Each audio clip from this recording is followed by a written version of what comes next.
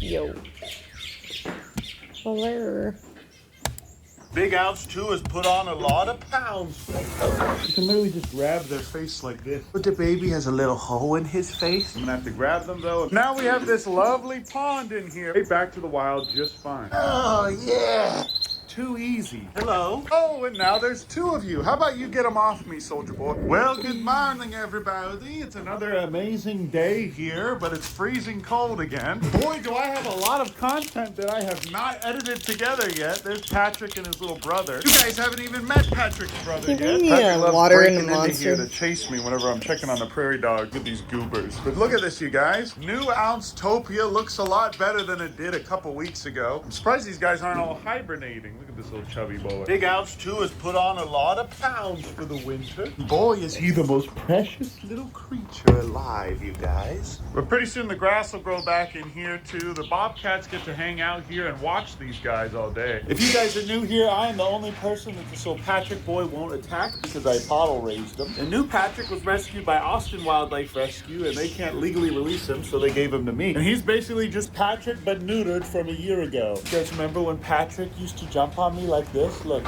Aw. Tibby is still precious and cuter than ever. And this is my quail farm. Look at this, there's actually ice in here. And after a week straight of 80-degree weather, we're actually getting ice again. But as you guys can see here, all of the bobcats that I had in my house that were tiny and feral are now excellent at hunting, way better than the other ones were, especially at this age. Look how little they are. And these guys were found by an exterminator on Christmas Eve in the chicken coop after they killed the mom. These guys will be ready to be released pretty soon. You can see how good at hunting they already are, but I do need to change that water. In my last video, we had just gotten those bobcats around December. Now it's February. We've moved the other Cappy baby. Gord actually gave birth again. So now I have to grab these little guys, bring them inside, and put them on a bottle. Texas. It's too cold. And on top of all of that, these guys are already starting to lay eggs. Honestly, it's too cold for those eggs to hatch too. Hey, Kevin and his son chasing each other around out there. Gustavo is still thriving in here. All of my precious little crocodilians are roughing out this weather because it's 72 degrees in here.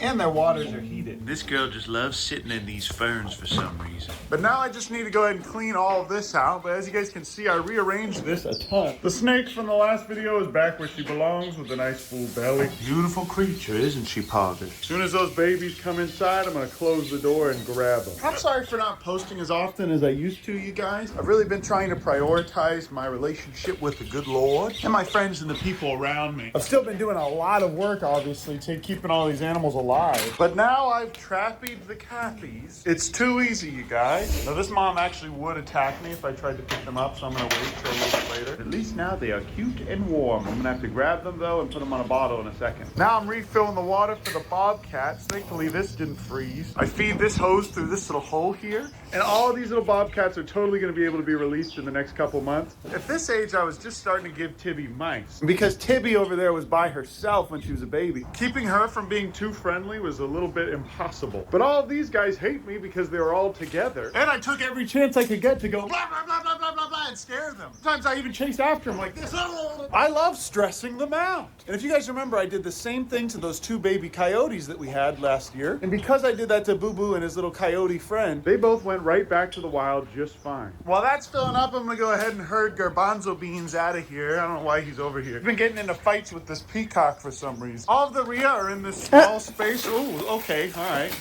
There you go, son. Hello. I miss this little guy, you guys. I miss my son, Garbanzo Bean. But these two are both real friendly with me now. It took a while for her to get friendly. And the baby Rhea just have free range of everything for some reason. Boo Boo's just hanging out in this paddock eating all the leaves.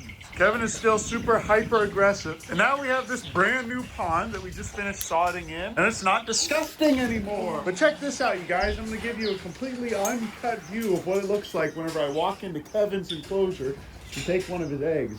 Actually, I think this is Soldier Boy. I can tell it's Soldier Boy because he's not attacking me as viciously as he could be. And it does still hurt when he bites me through the jacket, you guys, but it's not that bad. Oh, sweet wampum. Look at this beautiful little egg. Don't mind if I do with that bad boy. Oh, yeah. Oh, yeah, baby. This This is a Rhea egg, you guys. This is why he's so mad at me, because he doesn't want me to take his egg. But if I leave it out here, it'll just freeze. And this is the year that Uncle Ben makes an absolute fortune at the downtown Waco Farmers Market. Like this video or you're getting touched. That's it. That's right, you guys. I'm gonna be rich. All thanks to these precious little boys and their lovely little eggs. Oh, he followed me right out of here. I'm gonna lead him into this nice paddock. See, now you...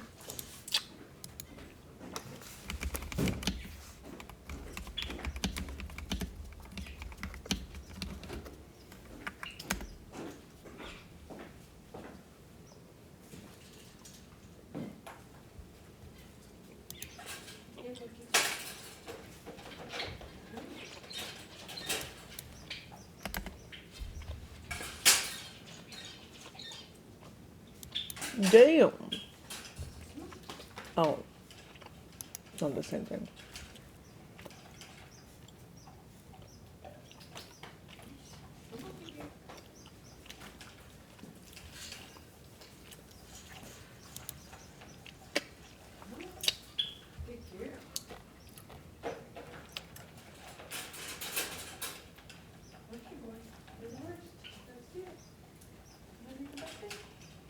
I don't see him on here.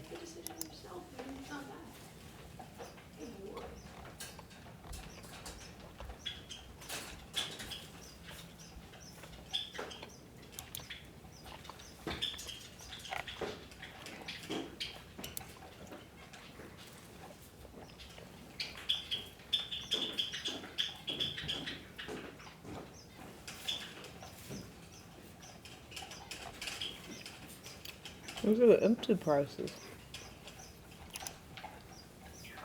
How much do they sell for?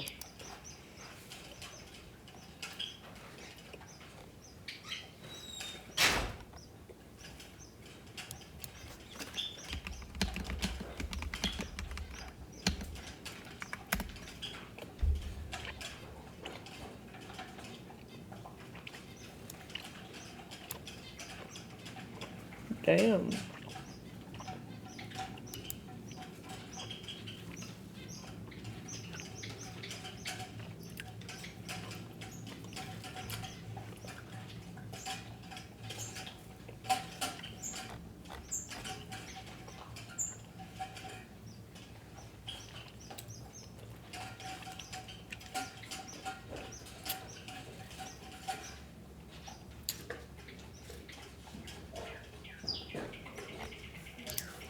You have this all to 20 to yourself, 30 buddy. for I want egg. to put him in here with all the babies. Oh, that sure doesn't feel good when you do that. But also, this guy told me that I can just do this. If you're ever getting attacked by a Rhea, you can literally just grab their face like this and give them a kiss. It's too easy, you guys. It's literally too easy. Speaking of kisses, this is my dog Boo Boo. I'm gonna give him a little kiss on the face right now. And mwah. And the ducks love this new pond, but there's nothing in here to keep their poop from getting nasty. Thankfully, this pond does have a filter, so when the ducks poop in here, it's not too gross. I'd prefer them stay over there, personally. I have no animals in here with this pond right now, because I'm trying to let it heal from all of the beaver damage. Also, check this out, you guys. If I walk over to the other side, turns out the beaver under his lodge did dig a hole over to the other side of this fence, where there's holes in the ground here that actually stay full of water. The baby still has literal holes in his face where you can see grass that he's been chewing coming out of them. But as you can see, he's gained a lot of weight since he was last seen here on the YouTube channel, and he's no longer emaciated.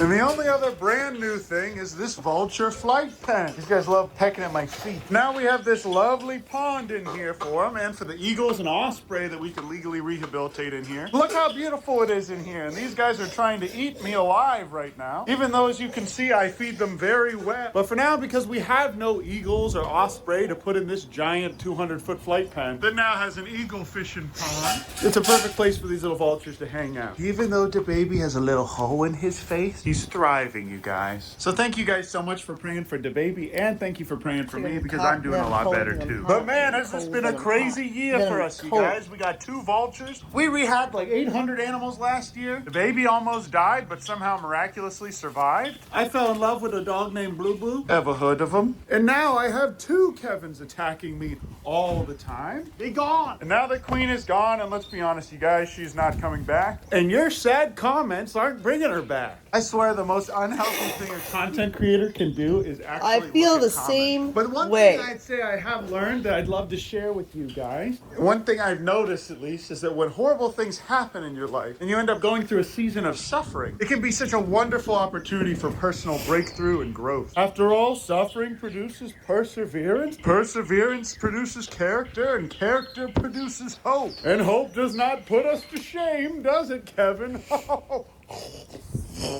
Okay, Boo Boo, get out of there. Get out of there, Boo Boo. I hate I'm when gonna people swap post sad you for comments. Kevin real quick. Yeah, there we go. There we go. Very nice. I do love this little creature, Kevin, here. Oh, and now there's 2 of you. How about you get him off me, Inconsiderate. Soldier Boy? Yeah, get him off me. Get him off me. Fight him off. Yeah, Soldier Boy actually does protect me from Kevin, which is so funny. It was super bad, and I'm sparing you guys the ear pain, but now they have all that space. But boy, does DaBaby's son look just like his old man. Just a shame that he has holes in his face now. A literal hopping miracle. Kevin eating the gulab jamun for today. Look how happy these guys are to have a little bit more space to run around now. Well, honestly, you guys, if heartbreak and loss and suffering produce all kinds of humility in me and they strip away my pride, what a lovely blessing that is to experience.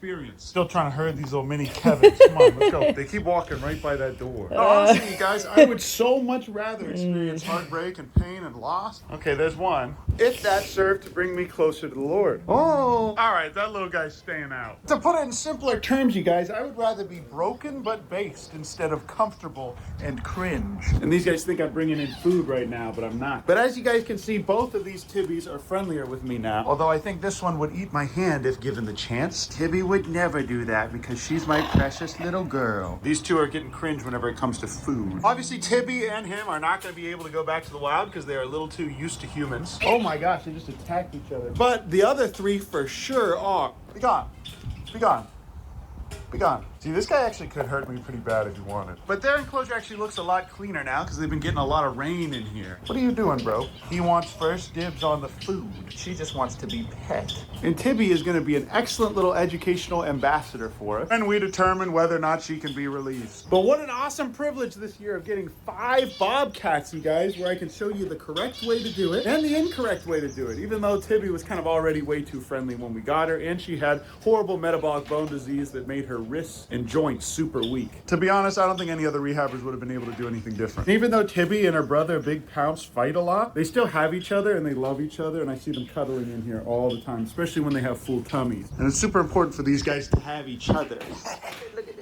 Look at Patrick over there pacing inside that little room. Man, I really do love you guys so much. Thank you for watching these videos. And what a joy and privilege it's been to develop this whole property with you guys. And now rehabilitate hundreds of animals a year. And to leave my hose on and flood my enclosures like I do in almost every video. Seems like only yesterday this was a complete homeless camp and dump. But in reality, it was only a few years ago that was the case. To those of you that have been here for all of it, I love you guys and I appreciate you. And to those of you that have been here since Gordon Quandale were this size, I love you and I appreciate you. Crazy just how fast time flies, you guys. I'm so thankful that I've gotten to show you guys all of these interesting little miracles that have happened here on the farm. God is so cool for making this. Pig ear for Pabo. And I can't wait to show you guys what we're doing at the new property. Here's but a small foretaste of the recent shenanigans. I have all these videos from the last month and I just don't really know how to put them together and show them to you guys without it just being kind of lazy. So maybe I do need an editor. But here's your scripture loach of the day. Pretty epic. I love you guys, I appreciate you, and I'll see you guys in the next video. Oh, almost forgot to tell you.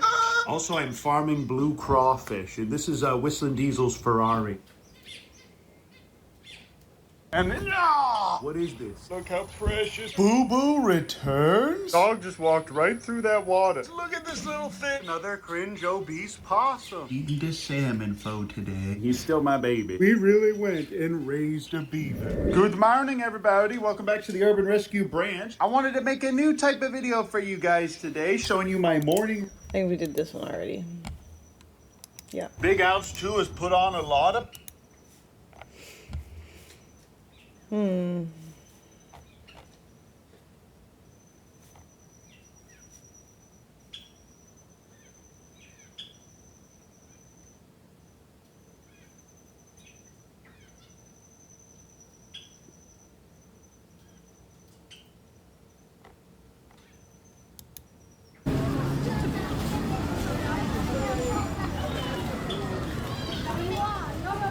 What?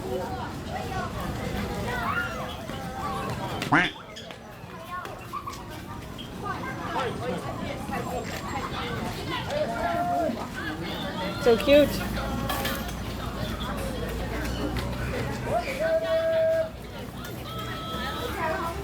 They're just chilling.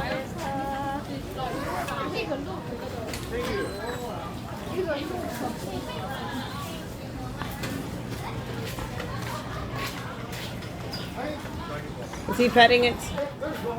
Oh, look, they're just laying down, chilling. They are petting him. That's so cute. They like pets.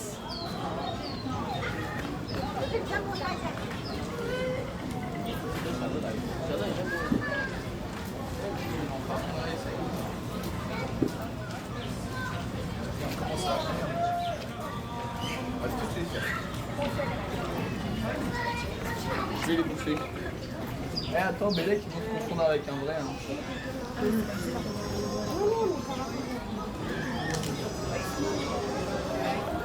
You're like a Disney princess.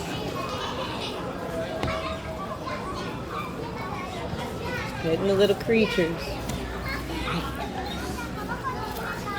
I think there's any squirrels in the park.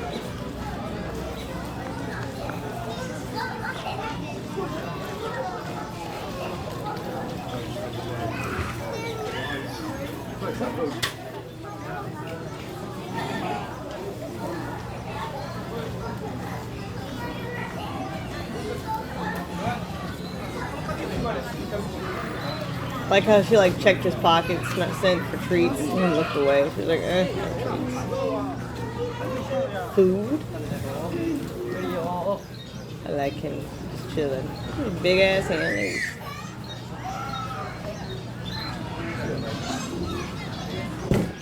Oh, cute.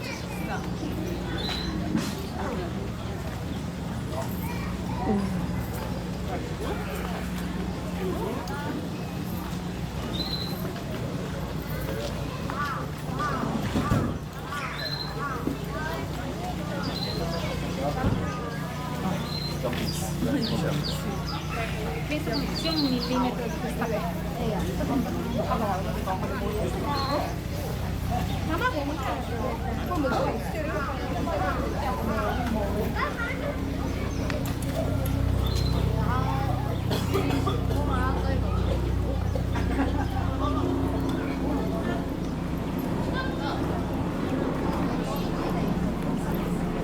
So cute. Yeah, big. Oh no, he's limping. Sad.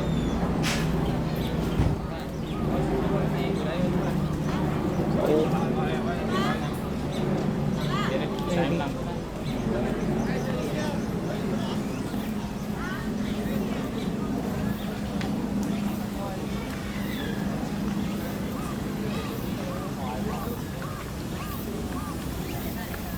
Oh, cute.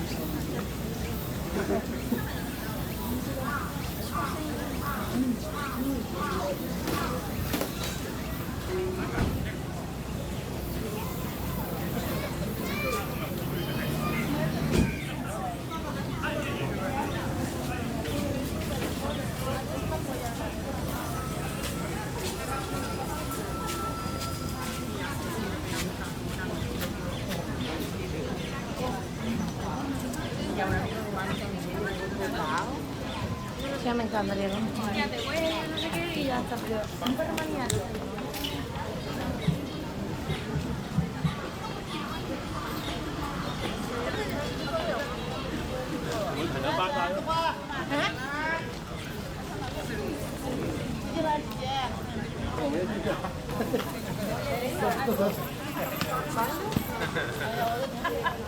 Accepting confidence.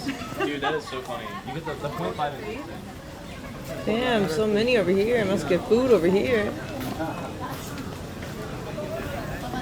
You're so cute. Wow.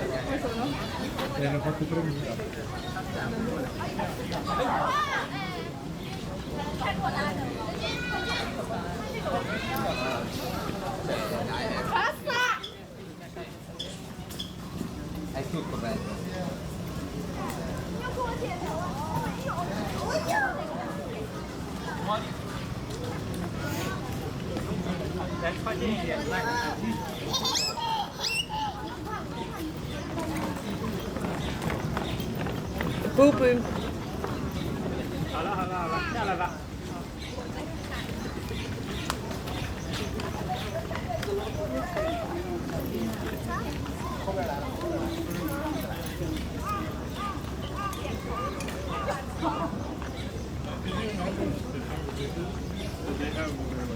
Kids growing up, like you have to go.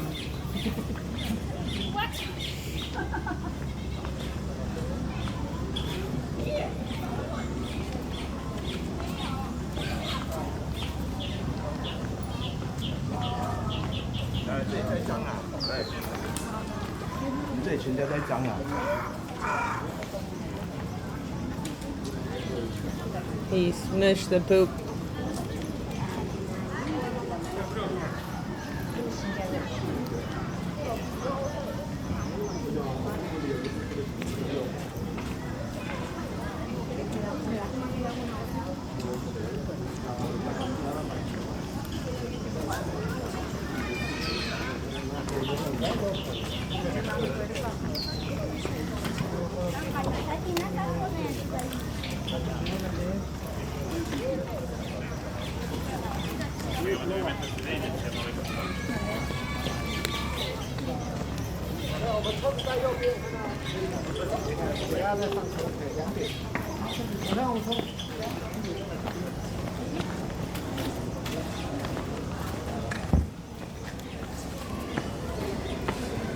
Ayo, apa itu, Pak?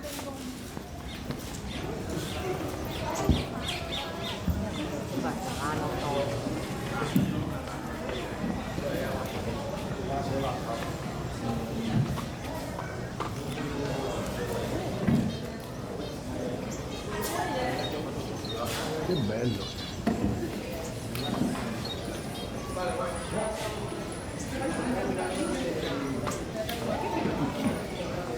A giant.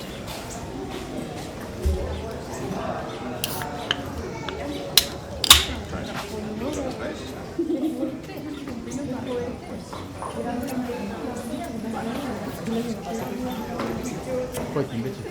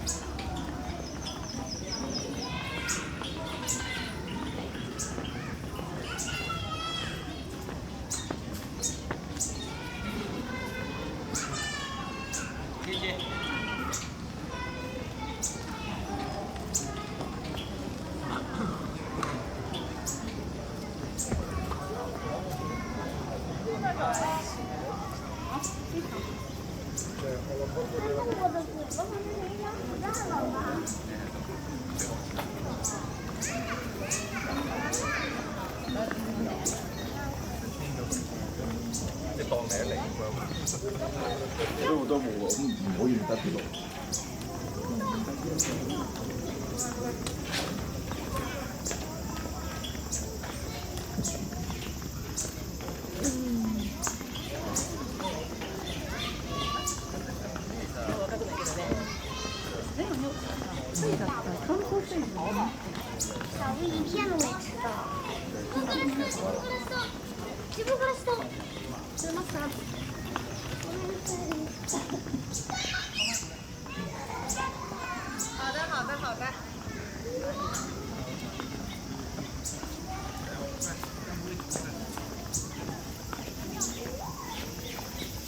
It's nice to pat them. I like patting them.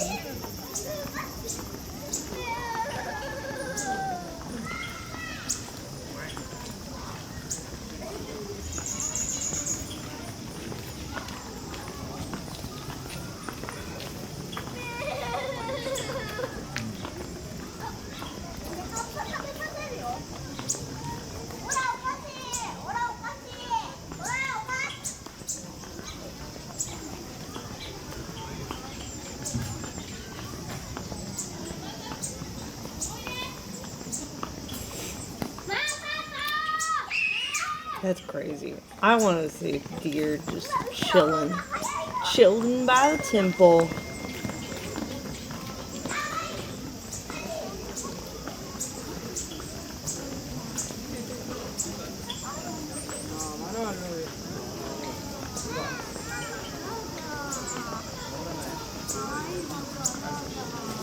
Classique avec japonaise, les petits plats à partager.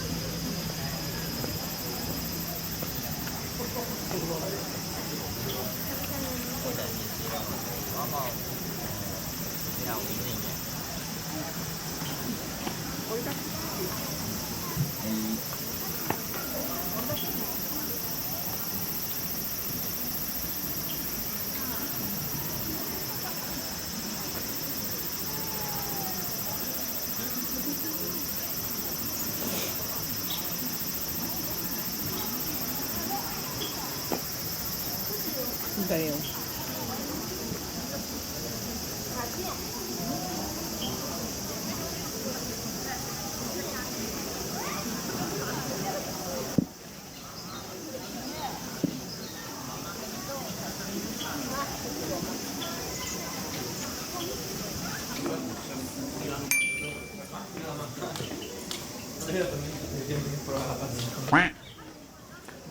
Right.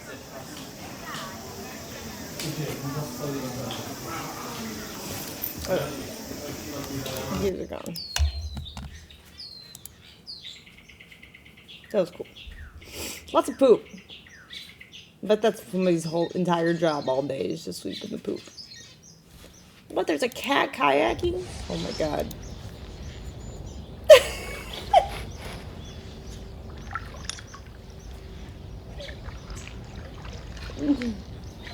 Kayak cat. That's fun.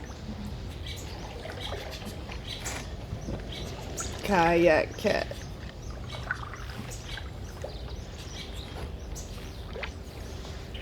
Meow.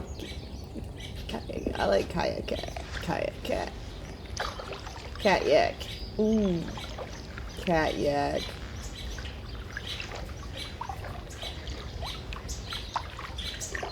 It's like, where we going? I wonder if he swims. Where we going today?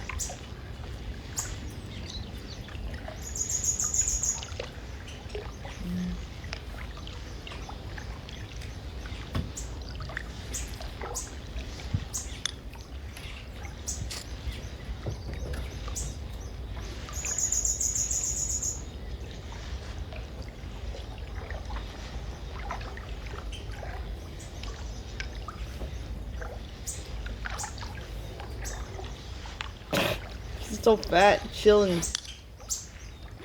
He's like, I'm kind of expecting to just jump off onto the banks. But he's just chilling. Can tell he's done this before.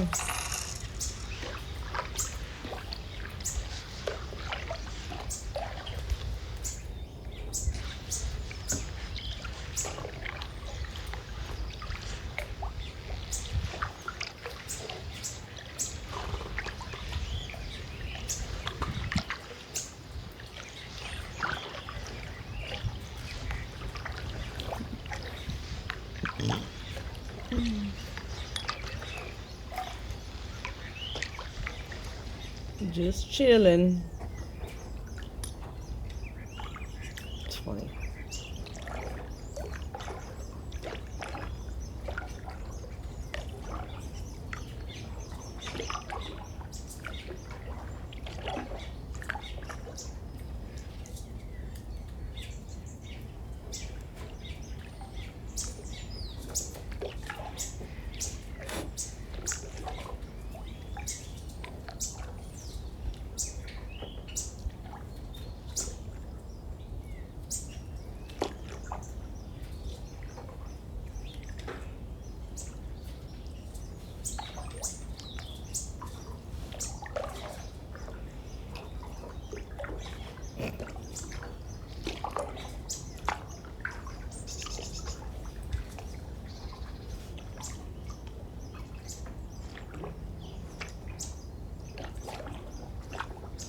Big and fluffy.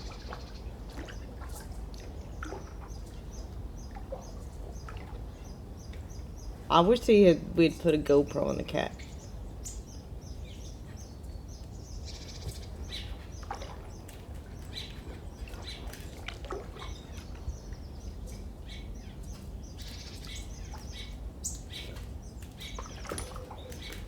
Yeah, I don't know where this is. Good question. Probably Japan again. No, I don't know. Lewis Wildlife.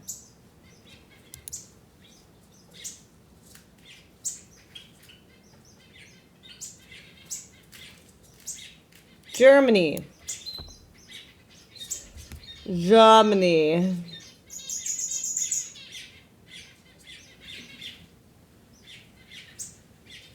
GoPros on the cat would be cool though. Germany. Germany.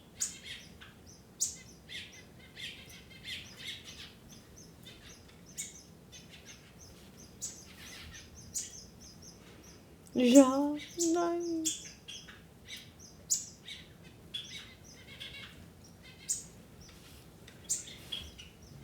Anyways.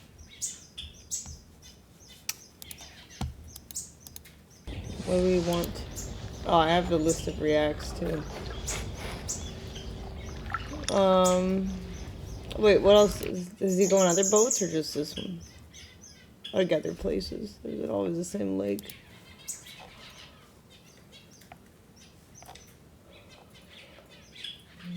Meeting a cheeky raccoon.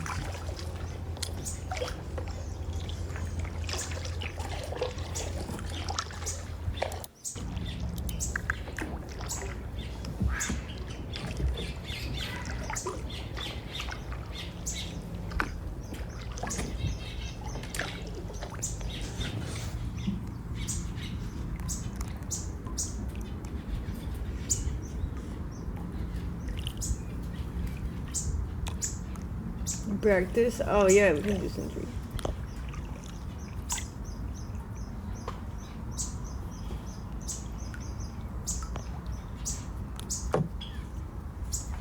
Some cats ate water. Not all cats. I feel like Maine Coon are more likely closer related to wildcats. Because of their look and size and hunting prowess and stuff, so if I don't mind as much.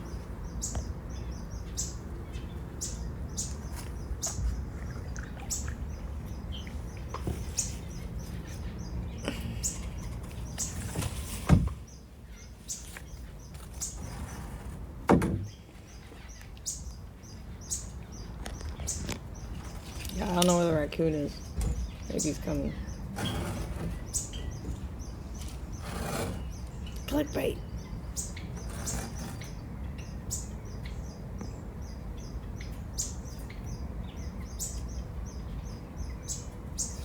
Oh, there he is. Raccoon boy. Does the cat even know yet?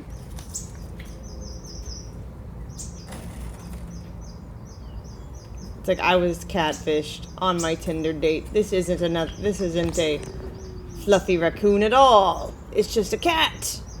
Well, fuck this then. She's fatter than she looked in her picture. It's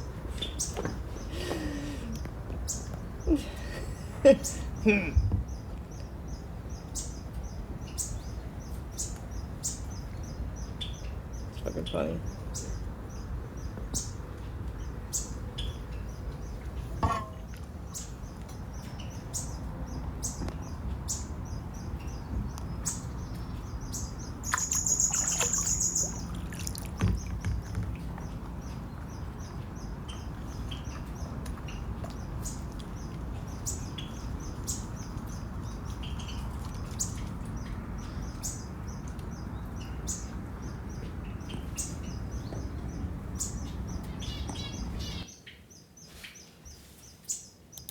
That's funny.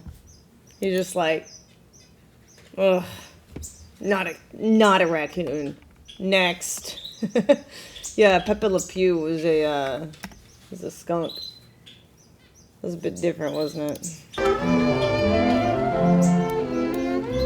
I hated him. Like my grandfather used to watch this cartoon all the time, and I was like, no, this one is the worst. I hated this skunk. Like, leave the cat alone. She don't like you, bro.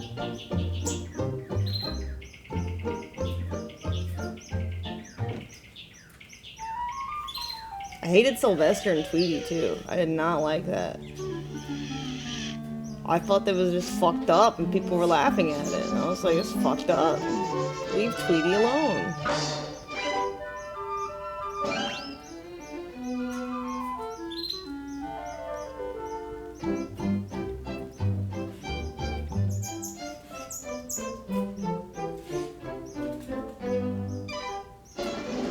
It is fucked up, isn't it? Un skunk de più, un polecat. Le yipe, le hell, le scream,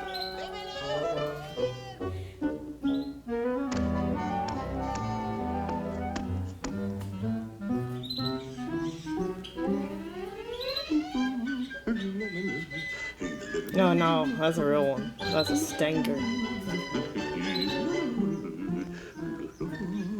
Parbleu, Mademoiselle Kitty, do not follow me. You have served your purpose.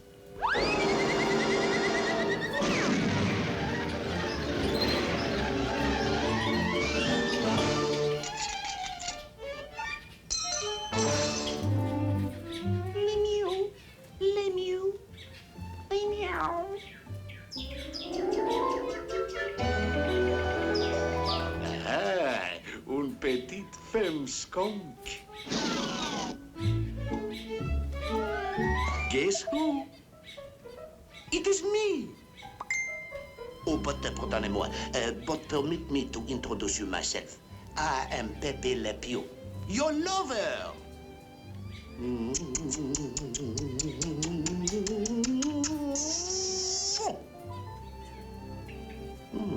So impetuous, but nice.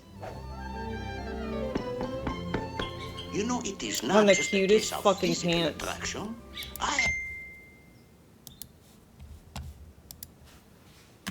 I think they'll fit me. I'm gonna finish checking them out.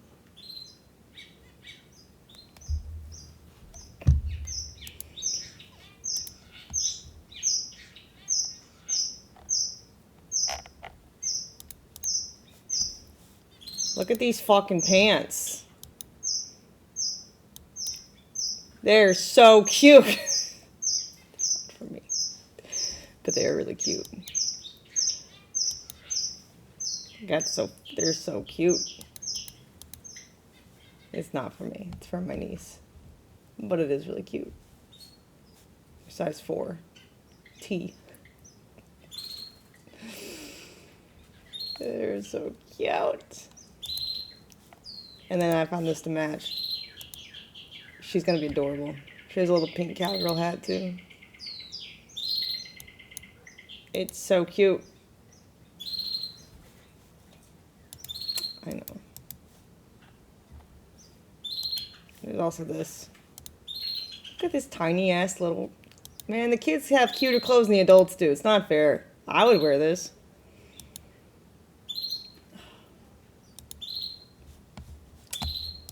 It's a crime. It's really a crime.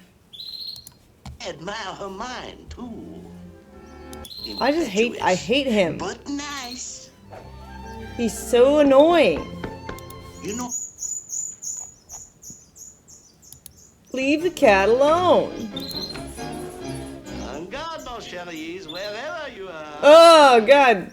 It reminds me of just like a guy cannot take a hint. It's so annoying. Predator shit. A bel American tourist, femme skunk.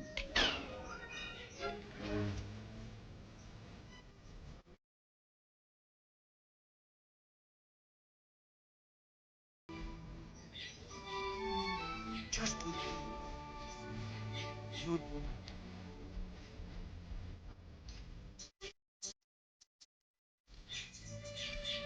Oh.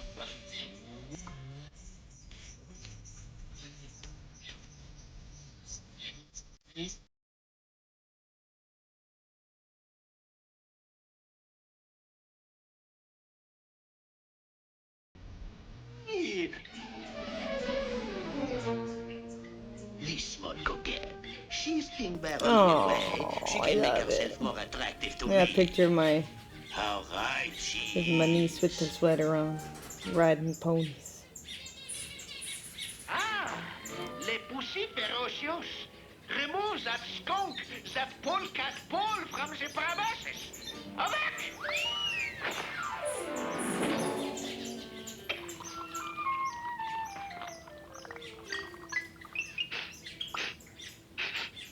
Quelle est-ce?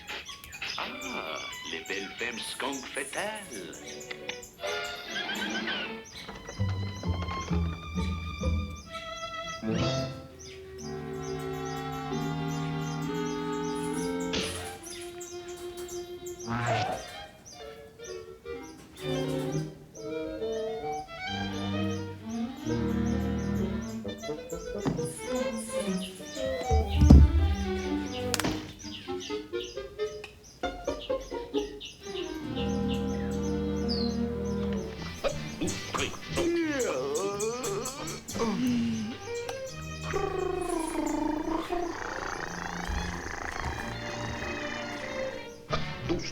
No.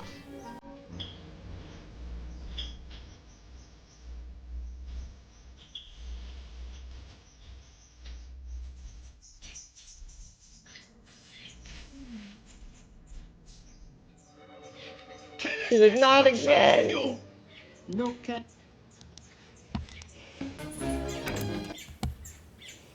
Poor thing. This poor cat. Abuse. It's a cow walk.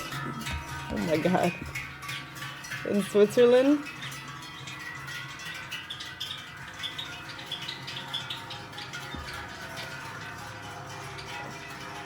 I never knew this was a thing and I love it. But damn, that's a big ass bell. Good workout. Ladies are putting in work.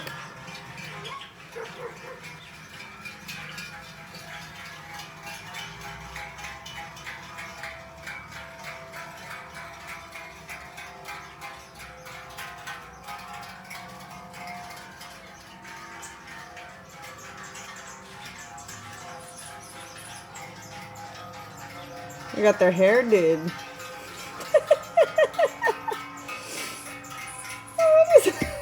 What is this parade? Oh, see, Poop Man. Poop Man coming in.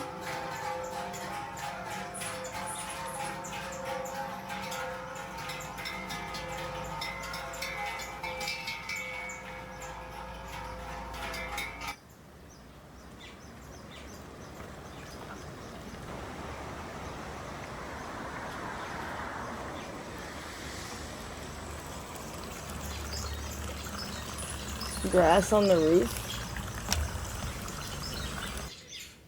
Oh, you're right. That's crazy. Huh.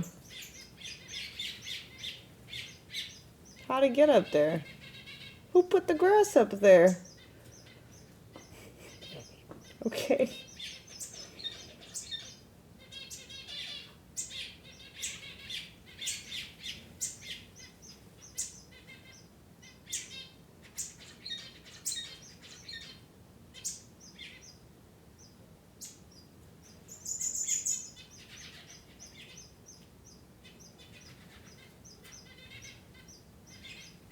Insulation? Oh, maybe.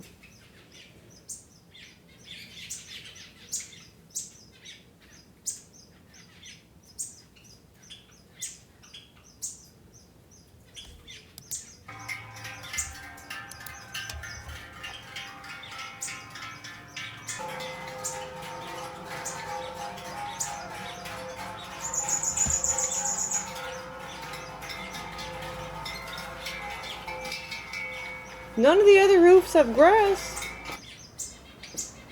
Interesting choice.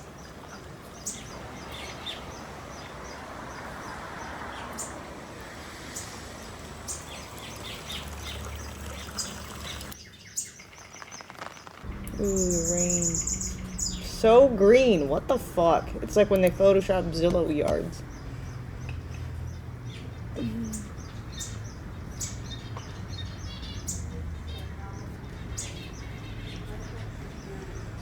They got their fucking magic portal that they meet about in Switzerland, so you know Switzerland's never gonna get nuked. Because they're not gonna nuke their own paradise. They can't nuke their own clubhouse.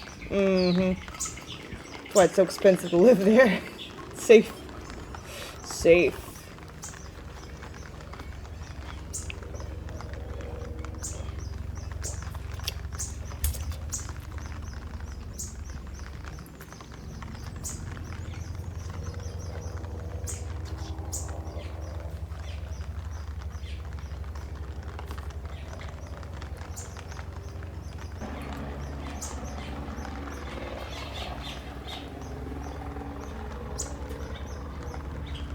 West Austria, it's the same, half the price. True. There we go. Tax. It's like northern New Mexico. Same as Colorado, half the price.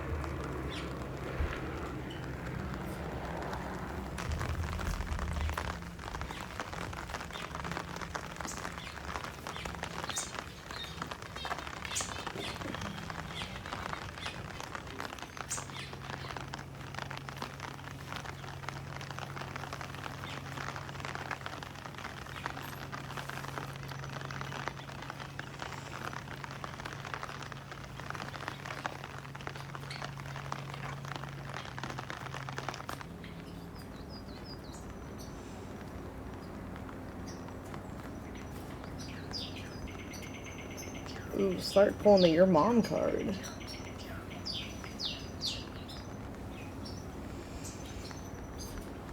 And where are Emma's horses? Right here.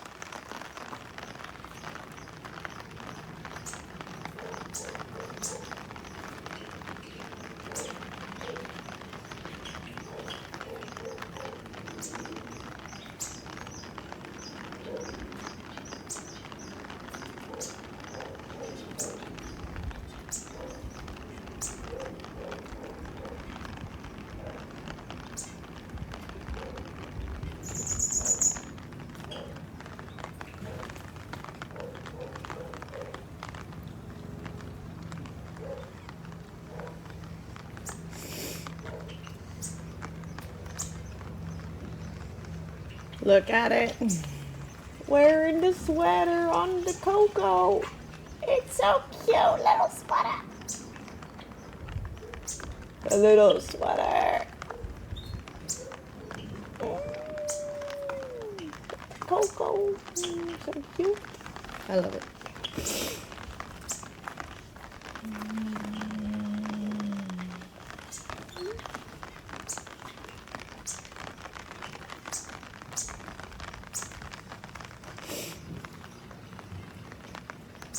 Yeah, it's me on the horse.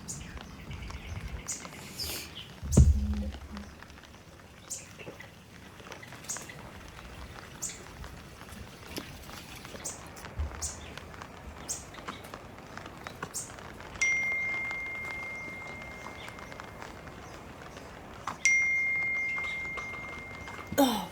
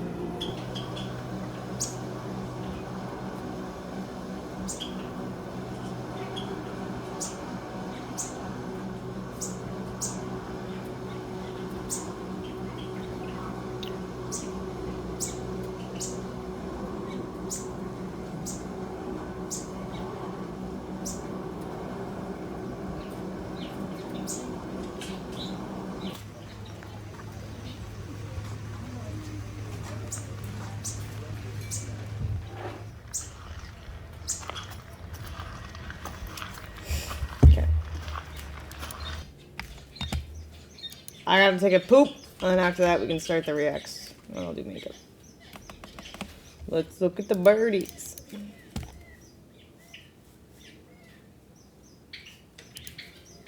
No, I want music actually. Music! There we go.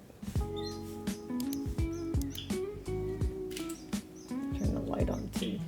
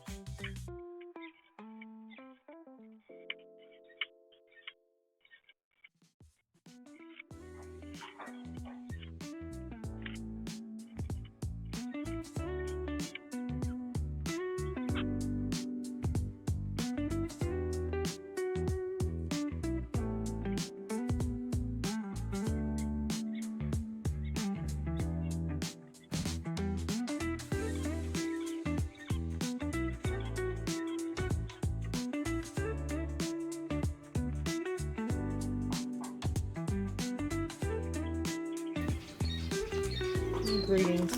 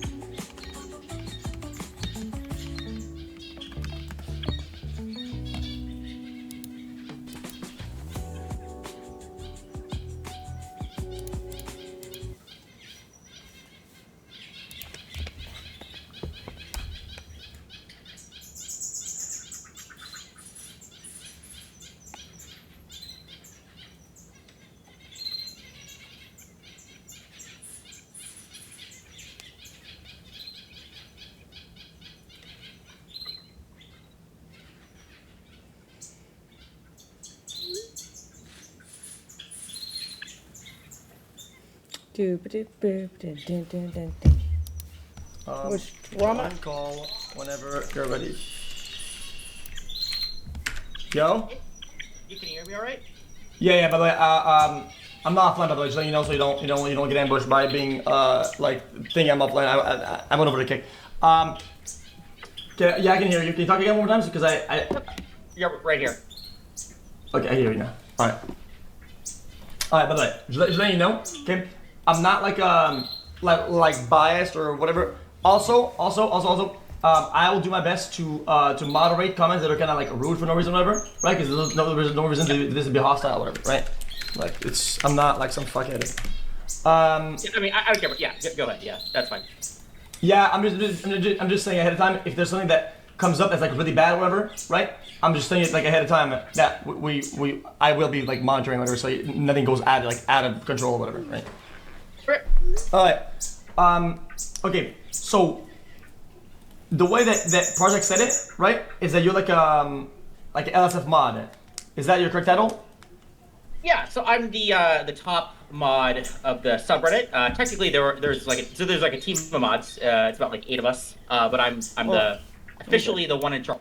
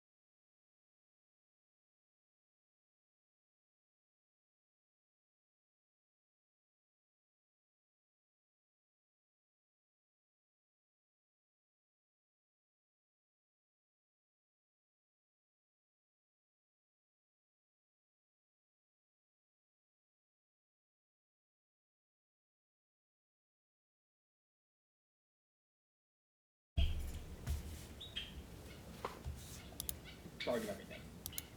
Okay. Okay. Restart. Join call whenever you're ready.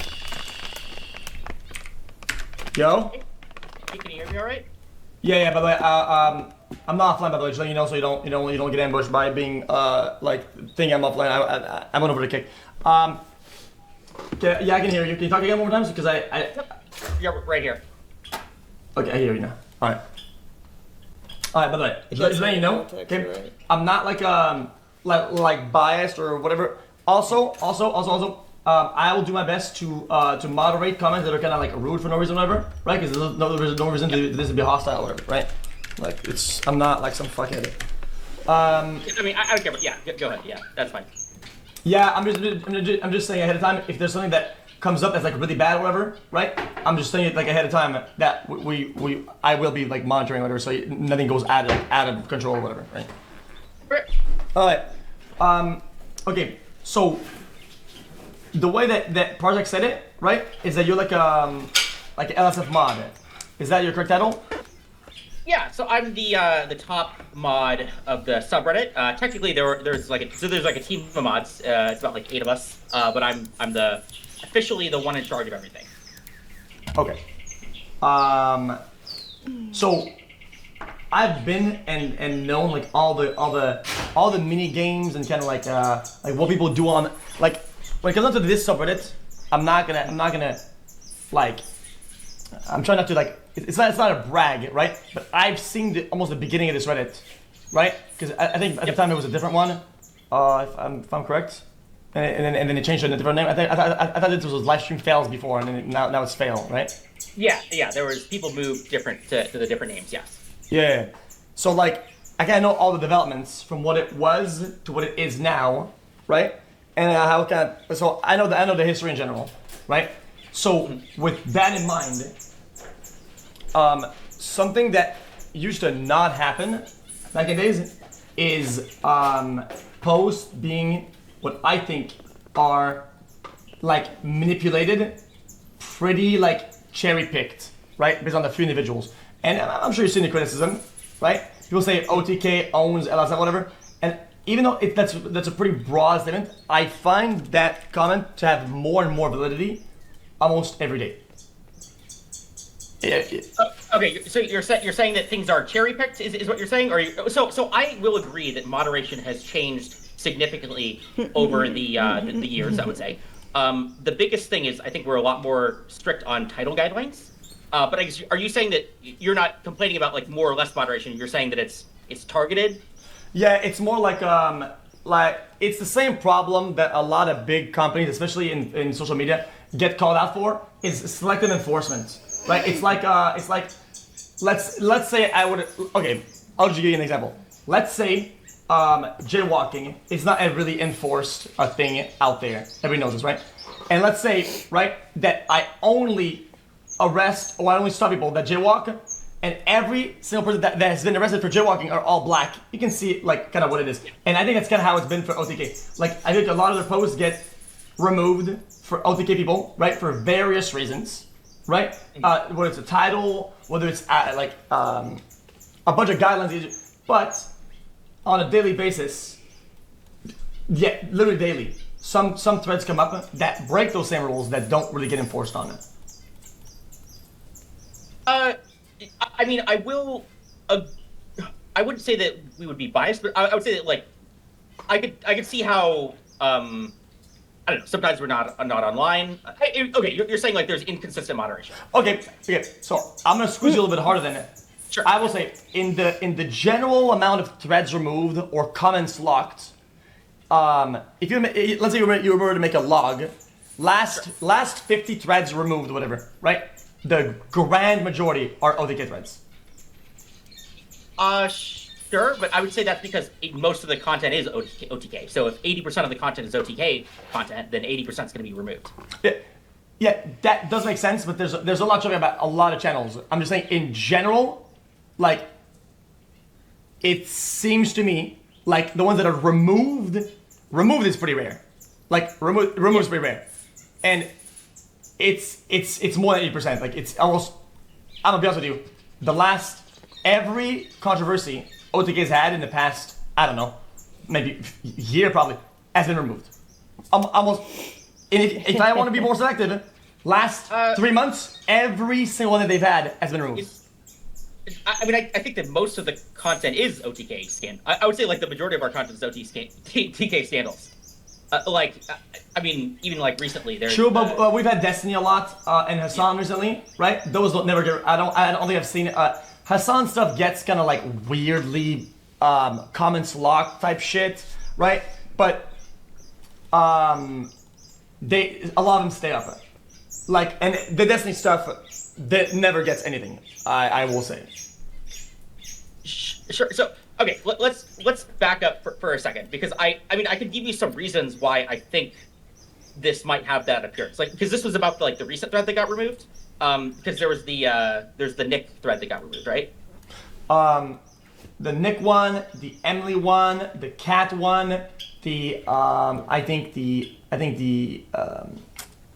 So I mean, I could just give people advice on like how to not get it removed. Like, so for example, so I wasn't the one who removed the Nick one, but If anyone is confused, I think what he's saying is, yes, a lot of the content is like clips and stuff from OTK, blah, blah, blah. But for the controversies, it seems like only OTKs ever get just removed, like swept under the rug, and everyone else's controversial posts stay up. But then like LSF tends to hide the posts that do not provide OTK with advantage marketing because it makes them look bad. Those are the ones that get removed. I think Like that was OTK removed can because do no wrong kind of thing. It's like, oh, don't want to see that. Look at all the cool stuff they do. Don't want to look at those. But then they only post other streamers like bad clips, so that OTK looks better and people kind of forget their mistakes. Is what what he's getting at. it wasn't from a live stream. So this happens with the Henry Brazilian clips all the time. Like, his viewers do not know how to like follow the rules. All they have to do is like take it from a live stream, but they always do it from his YouTube videos. And we almost never allow YouTube videos. There's been once or twice, but we don't like allowing YouTube videos. Okay. So. Also, like, I have to go. Yeah, I have to go. Yeah, like an interviewer.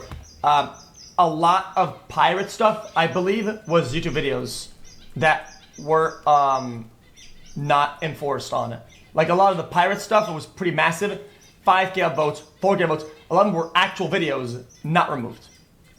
Yeah, we should have removed some of those. Yeah, we were not doing much. Yeah, so that's gonna. It's why I'm not trying to be too rude, but at the same time, it seems like there's a lot of we should have done that when it's not OTK, but when it's OTK, it's always pretty much enforced. Does that make sense? That's what I think. That's where the people's voice is at right now. So I'll even just like. I'm not sure if I agree, but I'll just even just grant you that, right? So, like, there's a way of getting around that, which is, I mean, if people just like fall through, like the YouTube video thing, like I feel like it's not that hard to like get like a clip from a live stream instead of a YouTube video. I mean, like, Chat. What's the other solution? Like the other solution is, Give me I the guess, deleted stuff of the other league members like last week to catch the pirate stuff, or like what do we do then, right? Other than you can't just say like be more. I mean, being more, obviously it's good to be more consistent, but it's hard to say, like, that's like a hard direction to go, if that makes sense. It's like not a specific advice. Or like, what do we do about that? Like, I mean, I would recommend people just like follow the rules as much as they can. That way, this doesn't happen. But I don't know. This Discord voice sounds like if I were to mix Destiny and Dark Vortex together in like an audio program, what I think they might sound like. Do about it. Okay, yeah, fair enough. I think at one point it seems like the Reddit was this was like streamer TMZ, which what I think this Reddit should have been. No bias. I think it's fine to have it like a TMZ. I think it's more interesting. It gives more variety of stuff because I think at one point a streamer is kind of like dying overall, and people want to get the TMZ news or whatever, and they don't get it. That's my personal bias though. But in general, let's say some drama. I think the cat stuff was removed. The Emily threads always get removed. Always. Which was the recent Emily one? They have some schizo viewers. I don't know. We might have. What was the recent? I literally don't remember what the recent Emily drama was. Okay, I should have been prepared and have all the examples because there are a lot of them. It's gonna suck you to say, oh, there's a lot of examples and not have any of them. So I'm not gonna dismiss that. I'll just wait till people link it because there generally is a lot. I've taken some notes over the time, but chat, can I give you guys a couple examples? Because like I said, it's not that I'm trying to like squeeze you on this. Is I'm just trying to see like how things can be better. If that makes sense, right? So having a supporting evidence is good. Not to figure, oh yeah, I win the argument. That's not really what the point is here. Yeah, no, I get it. Yeah. Emily not paying parents apparently was removed. Is this true? There was one about this. I think so. The gun thread, and the parent death thread apparently. I didn't know this. Wait, I didn't know the gun thread was removed. Oh yeah, let me just share my screen if you want. Sharing screen. Yeah. Screen 1, done. There you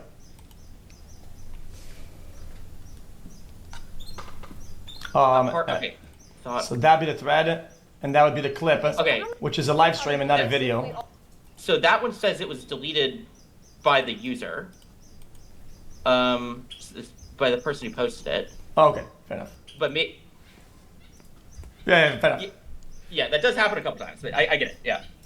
I'll go do one about it. I wonder why they removed it, but see, they started making fun of me, but they fail to understand that like this isn't like some like some. I told you this before. It's not like some squeeze thing. Okay. Yeah.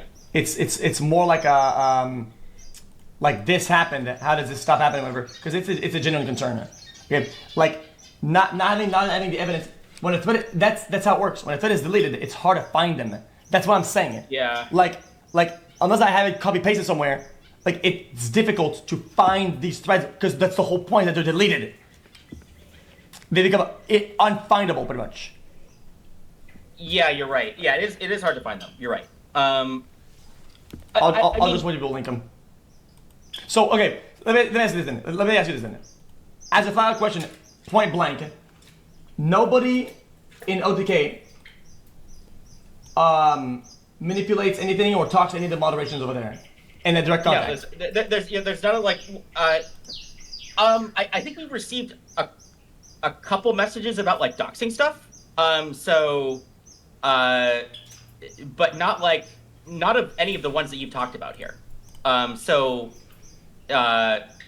Like 95% of the time, like a post gets removed, it's not going to be any. Like we're talking like a couple messages over the course of years, right? So, okay, here's a good one. You know, sometimes there are threads that pop out, like this article says that this employee said this about Twitch or whatever. Those always stay up. Yeah. So if we're talking about a company, you know, I mean, I love company drama. So maybe that's my bias here is like anything that's about Twitch, anything that's about a gaming company. I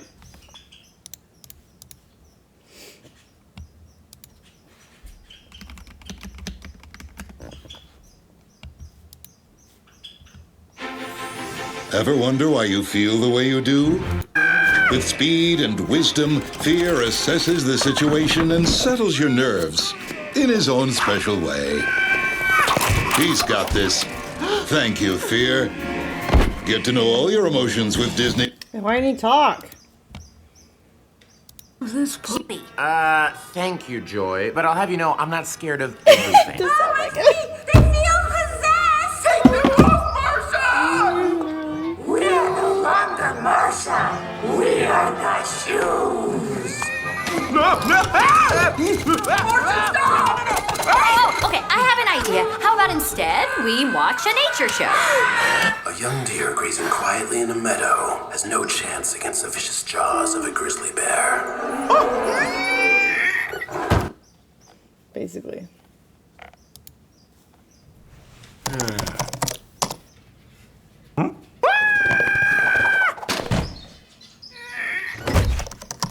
Why doesn't he talk?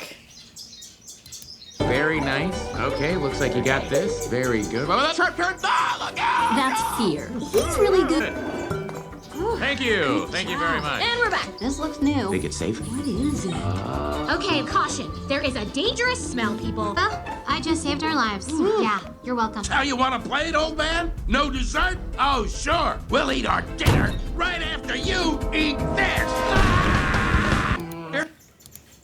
You would want to keep on the subreddit because I think that's cooler than influencer drama. But yeah, what was your question about it?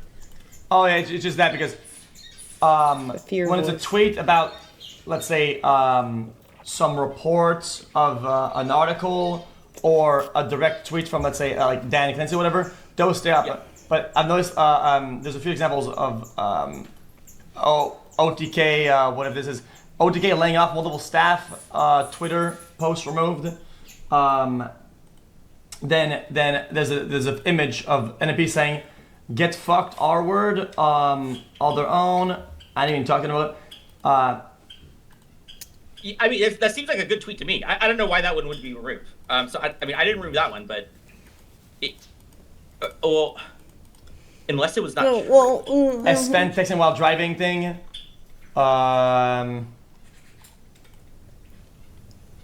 Twitch sponsored anti-Semitism. It's supposed to be removed from. I could show you this from. Here's another one right here. Oh yeah, that was.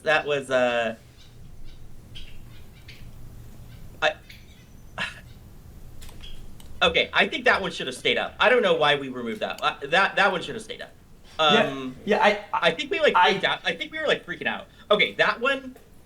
Honestly, I think we were just freaking out because this was before all of the Twitch news stuff was. I mean, now it's all public now, but we were worried about is Twitch gonna come after us or something? But I think that one should have stayed up because that was 17K upvotes, 4K comments. That would have been cool. I mean, yeah, I like any drama about Twitch or any major company. Yeah. Here's another one. On this right here. This one. This seems to be a clip because it's just chatting. So the direct link that was linked is all right. Would be a clip. Go ahead. All right. I remember. Okay, I do remember this one. I did remove this one. I think it was because they added the word multimillionaire at the beginning. This is an edge case. What?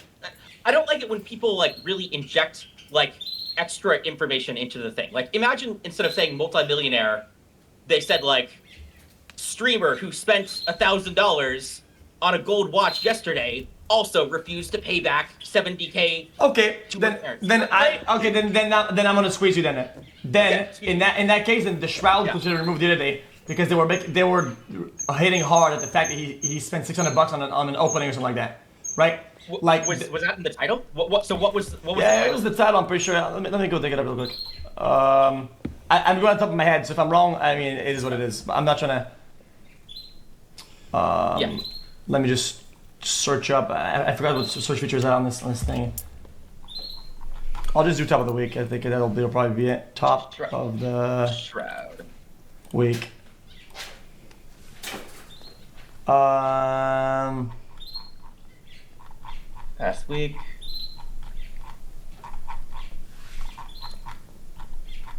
Where's Shroud at? I think the fact that I only had let's say I think. Okay. He said Shroud gambling $600 in 20 seconds on charity stream. Yeah. Yeah. I find it to be the same kind of verbiage of in 20 seconds, meaning it's gonna play in that topic of how quick money is disappearing. This is gonna send it with the millionaire shipper. It's gonna how much money they have. I don't think it's the exact same kind of realm. I think we'll agree on that one. I think so. I will say I was quick. I think it was a little bit too quick on that one. I think I got it at this was in the morning. I think. I think I was. I just woke it up and I got notified on my phone.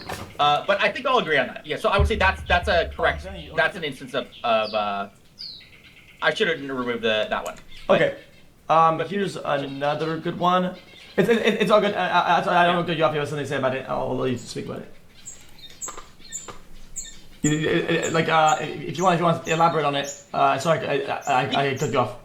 Yeah, I mean, at least you can understand what I mean by these clickbait titles, because it's people are trying to inject information, but it's I mean, I'll agree it's a gray area. It's not, but it's. Yeah. Yeah. So in the eyes, I will speak for the people. It feels like the sensitivity to insensitive language in the title is selectively enforced. I think that's what the people are saying. Yeah. Well, I mean, even if. I mean, it's not intentional, but I can see how it comes out. Sure. Yeah. But it's not like a. What I will say is people come up with these like conspiracies, like paid by OTK or something, or like like literally, like I just woke up I got a notification on my phone and I just woke up and then like looks clickbait to me, but sure, yeah. Yeah. A lot of biases aren't inherently like evil, yet still exist. I think they still have some validity, even if without motive, right? It's just kind of like how it is, which I think makes it kind of makes the hit at you a little bit hit less hard, but it doesn't make the criticism any less valid. I think that's where I'm at. Okay, it's a little on screen here. Actually compares Emily's spreadsheet to revenge porn. Ellen removes another extra Emily thread.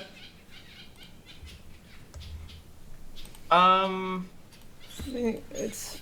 I don't remember this one. Or not. You did compare it. What happened? Yeah, what happened with that? I think I will analyze myself.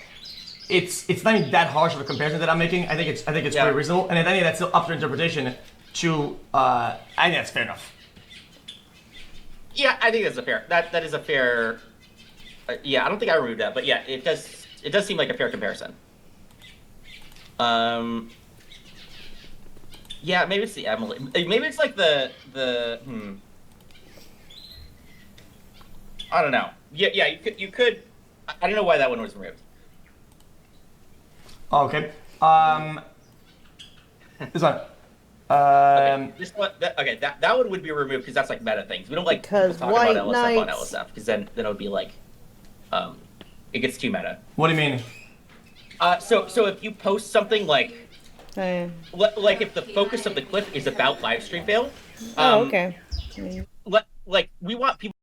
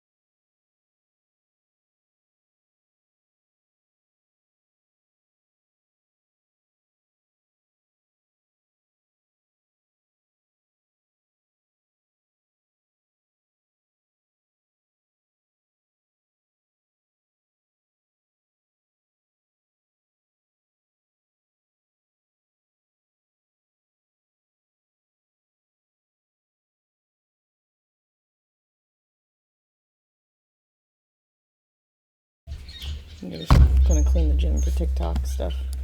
People to be talking about streamers, not really the subreddit, because otherwise. Yeah. I think that's not an unfair thing. Otherwise, it's gonna be like this guy reacts to LSF saying this, and then this guy says it reacts to this guy saying LSF thing, and it becomes only. And at that point, you're not getting any more outside.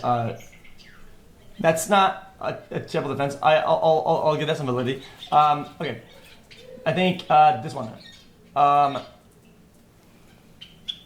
I don't know why this one was removed. Was that even OTK related? Reacts to GTA RP.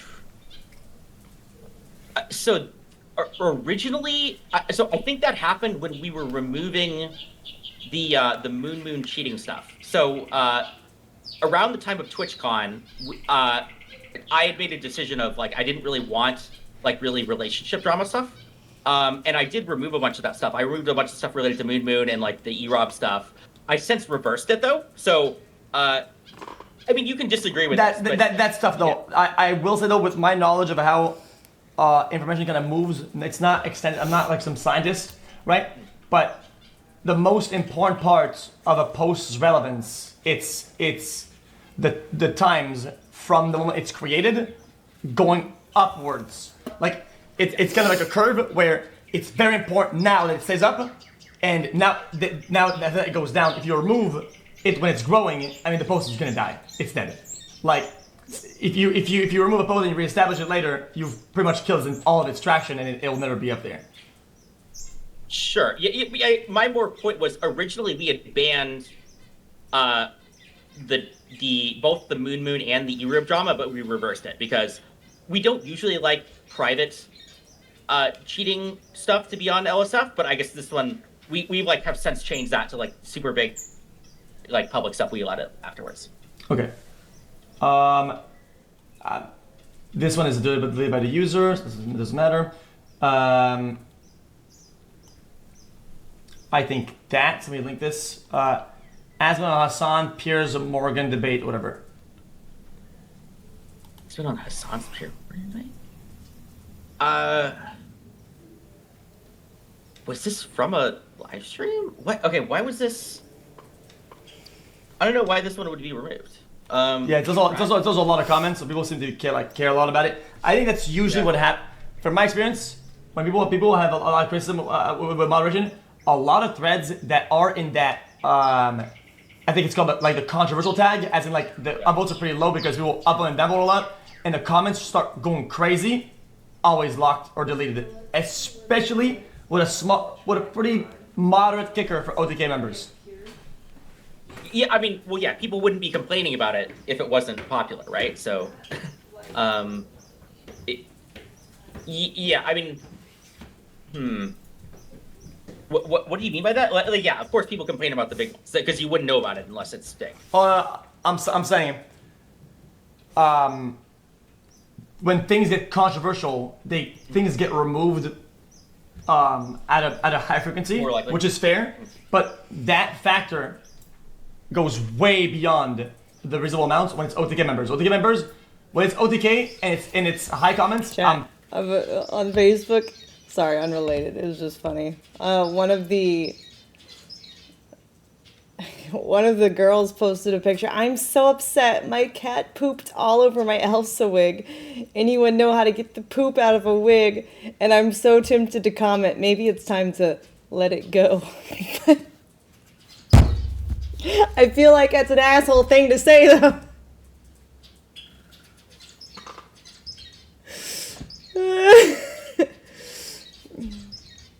To say it, do it? Okay, fuck it.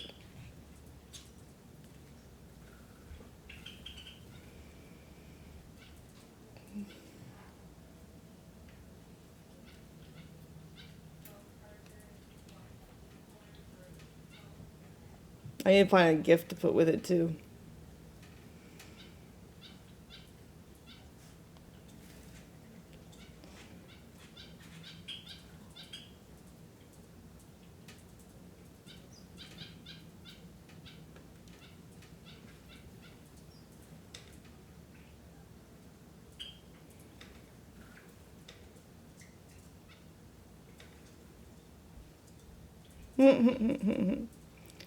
Is there like a funny Elsa one?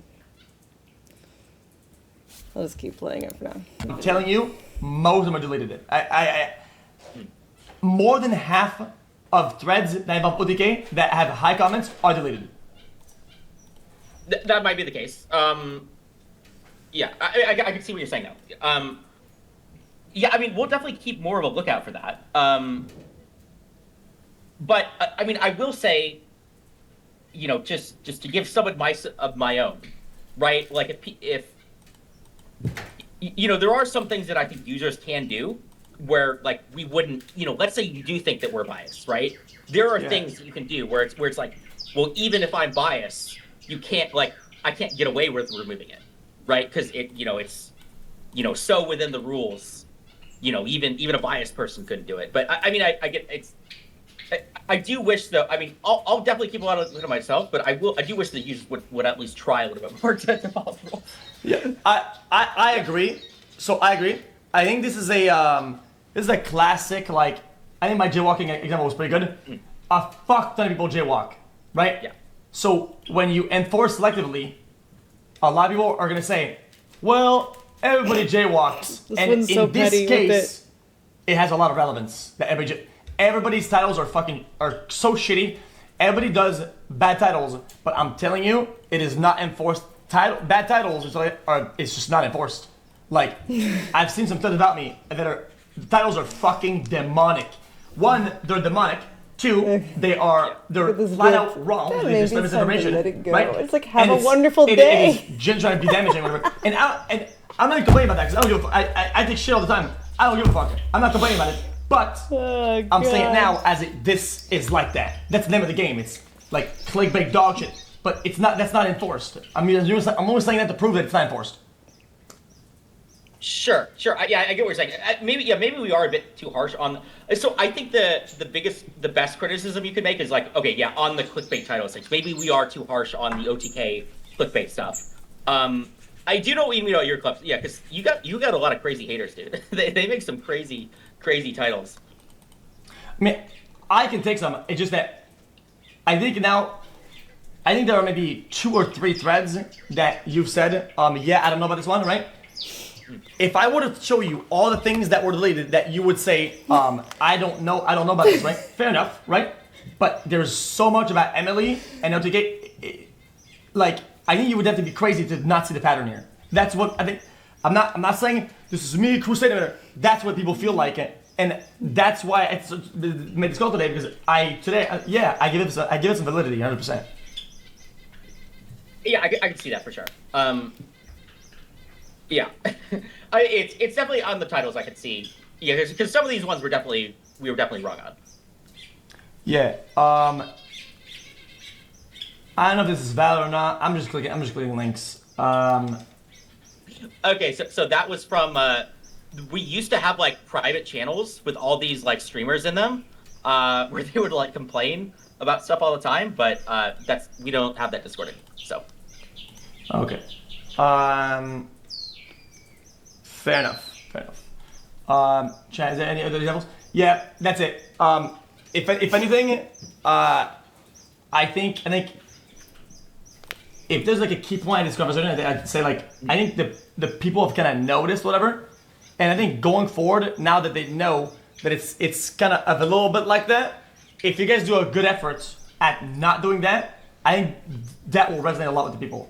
But I think something I noticed with arguments, like not arguments, but like decisions like this, is that we don't really go anywhere, right?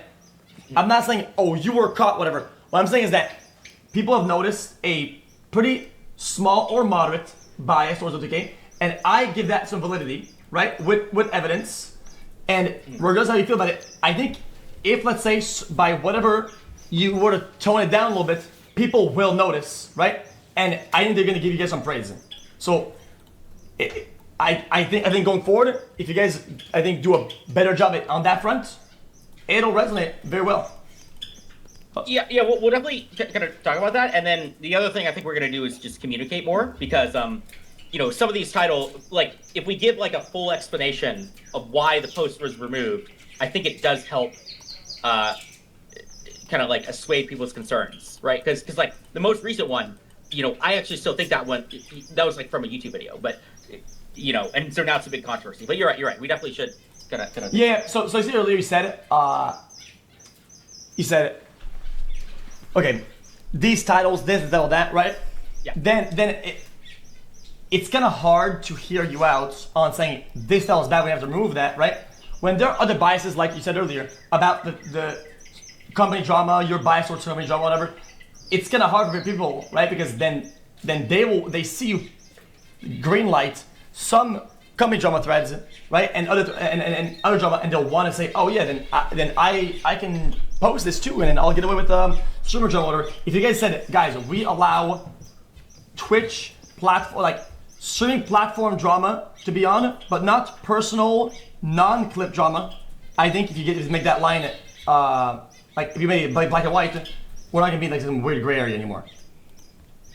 Yeah, because people are confused. I can see that. Yeah. Yeah, and the reason why is just because of company draw is very important. That affects everybody, right? So, but yeah, maybe it should be kind of communicated a bit more. All right. What about in general? Like why did you guys not allow generally to be this like an overall kind of like? Because let's be honest, live stream fail. We haven't had a fail in fucking 3 years. Okay, we have one fail every 6 months. Somebody falls out of their chair, maybe something like that, right? I think this Reddit is pretty much TMZ, but it seems like you guys are trying to glide that line. Why not just make it a TMZ? Like, why not just allow all threads, all dramas, whatever? True. Why not? I mean, I think it's bad content. Like, I don't know. People. Oh my god. This might be giving what do too you much mean? credence It's not even your to LSF, content. but we're the #1 gaming subreddit on the entire platform. Like, this is a large gaming platform. And it's drama not even can be related to good, games. but it has downsides. It hurts people, and it's toxic, and it's I mean, that's bad. But I mean, it's engaging. But I mean, people always say this thing like, "Oh, LSF is dying." It's not. Like, our traffic is way up compared to like 6 months ago, and there are other clips than just like toxic stuff. Like, people do like the fun clips. No, they don't. Fun clips is, it's entertaining and it doesn't have the less of negative downsides. And I mean, there's also like a moderation concern. It's harder to moderate all this toxic stuff. Fun for them is and toxic, so, though. I mean, there's a lot of reasons like that. Yeah. But I mean, yeah. It's just when it comes People down to get like downvoted for like titles, saying right? rational takes and comments. What do you mean? Just let's say when it comes to like let's say Asmon critics, right? The titles on Asmon these days are pretty harsh, right? Well, more true, but they are pretty harsh, and it never gets enforced, right? It seems like people kind of want that. They want this type of shit to be up, right? I think as long as it's not like actual misinformation or whatever, I think it should stay up, right? Like the multi-millionaire thing. Let's be honest. I'll be honest with you. It's not misinformation. It's malicious. It's not misinformation. That's where I usually draw the line at, right? But I'm not a moderator. I wouldn't say so it's malicious even. But It's just salty. And I feel like a lot of people feel that way. It's a harsh Petty. title. Like, wow, that Salty, kind of sure. yeah, that's kind of a way to put it. But yeah, it's true. I don't see how that would be. Why would that be moderated? So I was definitely overly harsh on this one, but my counter response is that titles have a very significant effect on the clip and like the comments itself. That's the problem. So He needs to stop having counter response. He needs to just say like, "You're right. the That was narrative unnecessary." without necessarily telling any lies. Because the more he does that, honestly, the more people only read the title. like nonsense. And so it sounds. we don't really want that. We don't really want like these power users, these hate users, to kind of control, almost like just take over LSF or take over the post. Too late for that. Just because Many they have, years like, a too late. hate The boner fuck? against, Does like, he even certain- know? Does he even read it? But like obviously they're going too far. Like What? like the That's the whole millionaire thing. Yeah, I was definitely like too strict on Yeah, that. people will feel that and they'll back up on that if it's enforced across the board. I'm telling you, the people will chant and rally behind you if it was done equitably. But when it's not, people Are we go looking at really the hard same against you. So that subreddit? line is kind of hard to kind of navigate because you're gonna get a lot of shit when you don't do it correctly. It's kind of like a. It's kind of like back in days when they were like, we don't like hate speech, we don't like whatever, so we banned Donald Trump from Twitter or whatever. And it's like every other post is fucking like saying go do this and go shoot this and go do that. Like it's like brother, you guys don't care about Right. enforcing this. You're just Not you're true. like you're just Clearly, biased, that's not so. it. Yeah, for sure. I mean, yeah, we definitely need to work on like getting that balance right. But I don't think I would ever go to the like just allow everything, because I think that's worse than whatever we have now. How? Like How is it worse? Things could be so much worse. Because you're allowed, people are allowed to post it. You just take it down. I don't want to go in circles, but I think that when you're afraid of pissing off your I think senpais. going forward, I was would you be okay if next time I see it, I give you a call and you can explain it? Because you can use my platform to just debunk it. I don't give a fuck. Like I don't mind it. Sure. If I see a thread, I call you, right? You debunk it, boom, done. Right? And I think that helps you guys, and I think people will feel like their voice has been heard, right? No, I'm not trying to be like, I can't speak for the people, whatever. I have a platform, so it kind of helps. I'm for sure open to stuff like this, for sure. Yeah, and then we can have kind of more discussions. Sure. Fair enough. Well, like I said, if you guys read it, I'm not gonna do like creative, like a direct whatever. I was just asking about the whole like not turning into a TMZ. Did XQC just appoint himself as the Supreme Court of LSF, low key?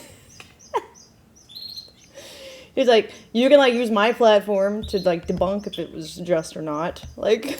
I will say, back in the days we had Overwatch subreddit. He's like, this government is corrupt. Y'all need a judge to decide if it was a correct like ruling or not. Like, damn, okay. For pros, at one point, Overwatch TMZ was like getting as many, if not more views. People actually enjoy that content. Even though they weren't shitting on anybody. They were actually being pretty objective most of the time. People love that stuff because sometimes you can have both. All I'm saying, but. That's actually so smart because you know what this does? It gets them to suck up to XQC as well, free advertising. Thanks for tuning in and thanks for it gets him content. Cool, yeah, and thank you. No problem. Take care. That's funny. Guys, I did as good a job as I did. If I squeeze somebody about something and they say, yeah, I don't know what happened over here, guys, I can't squeeze more than that. Like anything else, I'm just gonna be a panderer. I'll just look like some guy who's just trying to look like cool in front of you guys. Like I'm not fucking gonna do that shit. Like there's not much else I can do. If I press more, I know I'm not gonna get new answers. So why bother? He's just making excuses. You can't like to the event or not? Wear someone down who's already making up shit, you know? He's already not being truthful, so there's really no point to keep pressing him because he's just gonna keep being delusional or deceiving or whatever.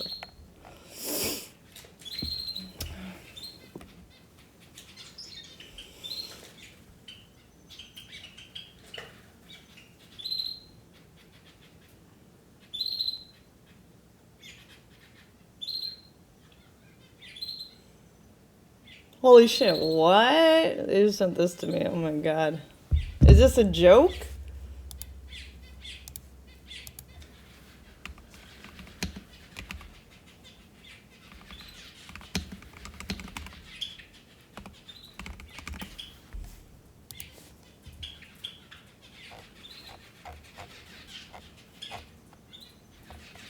Oh my god, this guy posts so much.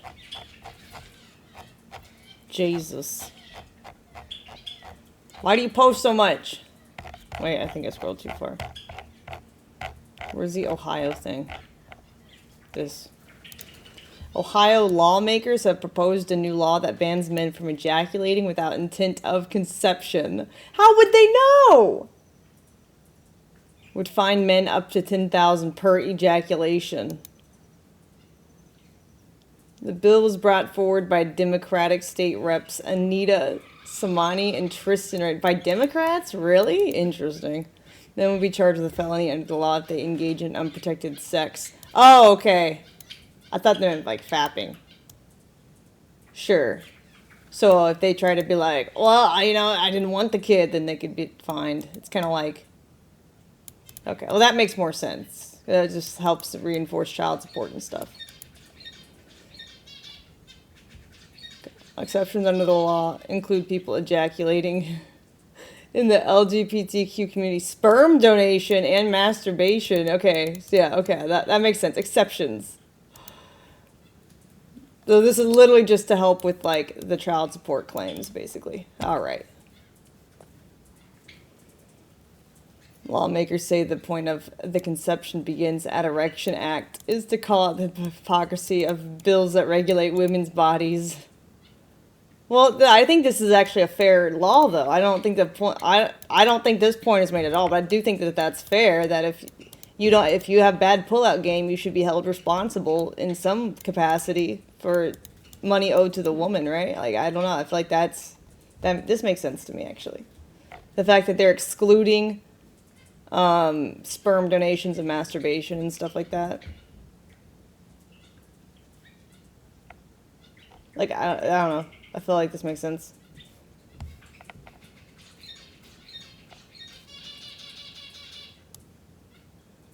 No, her fault too. How is it her fault that he didn't put a condom on? If you don't want to get got, you don't want to be baby trapped, wear a condom. This is only for unprotected sex, right? It's like...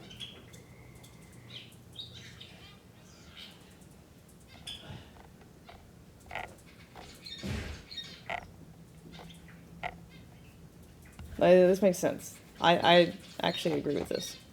Sponsored by Democratic State Representatives Anita Somani, an OBGYN from Dublin, and Tristan Rader of Lakewood. The whole entire point of this bill is to call out. Would this be a felony if a man had a vasectomy? Well, no, because then she wouldn't be like, he made me pregnant! You know what I mean? Like... The hypocrisy of particularly the state legislature when they bring forward bills to regulate women's bodies. Because you gotta have proof that this happened, right? And how would she have proof unless she's pregnant? Exceptions to the proposed law, which include sperm donation, contraception, and members of the LGBTQ community. Men face a max... And you could argue that that the vasectomy was a form of contraception. Maximum $10,000 fine after the third offense if they have sex with a woman without the intention of conceiving a child. Men have the same rights no matter where they go in the country. Women have rights based on where they live. It just misses the most basic biological facts and leans in towards middle school humor. Austin Beigel. No, I actually agree with this. Like, if women can't get an abortion in some states, then men should also be fined for abandoning children. You know, I think this makes sense. With End Abortion, Ohio calls the proposal disrespectful to the pro-life community and a waste of state resources. They have to review it when they file it. They're going to have to stick a legal team on it, wasting time on that and delaying other bills that are trying to be reviewed as well. ABC6 asking viewers about the proposal in an online poll. 26%. Because I could see like a lot of like weird guys out there who feel like their purpose is to spread their seed or whatever, but don't actually want to step up and commit and be a father, and financially or emotionally. Like there's weirdos like that who just want to knock a bunch of women up and then abandon them all.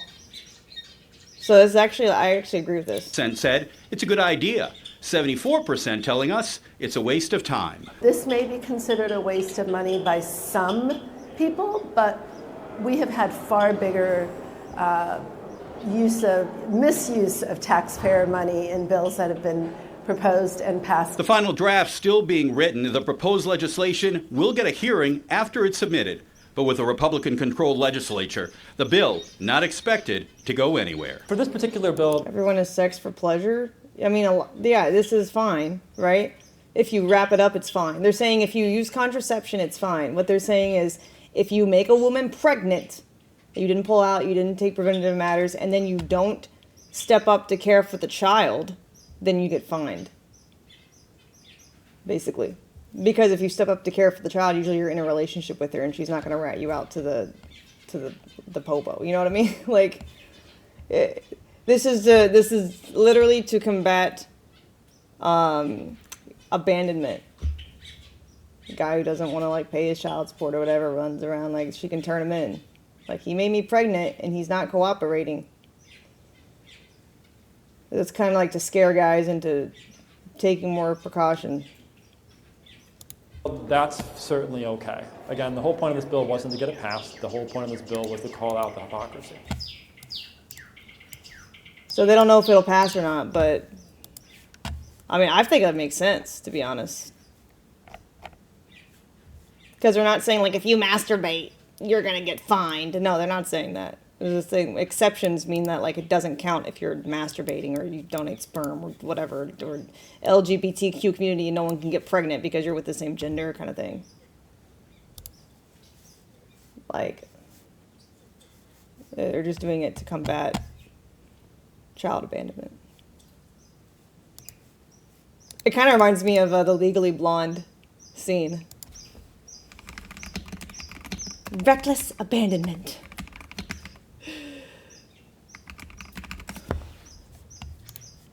Well, according to Swinney versus Newbert, Swinney, who was also a private sperm donor, was allowed visitation rights as long as he came to terms with the hours set forth by the parents. So if we're sticking to past precedent, I mean, Mr. Latimer wasn't stalking. He was clearly within his rights to ask for visitation. But Swinney was a one-time sperm donor. And in our case, the defendant was an habitual sperm donor who also happens to be harassing the parents in his quest for visitation. Well, yeah, but I mean, without this man's sperm, the child in question wouldn't exist. Now you're thinking like a lawyer.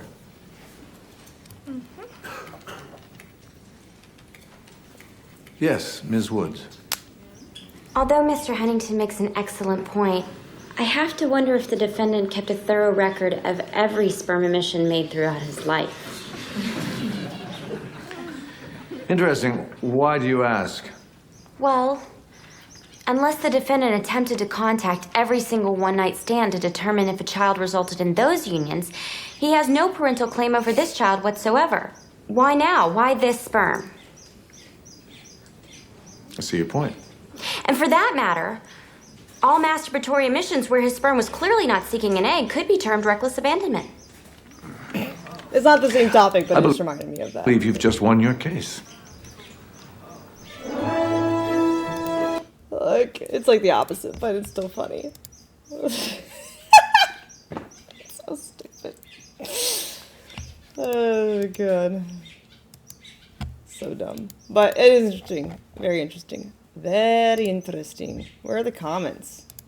Sponsored by Democratic I State wanna read these Representatives comments. Anita Somani and Bullshit, something OBGYN from went Dublin wrong. Fuck and you. Tristan Rader of Lakewood. The whole entire point of this bill is to call There's out 20. the There's like hypocrisy, almost particularly the 20,000 state comments, and I can't read them, bro. legislature when they bring forward bills that Come regulate on. bodies. Why? Even on the mobile app, it says, "Uh-oh, an error." Oh, there we go. Finally.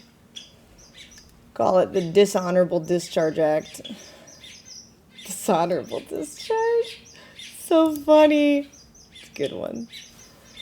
How will they enforce this law? The Nut Patrol.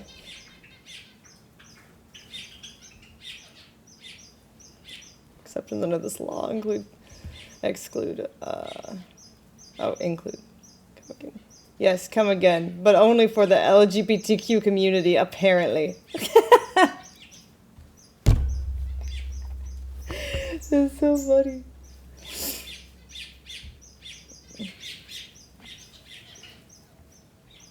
As an Ohioan, I can testify that these two chumps are desperate for airtime. Little do they know that the airtime they're going to get is nothing but mockery. Shameless that these people find it proper to waste time in the state legislature trying to punch up pointlessly. Be careful, Josh. Nut Patrol is gonna come after you.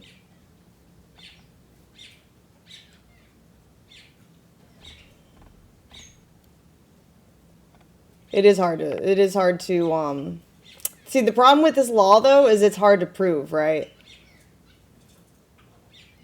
Until you DNA test the child. But then it's kind of redundant with the child support law already, right?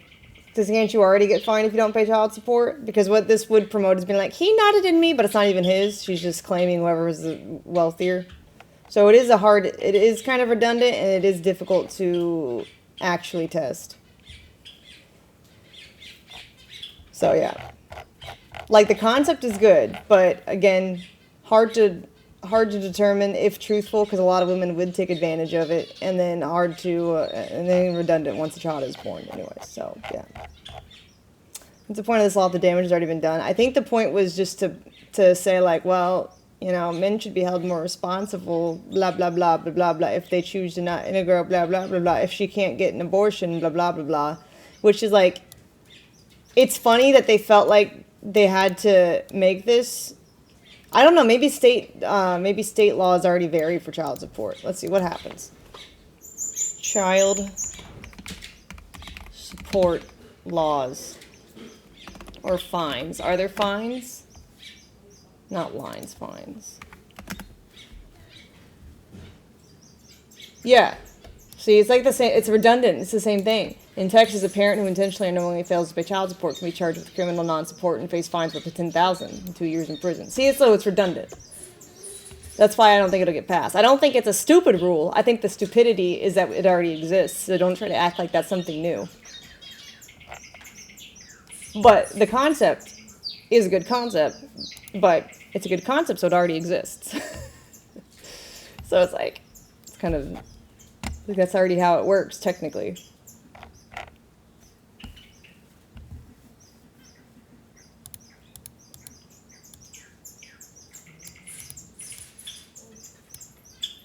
They can't pay child support if he's in prison, derp. Well, I mean, obviously, if you can't pay the fine, then you could face the time in prison. And at least there, you're not making anyone pregnant, you know? So.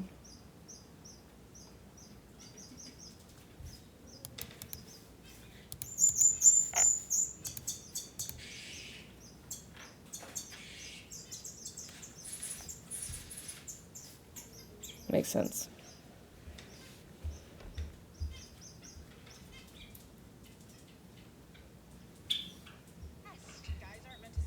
What's this red pill for women?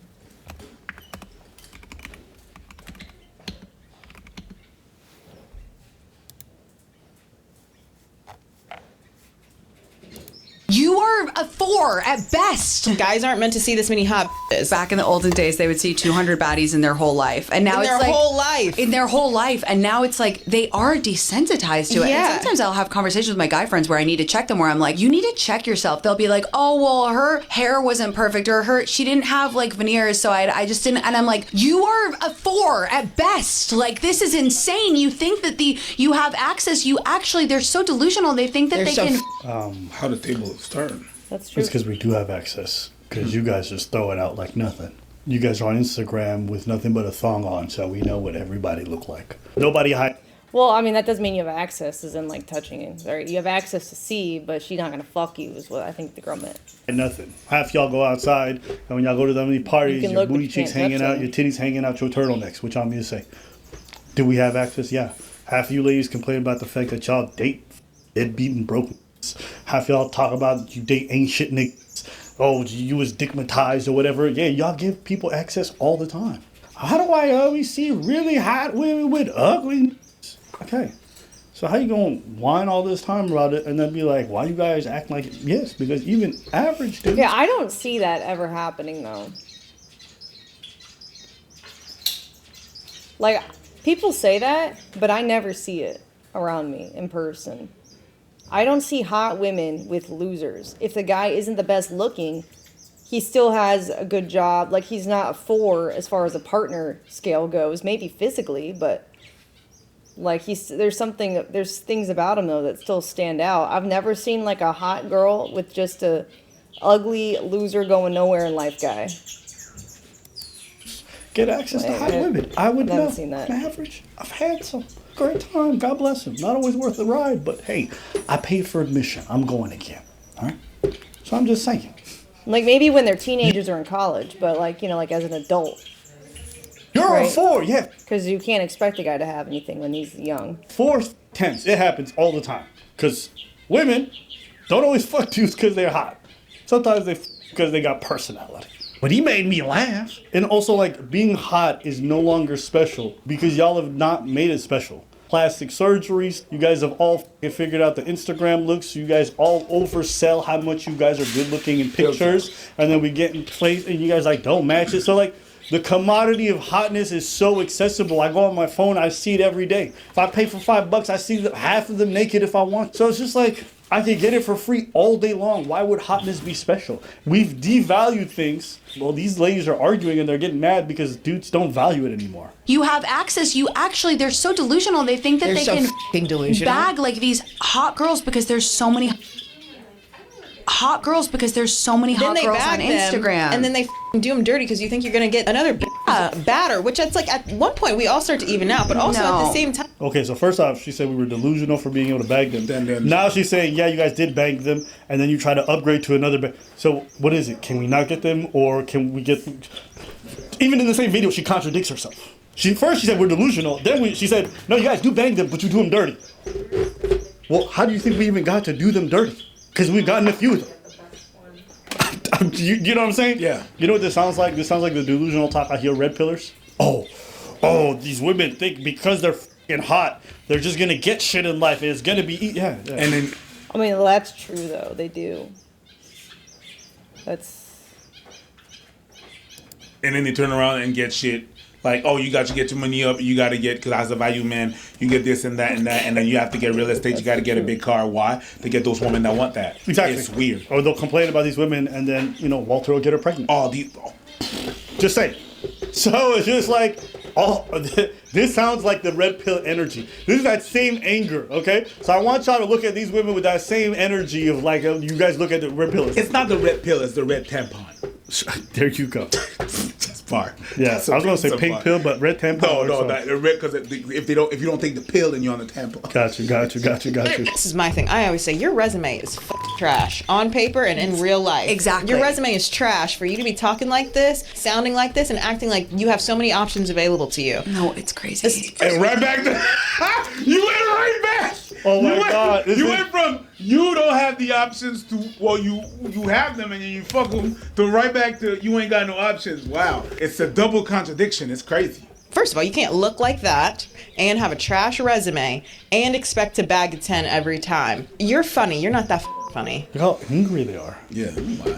You know what this anger is? You know what I think this is? This is when you... This is what happens. Even though they're like, oh, you think you can bag a 10? You know what this is? This is when you sleep with a hot girl, realize her personality is dog shit, so you leave her, and she's like, you ever think you're gonna get a bitch as hot as me? Fuck you, loser. You got a little guinea waist. Yeah. And it's just this bitch messaging you by herself. There's nobody else replying, just her in your chat, just leaving you. I'm never gonna call you again. Well, you're not even gonna reply. I've never been that petty to somebody. I've had that before. And it's just like, yo, Ma, we went on. I don't know. It 3 sounds like dates. they're messing with the wrong I girls. didn't even sleep with you. I just don't like you. They mad. And I like you even less. Here's what they say. They said it's even more offensive because you're ugly. Yes. Right? So their ego can't take the fact that someone they perceive as being below them discarded them in a way. It's not. It's like we're not vibing. It's okay. It's not. There's a thing where I noticed that people have a hard time to think. They think that everybody is gonna like them. They have a hard time understanding that it's a possibility that there's some people that don't like you, and you actually have nothing to do with that. They just don't like you. They don't like certain things about you. And you know what? It's okay. It will happen. Mm-hmm. Some people are not everybody's cup of tea. And even when you're a tea, well, some people don't even like tea. Like, you know what I mean? It's like you're not everybody's cup of tea. Yup. And then when you are, that's what I'm saying. You're not gonna please everybody. Okay? Coconuts in Barbados. Gotcha. You can be like, oh my god, I'm the ripest, sweetest mango. Some motherfuckers don't like mangoes, and it's okay. Yep. Move on. But some people can't take that. Me, you don't like all this. Like they can't get that shit. You know what I mean? I had one girl, one of the funniest days. We went on this date. Oh, what happened? She just didn't look interested. She didn't look interested? Just the date was just dull as f. So halfway through the date, I'm like, yo, listen, I'll walk you back to the metro. And I got to metro, I'm like, hey, listen, I had a good time, but I feel like we just don't have much chemistry. So Was she hot? Yeah. And she was kissed by fire. She was kissed by fire? Yeah, ginger. Oh. Yeah, that's a nerd version. I thought you didn't like gingers. I don't, but you say you never. If the titty's racked enough, you know what I mean. I'm taking it off the shelf. So I seen the girl. I was like, yo, whatever, man. Okay. All right. So as a tittyologist, I didn't discriminate, and we at the end of the date, I was just like, no, I'm feeling it. It's fine. Picture this, breast specialist, bro. So I leave. This girl sends me a novel. She's like, yo, what do you mean? How you gonna just assume I wasn't interested? I was like, you were like pulling up your phone. You weren't engaging with the conversation much. Like. You know what? I don't let people gaslight me into thinking my intuition's wrong. Like I know what interest looks like. I know what disinterests look like. I'm not crazy. But it's so obvious. So to me, I'm like, why are you tripping, right? And then afterwards, I was just like, yo, it's fine. Like you did this. It's cool. Like I'm not tripping. I don't think we a match. But she didn't run. And then she kept getting mad, and she kept like texting. And I'm like, yo, what's this really about? And she's like, I just didn't like the fact that you rejected me. I was like. Yeah. What do you mean? It's like no one's ever done that. I was like, are you serious? That's what I was about to say. So it's like, yeah, was she hotter than me? Absolutely. Did I care? Not really, no. Because here's the thing. Hotness is only as valuable as the scarcity within your own experiences. Meaning, the only people who see hotness and truly value it are the people who've experienced the scarcity of it, never really got to be with it, touch it, so they don't realize skin is skin. The ugly girl and the hot girl could have a same level of personality, same level of, make you feel loved and whatever. So at the end of the day, beyond the hotness itself and the aesthetic of the pleasing and the social aspect, it don't really have the value that we put on it. You know what I mean? A mid girl who works out and takes care of herself oftentimes will probably make you feel just as good, if not better, in most of your day-to-day life as a really hot woman. It's not. But if you haven't experienced it, it's like telling a virgin like sex is not a big deal. It doesn't matter to them because they've not experienced it. They're not going to believe you. They need to go through it. The 25 to 30-year-old guys, I'm almost 36. Yeah. Those guys are excited to go out with me. They will plan the date. They will go the extra mile and they have this young, fun, they want to impress me. It's the guys who are my age and older that feel kind of jaded. They're just yeah, let's go on a walk. Your walk, man. Oh, yeah, because they're dead inside. You know how much, when you approach a girl, she's like, ugh, what? That's the same feeling. These guys, they've been around and they've been disappointed and they're like, oh, what is it?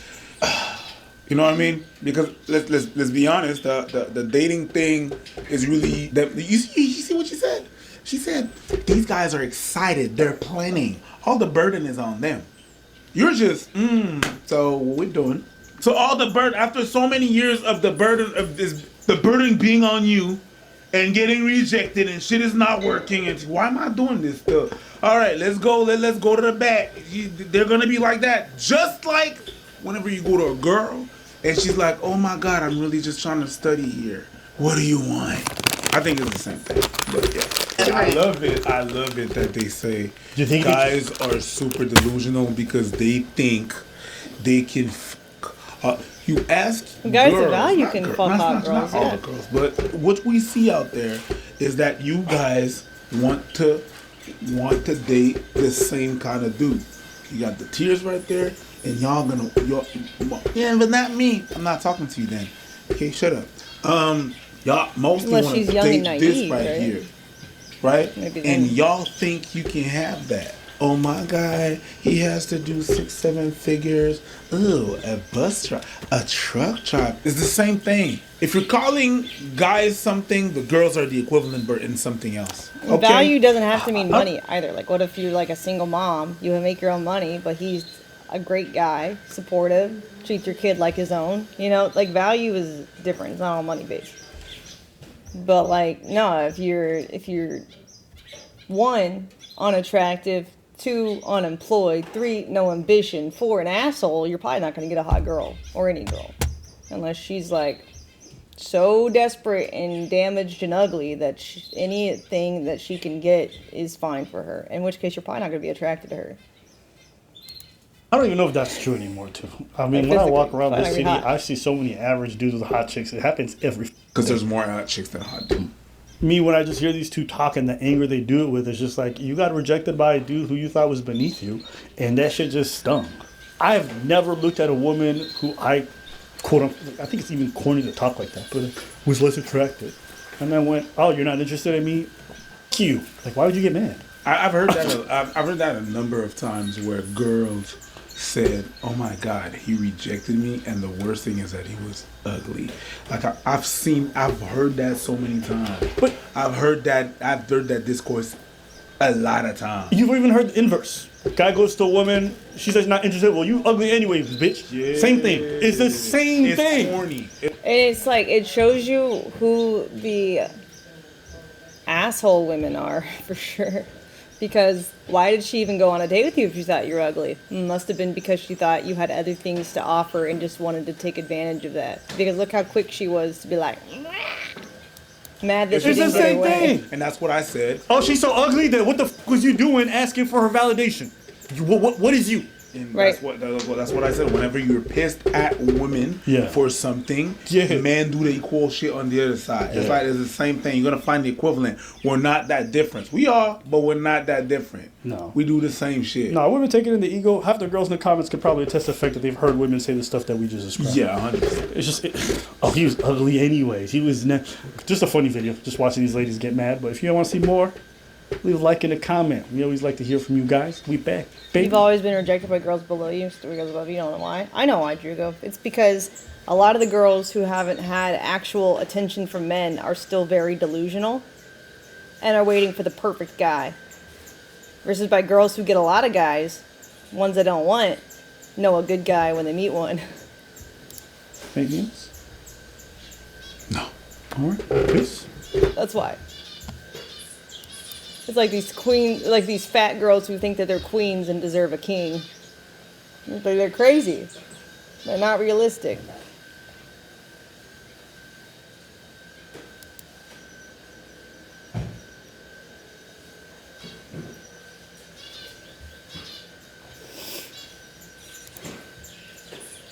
What's the original video?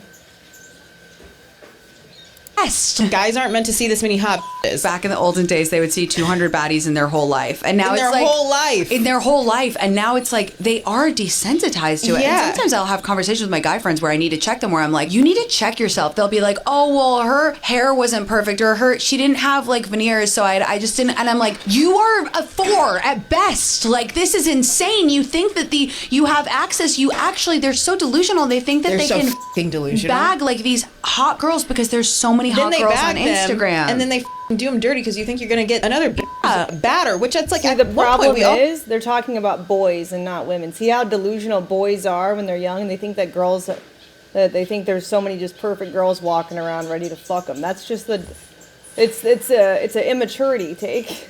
They don't know. It's just like the horniest motherfuckers are virgins, you know? I'll start to even out, but also No. at the same Immature. time, it's like, this is my thing. I always say, your resume is trash on paper and in real life. Exactly. Your resume is trash for you to be talking like this, sounding like this, and acting like you have so many options available to you. No, it's crazy. First of all, you can't look like that and have a trash resume and expect to bag a 10 every time. You're funny. You're not that funny. You are a 4. So it's like, I think both people are valid. I think the girls are valid and Abba and Preach are valid, but they're both talking about immature people. Like, they're not, like, at the same level. They need to be talking about the same... But they wouldn't be complaining, though, if they were, because mature people typically don't behave like that, so... They're both valid.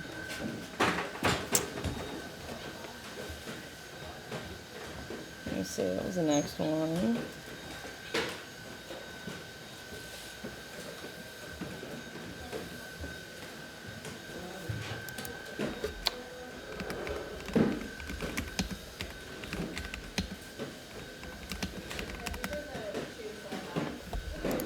That was half of my college debt in a month from part-time streaming. That's a lot of money. Even now, that's a massive amount of money. So can you tell us what happened with the launch? Someone on the team knew, but also didn't think anyone would care. I feel like there's a side of Pokimane that's this sharky business person. There are 2 wolves in me. If something goes wrong with the brand, it's you. It's not the person who runs the company. This is fine. All press is good press. All press is good press. Has the internet gotten more male? As much as I think Kai and Speed are incredible,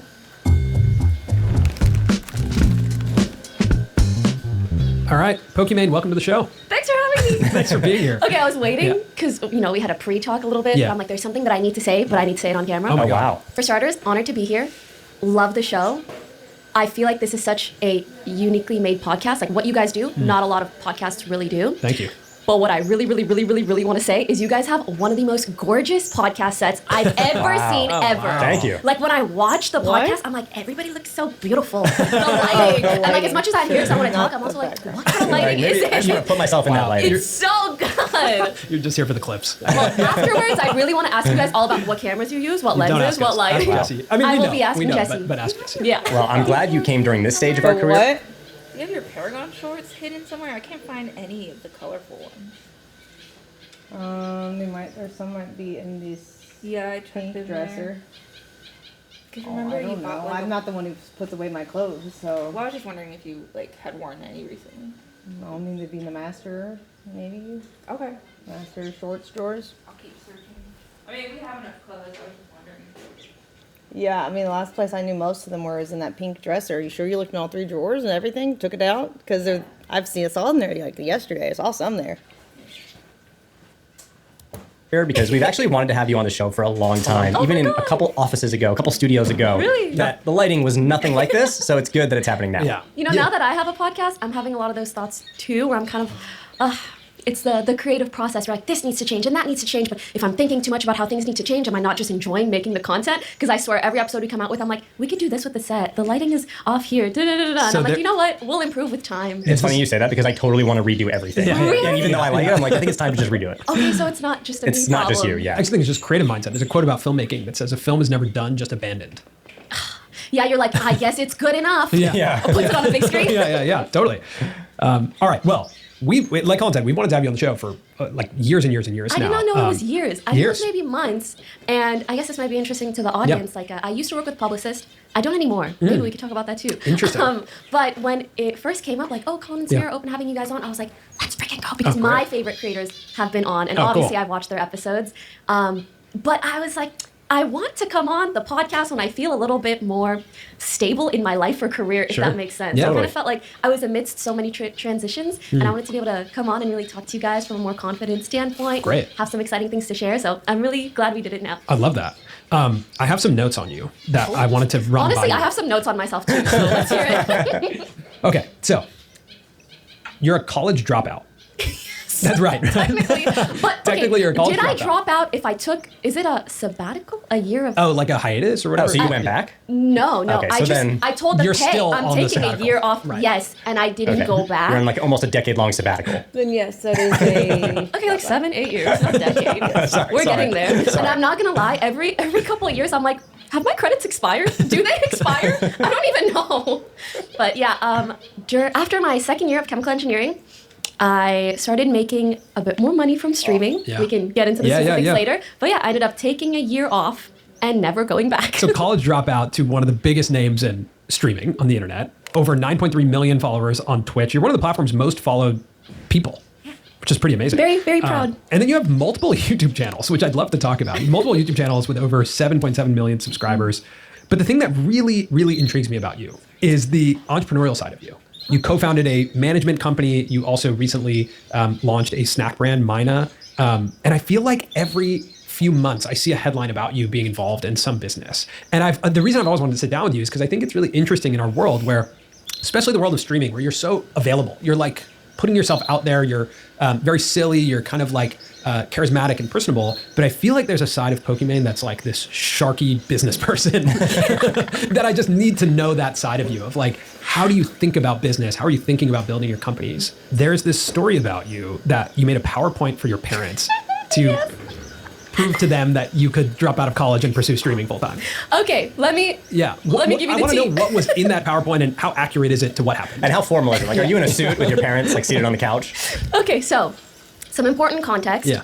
I'm an immigrant, as are my parents. I was born in Morocco, and when me and my parents were 4, when I was 4 years old, we immigrated to Canada. And so anyone who is either a child of immigrants or an immigrant themselves, you kind of have 3 paths in life. You're going to be a doctor, an engineer, or like a teacher of some sort, or at least that's kind of what I felt were my options. And I was a very, very studious kid, and I was very excited, frankly, to like go to university, get good grades, land a good job, and hopefully be able to repay my parents for the sacrifices that they made, so that my brother and I could have a better life, right? So I ended up going into engineering. And 2 years in, sponsors started coming into the streaming space. So I actually started making like a substantial amount of money from just, streaming and joking online. And I Wow, was like, Pokimane wanting to repay her parents on like extra Emily, or should we say extra greedily? how am I going to convince my immigrant parents that I should stop my engineering degree to play video games online in front of a webcam? So I did the one thing I thought might work.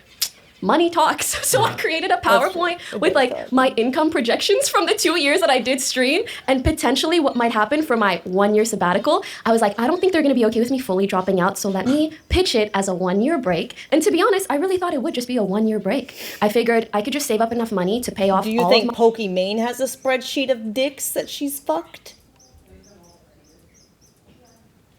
Don't think so, not my queen. My current loans and future loans to finish my degree. And then I'll just go back to school and not have that financial stressor on me. So, you know, I show them the PowerPoint, I have a lengthy talk with them, and they're like, okay, sweetie, I guess. Like, as much as they still have that traditional mindset, they are very supportive. So basically, when I first started streaming, maybe I would have a sponsor for like $200 a month. And, you know, you would get donations here and there. Subscriptions would be like $5 a month. It was, I would say, equivalent to maybe a part-time job. And I was putting in similar hours, like part-time job hours. And then the specific year that I decided to go full-time, the reason that I decided to do that is because I had one particular month where I made $10,000. And hitting that 5-figure digit and like looking at it, and that was half of my college debt gone in a month like this from part-time streaming while I was still, you know, going to all my engineering courses, doing all of these things. And that was just because there were finally brands and advertisers that wanted to partner with streamers. So when I saw that, I was like, guys, like that price difference in like 2 years, just imagine how much I could save up in 1 year. What were some of the brands and like what were they asking you to do? Like $200 back then. Like what does it even look like to do a brand deal of that size? So in the streaming space, honestly, in terms of brand deals, what you do hasn't really changed much. So even though the prices have changed, basically you'll have an overlay on your stream. So when you're gaming, it's like your little camera, the game, and then you can have almost like a banner, let's say on top of your head, and it'll say like Coca-Cola. Not who was watching me, I wish. You were not doing a brand deal. $200 Coca-Cola brand deal. Imagine. So you have overlays, and then below, I guess, the player on Twitch, there's also underlays. And you can also do sponsors for maybe like an hour or 2 hours where you're actively talking about a certain product. That's really what it entails. And I remember that $200 sponsor, it was a monthly one for some kind of headset company. And I would just wear their headsets all the time and have their banner below my stuff. And I was like, that's a free $200. Sounds like a great deal at that time. Right? Yeah, Absolutely. Nothing wrong with that. Yeah. And that $10,000, was that a mix of subscriptions, sponsorships, and what was that like? How were subscriptions going? Because I find that to be one of the most interesting parts of Twitch is subscriptions. I completely agree. Subscriptions are a very interesting part of being a streamer because they're a pretty like unique model for making money. You think about subscriptions on YouTube and it's like completely different. It's just followers essentially. So that $10,000 I would say was likely mostly brand deals, but a substantial chunk was also donations, and then a little bit less was subscriptions. And I remember when my income was just donations and subscriptions, I didn't feel like it was stable enough for me to go full time or even take a year off, because at the end of the day, I felt like my income was dependent on whether or not someone else felt like sending me XYZ amount of money, which, as grateful as I am for that, I think it's just much more stable when you either have a substantial amount of subscribers or when you can work with brands or you have a manager, an agent, or a team supporting you in feeling more financially stable month over month. That's so interesting because I would think subscriptions would feel the most stable. Like people paying you $5.99. It's $5.99, right? Or $4.99. $4.99. But it has changed, and there's different tiers and stuff now. Yeah, I would think that would be one of the most stable feelings. Not at all. Interesting. Because the way that subscriptions work on Twitch is it changes drastically day by day. So one day you might have 500 subscribers, and the next day it'll drop to 400. Why? Because you had a really good day that same day last month where you got 100 subs. And then they ran out 30 days later. Exactly. Oh, wow. So because subscriptions on Twitch aren't really advertised in like a pack model, like you're not subscribing for a year, like certain applications or I'm not sure how Patreon functions, but I know a lot of subscriptions, Netflix, streaming series, whatever, a lot of them are just monthly recurring, but people very frequently check their Twitch subscriptions and either cancel or purchase new ones. So day by day, it could change by like even like 10, 20%. And that's kind of frightening to see. And if you take a week off, you do not want to look at your sub count after. Really? So interesting. How much of that nature, like the volatile nature, dictates what we see on Twitch? Like people doing subathons or like going to crazy lengths. Is that just because it's like, I'm going to do this thing, I'll get a bunch of subs. Obviously, I'll entertain. But then I need to move on. I think it's not just, it doesn't just dictate what you see on Twitch, it dictates the entire landscape. Live streaming is extremely competitive. It feels like this hamster wheel that you're just always running on and you can never ever stop because it changes so much day by day. the money can be really, really volatile. And I think that's one of the biggest reasons why over the many, many years that I've streamed, I've tried very hard to diversify, because I just recognize that there can be very, very high highs and low lows. And it's hard to attach, frankly, like your happiness and well-being and even your financial stability to that fluctuation. Mm-hmm. Why were you good on camera when you started? Like, why were you okay with being on camera? Okay, I first started streaming because I had no one to play games with. Like, the people in my high school, streaming and gaming was not cool back then. Okay, so I felt like I was like Hannah Montana. I had a double life. In school, I was like this preppy student council, kind of like a little bit nerdy, like bookworm type vibe. Okay. And then as soon as I went home, I had a completely different friend group. We were gaming online all the time, but they weren't people that I saw day to day in my high school. So I was like, oh, I guess I'm just gonna make friends online. And I wanted more people to play games with, more people to connect with. And those people that I was gaming with, even though we weren't seeing each other all the time, we'd have like group chats. They started linking Twitch streamers, and I would look at streamers and be like, this looks so fun. Like, it just looks like an enjoyable thing to do, an enjoyable way to connect with other people about a hobby that I'm so excited about. And so yeah, that's how I got into streaming. Do you remember your first live stream ever? Like what you were doing, how you felt? Maybe I don't remember the first one, but interestingly enough, even back then, I had a little bit of like business mindset where I had a Tumblr page back in the day, and I had maybe like 10,000 followers on it, which is like sort of substantial, not really. It's like a decent following. And so when I started streaming, I would always promote my stream through my Tumblr page, and I would use the hashtag League of Legends. And that was really the only funnel for exposure to my page. And that's how I first started getting people in, but it was just like 10, 20 viewers. The way that I ended up growing was just other streamers finding me or collaborating with other people, kind of like how people do it nowadays. Yeah, I read that you also, like, you were playing League of Legends, and you would also post... Embarrassing. You would also post on, like, niche Facebook communities. Yes. Like, links to your streams. Yeah, Facebook groups and my Tumblr page. Because it's like, back then, there was no TikTok. My Instagram didn't really have a following. It was like, what sources of traffic are there for people that are interested in League of Legends? And potentially the content that I'm making, or the kind of people that might want to connect with me. That was my line of thinking at the time. That's very sharp from like a marketing perspective. From like a 17-year-old? Yeah, no, it is. It's like, where is the pre-existing audience who would be interested? Because growing on Twitch is very hard. It really like, nobody is perusing Twitch, right? Like, especially not scrolling 100 times trying to... So I don't even know, once, if you tap into like a League of Legends Facebook group and 100 people are like, oh, I guess I'll check this out, whatever, I'll see this. How does it even grow from there? Is it word of mouth from there? Or how do more and more people discover your Twitch? I think, for starters, just being considerate of how you're treating every single individual that comes in. If you're at like, 1 to 20 viewer range, I almost view it as like hosting a get-together. You want to check in on people, you want to talk to everybody that comes in, you want to see how the vibe is. I'm quite the social butterfly, so I just love to talk to people. I find such interest in like every single human being. I'm so inquisitive. So I think in hindsight, that really helped me in growing a community. And then beyond that, I felt like when I turned the stream on, it was just like, just be yourself, just have fun. And those things really helped on the streaming sense. And then after hours, it was like, oh, are people messaging me? Am I responding to literally every single message and DM I get on every single platform? I was so particular about those things. I remember once I was rated by this streamer who was much, much, much larger than me. And what does that mean? It means that he sent all of his viewers to my channel. Got it. Thank you for asking. Yeah, and everyone like blew up the chat and was like, yes. So I went from, let's say, 10 viewers to like 500. And I tried so hard to be basically like a good host to all the people watching. Interesting. And after that, so I got like hundreds of DMs.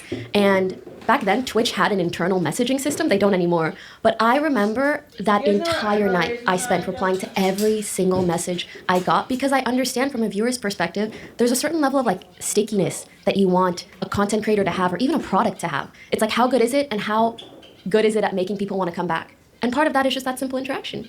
So wow, I hope that kind of answers. No, it does answer it. I'm still curious about your comfort with streaming, because like for me I think I could do it now, essentially like go on and talk for 8 hours and entertain a digital community for that long. But thinking about myself at 17 years old, jumping into that, like I would have discomfort, and I'd probably be fearful that my high school friends would find it. Yeah. You know what I mean? Like I would be really concerned about people judging me. Okay. Especially when you're talking to a small group of people. That's when it's hard. If you go to high school or college and someone's like, you stream to 20 people at night. I totally get what you mean. Okay, let me answer kind of one at a time. Personally, I think my comfort with live streaming comes from the fact that one of my favorite things in the world is just to interact and engage with other human beings, whether that be on or off camera. Interesting. You put anyone in front of me or anyone in a chat, and I'm just like, la, la, la, la. So what about this? Where were you born? What did you do? Why do you feel that way? Like, I just love talking. And no, legit, you can shut me up if I'm here. So I think that's one of the things that really, it lends to me being a quote unquote like good streamer or a good person for that medium in particular. As for the, why weren't you nervous? What if people found your stream?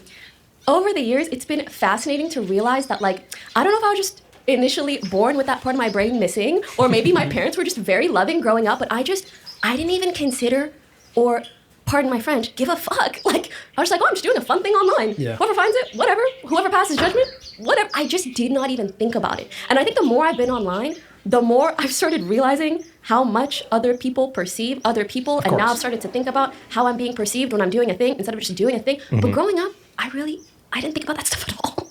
I was just focused on enjoying myself. And I really, really thank my parents for instilling a nice, solid sense of confidence into me. I mean, that's impressive because, I ask that, like, now I feel very different now about this, but I just think about myself at 17 and I struggled to push myself into stuff like this. But even like we first got on camera at 22, I didn't really give a fuck either because I didn't even know what was going on. Yeah, Like I was just having fun. I didn't think about it. That's true. People at school don't even know what Twitch is. Yeah, and yeah. even if they did, I'm just like, I'm so... Do you guys know like golden retriever kind of energy? Yeah. I'm just so happy about everything. I'm like, oh my god, you saw? Wasn't that funny? Like, I knew I was like, my friends from college aren't watching me on YouTube. Right? Like they're not doing this. Yeah, but then once we got successful and I started to like read the comments and care about how videos did. Exactly. That's Then when you start overthinking it all. Mhm. So I feel like a lot of people, when it comes to content creation, they'll be like, how do I get out of my head? If anything, I feel like for me, over the years, I've gotten more into my head. I was out of my head when I first started. I was just you don't even enjoy- know. Yeah, I was in the moment. Yeah. And now I'm like, oh my god, there are human beings watching and thinking things of me. Freaky. Yeah. Between us, me and Colin is the better interesting. editor. I've never really cared, I guess, because I was always a theater kid. Like I was put in like tap dance and piano lessons and stuff from a young age, and I had to do recitals every year. So like I kind of just got over it before I started streaming. Didn't care. But I mean, I guess a lot of people who don't have that kind of experience get nervous about it.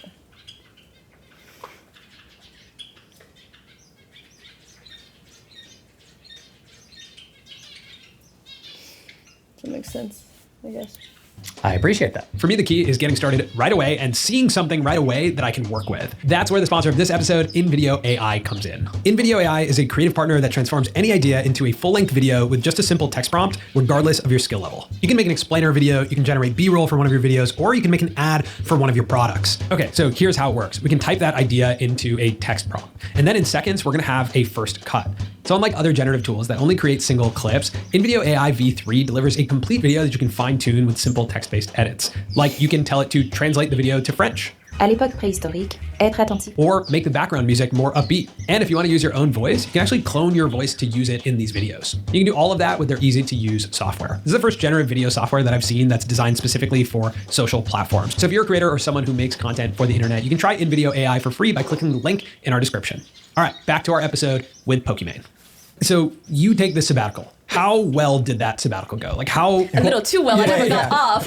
What were your projections and where did it land? What were your projections for that year? So honestly, my projections for that year, I was hoping to save up around $40,000, which would have been how much my degree ultimately would probably cost me.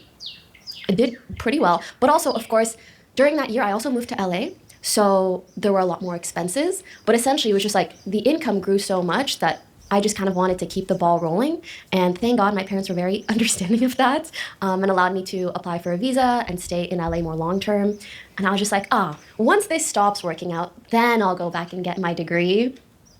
You're still here. Still going on. Who knows? So the projection was 40,000, and that's what you wanted to save. You blew through that in year one, I imagine, right? Basically, yeah. And then did you immediately start hiring people, or what did you do next? Like when it starts working, what happens next? So back in the day, frankly, I would say for any streamer, and this applies quite a bit now too, if you're a streamer, one of the, if not the most important aspect of your business is actually making good YouTube videos. That is like the primary exposure tool for any streamer. Yeah. So I knew that was the first person I needed to hire. I used to like sometimes edit my own videos, but between streaming and figuring out that kind of content and doing whatever else you need to do, it's just so helpful to have an editor. And it's been interesting over the years figuring out what is the best payment structure for an editor, because you you want them to have some level of stability, like consistent income every month. But the best editors, the best channel managers are people who feel very invested in how well the channel is going. So you need to be paying them some kind of percentage. You need to be talking to them all the time. You need to be ideating. So I think that was the first big, I would say, like branch or hiring, like branch of my business or hiring that I needed to do. And probably the most helpful period. So you knew that in that year, what you learned was, if I'm going to grow on Twitch, I need to have YouTube videos out. How quickly did you learn that? I would say rather quickly, because at that point I'd already been on Twitch streaming for 2 years. And so I'd come out with videos here and there. But once I was able to do it consistently, and I had someone else, frankly, ideating on that all of the time, so thinking about what's the next video? How do we title it? How do we optimize this aspect of the business? It made a massive difference. And were you thinking in the context of, I'm going to set up my stream so that it produces YouTube videos? A lot of people do that, and I think it's very, very, very smart. Yeah. I think for me, because at the time I was mainly interested in funneling people in who played the same game that I did and enjoyed similar games. There was already a little bit of a formula for League of Legends videos, which is what I was posting at the time. And it was really just a streamer would play, let's say, 8 to 10 games. The editor would look through and be like, which one was the most interesting, and turn that into a video. So there was already a formula out there that other people were utilizing that I could see was successful. And then, frankly, my twist on it was just who I was. There were not many female streamers, especially any that were consistently coming out with YouTube videos or trying to do different things in videos or even have more clickbaity titles or collaborate with other streamers. And so I really, really lucked out that I got into the industry at an early time where I was, in a way, like a unicorn just for being myself. Just for being an early adopter of live streaming, of League of Legends content, of streaming those things and then turning it into a video. And I just had to try different concepts and see what hits and then keep doing that. So at this point, you're 18 and you're in Los Angeles? You just moved from a small town. Okay. 21? Something like that, yeah. Okay, what was that like? First off, why Los Angeles? And was it to get into entertainment? Was it maybe post-gaming? God, no. Why LA? And LA is just where there were a lot of streamers and still are. So I actually moved down here because around that time, one of the things that helped me take a year off or decide to take a year off was that I started working with this management company, but it's management agent. They were basically giving me deals for X amount of dollars a month. And the manager that I had was also managing some other talent. And he said, we should all move to LA together and live together. Well, with the manager too? Wow. I know. In hindsight, you're bizarre. A little bit. Yeah. That's a parent's nightmare, I think. Yeah. My daughter is You're moving right. to Los Angeles and living with all these people from the internet. Yep. And just kind of silly to look back on. But I lived in content creator houses for 4-5 years, a long time. And I will say, as chaotic and sometimes stressful as they were also incredibly beneficial for my career. So that was kind of the arc that I went to and why I moved to LA. Creator house. That makes sense. Everybody's focused. So focused. And, it's if I'm not making content, someone else is. What are they doing? And then you're always thinking about it. And also collaborating. Because when I think about growing, both on YouTube and on Twitch, collaboration is going to be cross-pollination. One of the most important pieces of and that. then imagine living with a manager who's also always putting those ideas in your head. Sure, yeah. You guys should do this. You should make a Facebook page. You should put this, Yeah. Yeah, at that time, it also still feels like this today. To me, I feel creators are very similar to bands or musicians. And so there was an era where managers, and I still think this happens today, where they're trying to put together almost super groups or figure out collabs. But everyone that makes sense and are engaging to a viewer. Yeah. And everyone kind of operates in a different way, just like bands. Some people write songs in certain ways, some people write them by themselves. Someone's really good at drumming. Yeah, someone totally. likes to sing. Different personalities. Do you remember the next kind of milestone? Because you said making $10,000 was a big milestone. Was there another revenue milestone where you're oh shit, this is a business? And then did you do another PowerPoint presentation for yourself of here's the next version of the Pokimane business model? I think, of course, my biggest financial milestones, when I made $10K a month, when I first saw 6 figures in my bank account. Because to me, the immigrant dream is always a doctor's salary, which you imagine to be $100K a year. When I was able to make $100K, it just baffled me. Sure. It really blew my mind. And I was maybe there's really something here and I should just pursue it for as long as it's fun and makes sense for me. And then, of course, just 7-figure. Sure. I remember, the thing is, I never really liked to talk about financials. So I would just be celebrating with my mom over the phone. And that was really, really nice. Were they shocked by this? Were they oh, wow, I think this really worked? No, genuinely, I don't know if they just didn't believe me. I feel it didn't process until two things. One, my mom is a school teacher, so until literally the students at her school started calling her Pokey's mom instead of her actual name, once that started happening, she was there's like, no coming back from that. Exactly. They have to graduate. There's no. But if generations are watching you, then she's always going to be Pokey's mom. That's kind of how it's been, which is crazy. And she's so cute. She uses it as leverage. She's like, I'll tell Pokey you said hi if you do your homework. Whoa. And I'm like, you use that leverage as much as you want. What's you deserve it. What's the age group there? Like second grade, third grade. Wow. In elementary school. Yeah. So at that time, because you were gaming focused back then, which feels like that evolved over time, A right? little bit. Like it evolved to you being, you could do a lot of just chatting streams where you're just talking about yourself, or vlogs where millions of people are interested in your day to day without you gaming, right? So how has the audience evolved since then, and how would you describe your audience? So interestingly enough, I think it's two parts. There's an evolution within streaming of the audience. I would say the two biggest booms were one, Fortnite. Fortnite was the first game to take streaming and gaming to a much more mainstream level. And honestly, I owe Fortnite so much. That was kind of my big break in a way.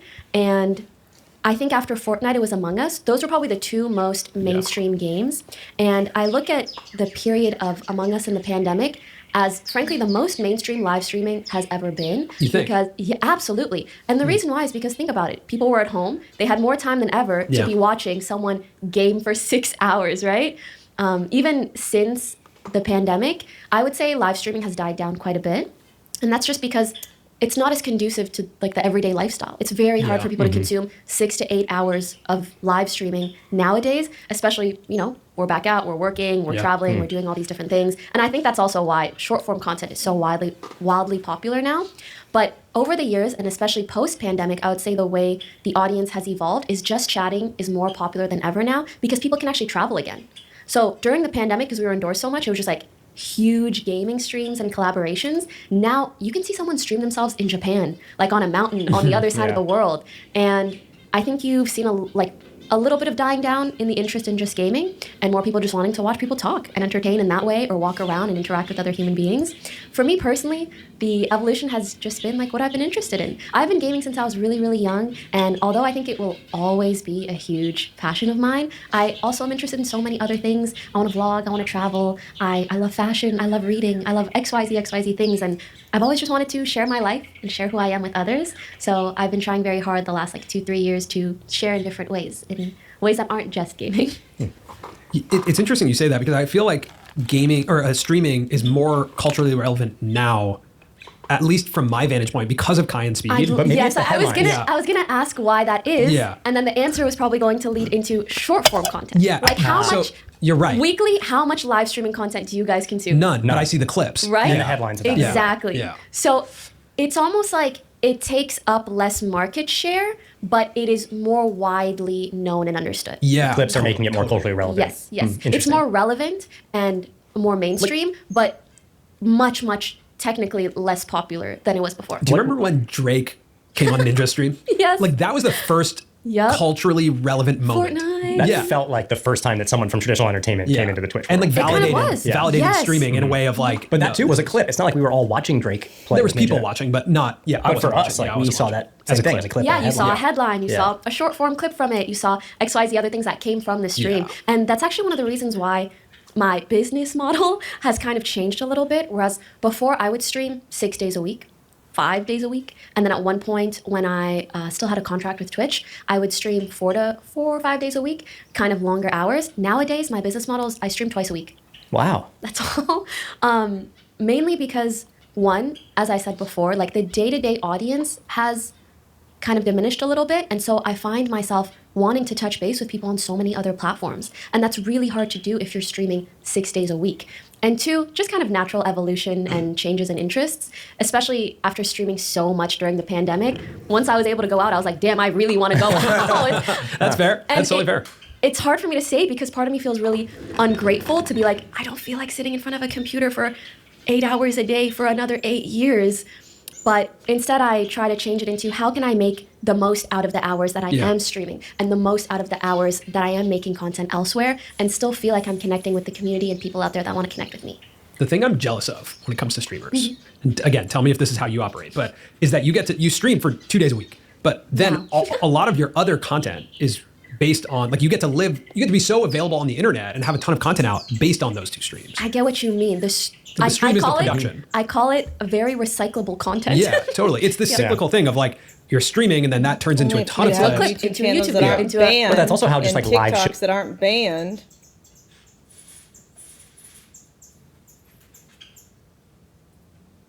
those work, whether it's a NFL game or Saturday Night Live. Like, they do it once, and then the clips carry it for the whole week. A little bit, yeah. And I agree that is a huge benefit to live streaming. Yeah. But there's also so many Of course. cons. Yeah, and of as we were talking about right before, every time I come into a podcast, I'm like, literally ask me anything. Nothing is off the table. And if I don't like it, we'll just edit it out. That is something that is a privilege I do not have when it comes to streaming. And goddamn, are there many times throughout my career that I wish that I did. Yeah, let's talk. I do kind of wonder that if my name wasn't Amouranth, would it get banned as much? After finding out that Amouranth is a healthy grain and we've fucked everything up for the sake of profit to make it into wheat. Talk about that, because the two things I always see with you are like, you're involved in a new business venture or you're involved in controversy. drama. You're involved in some drama based on something you said or something you showed or something or the other. And I have to both own up to the moments in which I don't word things the best, which absolutely occur. Mm-hmm. And I also have to admit that sometimes, I mean, one, I'm very reactive. I love reacting to things. But also sometimes I'm just like, I'm a little bit easy clickbait content. The amount of headlines I see about me that are completely false is kooky beans.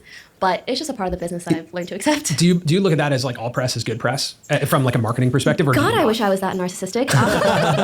No, genuinely, I have tried to like brainwash myself into being like, this is fine, all press is good press, all press is good press. But at the end of the day, just like the kind of person that I am, as I said, the thing that made me a good creator is I love to interact with people. So when I see people interacting with me negatively, some part of me that can still hurt. I've learned to brush a lot of it off of my shoulders, but I still have, a subconscious at the end of the day that I know is kind of also ingesting all the things that I'm reading. So I really have to moderate how much of that I take in.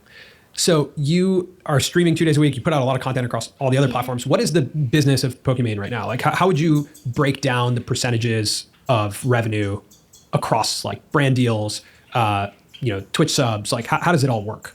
So I wish I could come to you guys with a more substantial breakdown. I would feel like I'd say the last 2 years I've been kind of transitioning from having streaming be 100% my bread and butter to like, let me dabble here and there. Mhm. I'm still a little bit in the dabbling and solidifying and doing a lot of collabs nowadays. I would say brand deals are the large majority of my income. Whereas 2 years ago, the large majority of my income was my exclusivity contract with Twitch, and then brand deals, and then probably subscriptions, and donations have been the smallest part of my income for at least 4 or 5 years.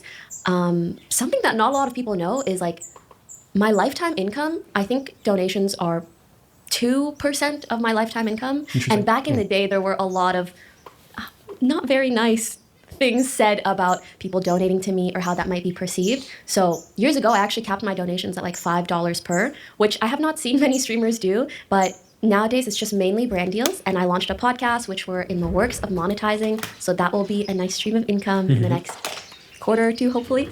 And also my business ventures. And that might not always be passive income, but for example, if I sell my equity, or if someday we do some sort of payouts for any of the business ventures that I'm in, that's a nice little chunk of income too.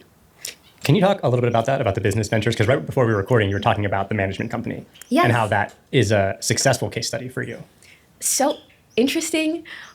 Basically, I've been a part of a few business ventures. I would say maybe Offline TV, the YouTube channel, is kind of a business venture because I have some equity there. But obviously, we haven't sold the channel or sold the business, so you don't really see any return from that. And then I co-founded a management company called RTS, and they also co-owned a fighting game convention called EVO. And I really love the people who work there. I really love everything we've done there. But a few months ago, I actually ended up wanting to work with a manager that used to be my agent. So I wanted to hire her back onto the team. And because of that, I parted ways with RTS. And I was able to sell all of the, sweat equity that I got from co-founding the company and all the work that I'd done with them and everything that was vested up until then. And to actually see a pretty substantial payout from something that you co-founded was mind-boggling to me, because you always hear people talk about that, but rarely does it ever come into fruition Yeah. and work out positively. So I'm very, very proud of that. And then I also Who co-founded did you Nine sell the Again. shares to?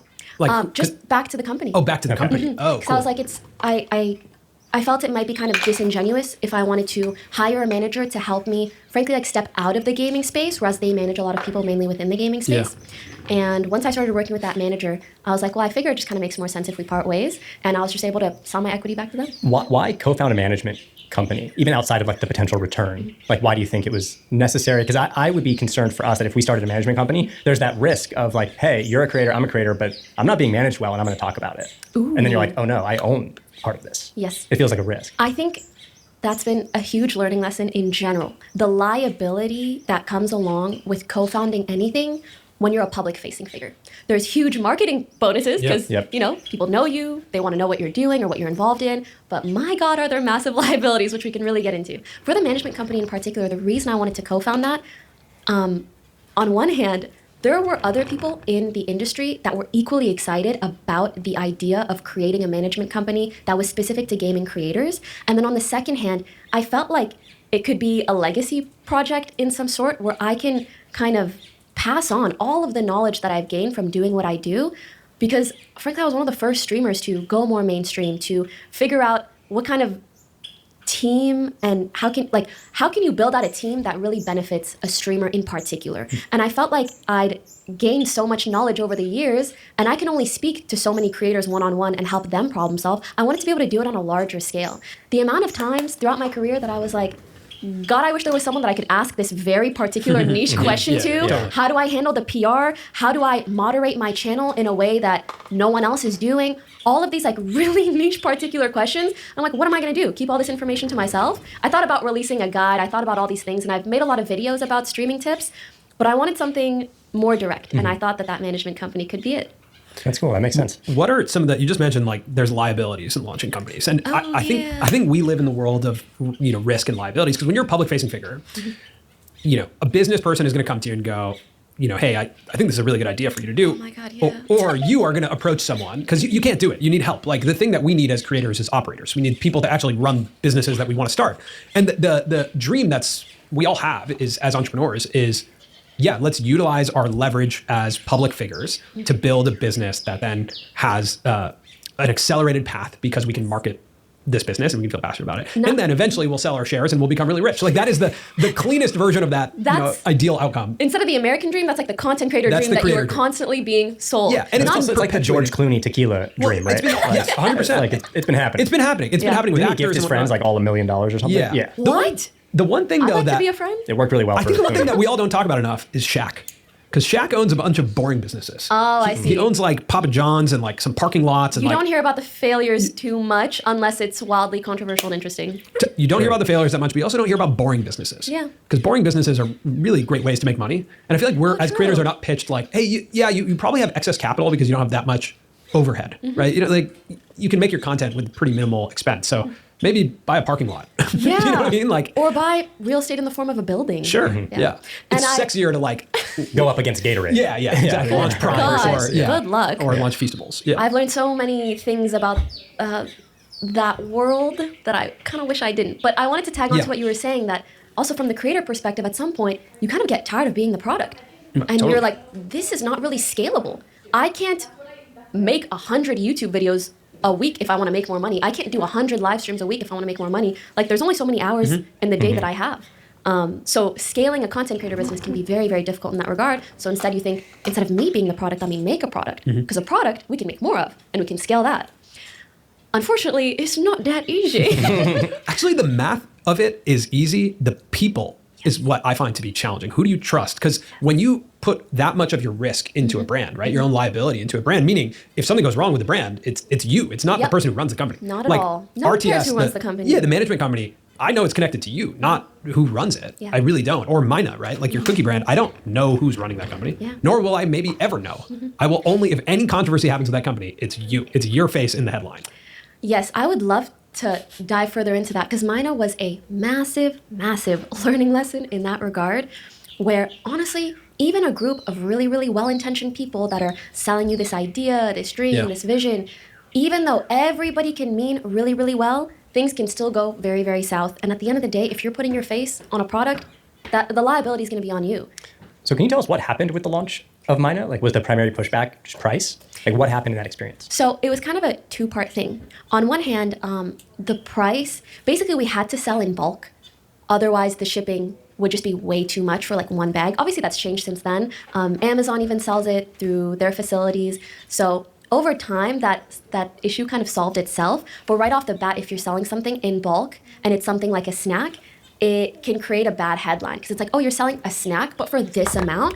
But that headline doesn't explain the amount of the item that you're selling. Sure. You get what I mean? Sure. So that was one facet of the issue. And then another facet was that when you work with a food manufacturer, they essentially have different like recipes, almost like formulas that will create different kinds of foods, whether it's like a chocolate chip cookie or a brownie or what have you. And the particular recipe that we wanted to launch with, there was a past company that used a past version of that recipe. So people could also run with the headline of, oh, this is the same product, it's just repackaged. But that's not quite the case. It's like, oh, we worked with the same manufacturer, that past company doesn't even exist, that product doesn't exist. It was like a trial run that they'd done. They didn't like that version, the company didn't want to pursue or continue using that recipe. So we took it, we made it better, and we sold our own version. I hope that kind of makes sense. Yeah, it does make sense. Yes, but from an optics perspective, sure. it's like, oh, you stole a past. Yeah, Pokemon stole this. Yes, and it's like yeah. like drop shipping and an old product, blah, blah, blah. So unfortunately, from an optics perspective, not ideal. And also from my perspective, I didn't talk about this at the time, but I had no idea that there was even a prior like trial run of this product. Got it. And that was something that someone on the team knew, but also didn't think anyone would care. And that's what I mean by no one can really look out for the things that I need to look out for in the way that I know. So those two things, and I must take responsibility as someone who is very reactive and makes a lot of jokes at me, but I should have sometimes. I made some comments that I probably shouldn't have. So that was gonna be my next question. Like, Yeah. what's your emotional state when you're getting backlash online or feedback like that? There are two wolves in me. Sure. One is very sassy. Yeah. One is very kind and sad. And to be honest, like on one hand, that kind of bantery back and forth is one of the things that have made me who I am. It's one of the things that have made me successful. The way that I can clap back at people, but hopefully in a funny or engaging way. Sometimes that doesn't always land. And when it comes to product launches, it's frankly just not an appropriate time to be joking like that or in some of those capacities. And that's another big learning lesson of like being a content creator is wildly different. And it's just wildly different from being the face of a product or being like a brand ambassador in some way, and you have to behave very differently as well. How do you handle that mentally? Like with Mina cookies, right? Like the price is high, people are pushing back. Charlie from Moist Critical is making a video, millions of people are watching it. How are you internalizing that discussion? Are you worried that like brands may pull out, or are you just like, I'll weather the storm, it'll be fine? You know, it's fascinating because in the moment, I mean, I'm only human. So when you see millions of like views or potentially people commenting on you in any capacity, very frightening. Yeah.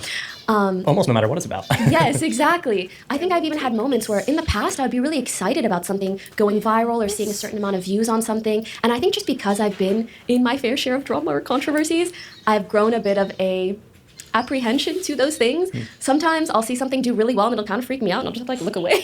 Whereas in the past it was like, more viewers, more likes, the better. But now I am almost too cognizant of how much of a double-edged sword that is.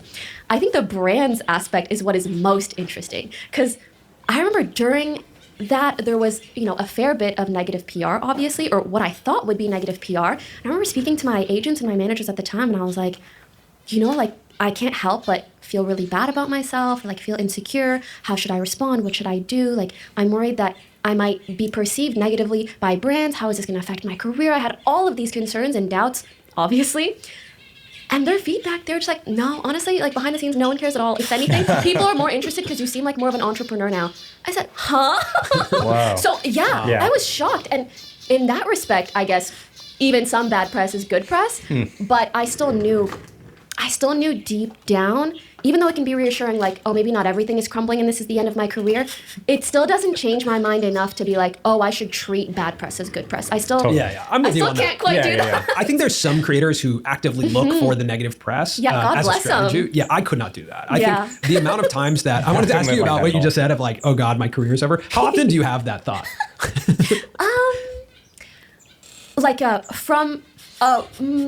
How often do I have that thought in a strong manner?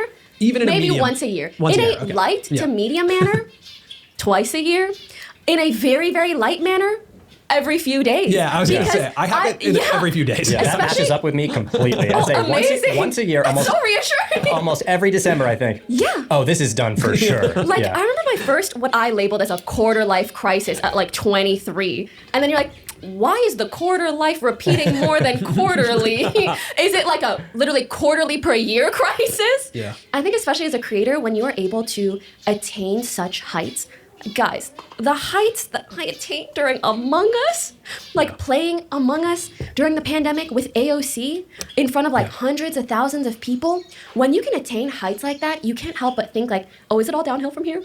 Yeah. But it's like, it's because those heights, honestly, they had nothing to do with me. It was just a bunch of circumstances lining up perfectly. Who I am, the content that I put out, the audiences that I can reach.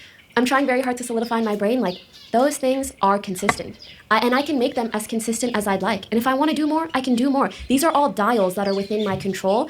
And also, the output, how much people like me, how many likes I get, how many views I get. I should not tie my self-worth to it too much. Because again, it's just dials. It's all just optimizing. How much are you doing things that are trendy? How much are you on the platforms or things that people are actively on? So I've tried very hard these last 2 years to really separate those two things and also separate Pokey from Iman. Yeah, and those high highs are not sustainable, right? Like even in that moment, you're playing Among Us with AOC, like the people who are there watching, they're watching for a cultural moment. Exactly. That's not your everyday stream. Exactly. I also think though that we're getting to a point where people have been doing this long enough. Like you've been doing this for over a decade, right? So crazy. You've been doing it long enough to experience some waves. Yeah. And sometimes I have to look at traditional artists, musicians, actors, and go, let us just look back at 20 years of their career or 10 years of their career and look at waves. They go in waves. And I think we have this misguided expectations on ourselves because we control our own networks. So our network always has to be, like, if you control the TV network, it does always have to be performing well. Yeah. But if you're an artist, you go in seasons, but we're both.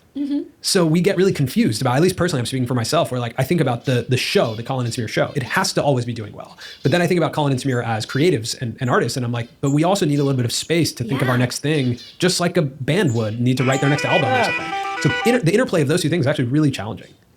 I resonate with that so much, and I'd love to know how you guys try to solve for that, because I've been able to make some friends who are artists, and I actually really love the format of being on sometimes and being off sometimes. We'll have a season where maybe we're making music, or a season where we're releasing and promoting. And those are two very different things. Right. Like creating the art, or even spending off time, like experiencing life, thinking of things that I want to talk about on the podcast. Yeah. Like that's necessary for the actual content that I'm outputting.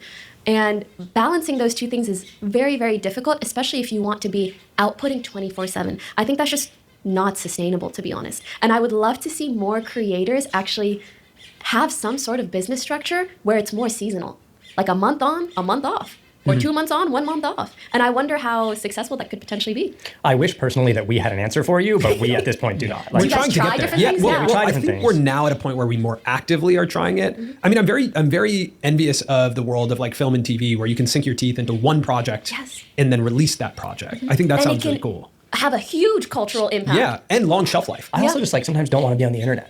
Like I don't want to be on the internet sometimes for 2-3 months, but I'm not going to do that. Yeah. And you feel the need to. There are so many things like that I grapple with. I've actually just started reading the 4-hour work week. Yeah, Tim Ferriss. And I'm like, maybe I'll find some answers in this. Tim's great. Tim came on our show. He has a good perspective. Yeah, he's a really good perspective on his boundaries. He's a very boundary person. And I think that's what's hard for us, is because also, if you're into video games, the internet is a fantastic video game. It sure is, as is content creation. That's what I mean. Like, content creation is a video game. When you look at YouTube and you look at the dials you get the to high twist. scores of views, the likes, the strategy of it. And then you're talking to other people about their strategy, and you're like, I should be doing that, I guess. And then like, it is, anyone who's competitive, anyone who's, it's built and designed for you to keep coming back and playing the game. So it is very hard to step away from it, and very hard to, I think it would take a long time to condition your mind to not care.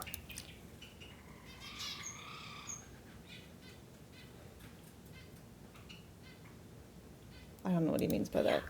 Because like, has a week gone by in your life without thinking of your next stream? Which part? No. I did used to do this thing, which I haven't done recently, but I've been planning on it. In the past, even throughout all of my years of streaming and like the high. Because it's like, I guess it depends what part he's talking about. It's like, I definitely don't care about like haters and stuff and like people watching me, but I do care about I guess, efficiency as far as are the platforms I still have being used correctly. So I don't know. It depends what it means. Highs that I was reaching and the crazy momentum that there was with certain video games, with certain streams. I had a pretty strict rule of every 2 years I would take a full month off. And I think that saved my brain in ways I can't even put into words. A full month. Yes. I would disappear. And I will say there's really something to be said about anticipation. When you tell people, hey, I'm disappearing for a month, and when you come back, there's kind of like an exciting moment with that too. Yeah, totally. It's very interesting. We feel the need as Because creators our audiences get a lot of us. Yeah, we feel the need to be on all of the time, but you know what? I think some distance sometimes from the audience is equally exciting for them as it is beneficial for you. Well, a good example of this is Squid Game. Squid Game's coming back. I'm really excited about that. I didn't forget about it. Severance Boring forever. season. We're talking about years between these things. Yep. You're talking about 1 month. I know. And even then, it has been very hard for me to take another month off. Yeah. And I haven't done that these last 2 years because I've been streaming less. And because it's been so hard to justify in my mind, like, oh, well, I just do it like twice a week now. So like, I don't know why they chose to do it that way. I think it would have been better to save that idea for the season finale. What they should have done is milked more seasons with an entirely new cast, all going to the Squid Games and have all games all be different, like a recreation with different cast and game selection. And then maybe you have all the winners for the finale come together and take down the Squid Game, sure. But like, it just felt very rushed and kind of lame, very boring. Justify disappearing off the internet for a month.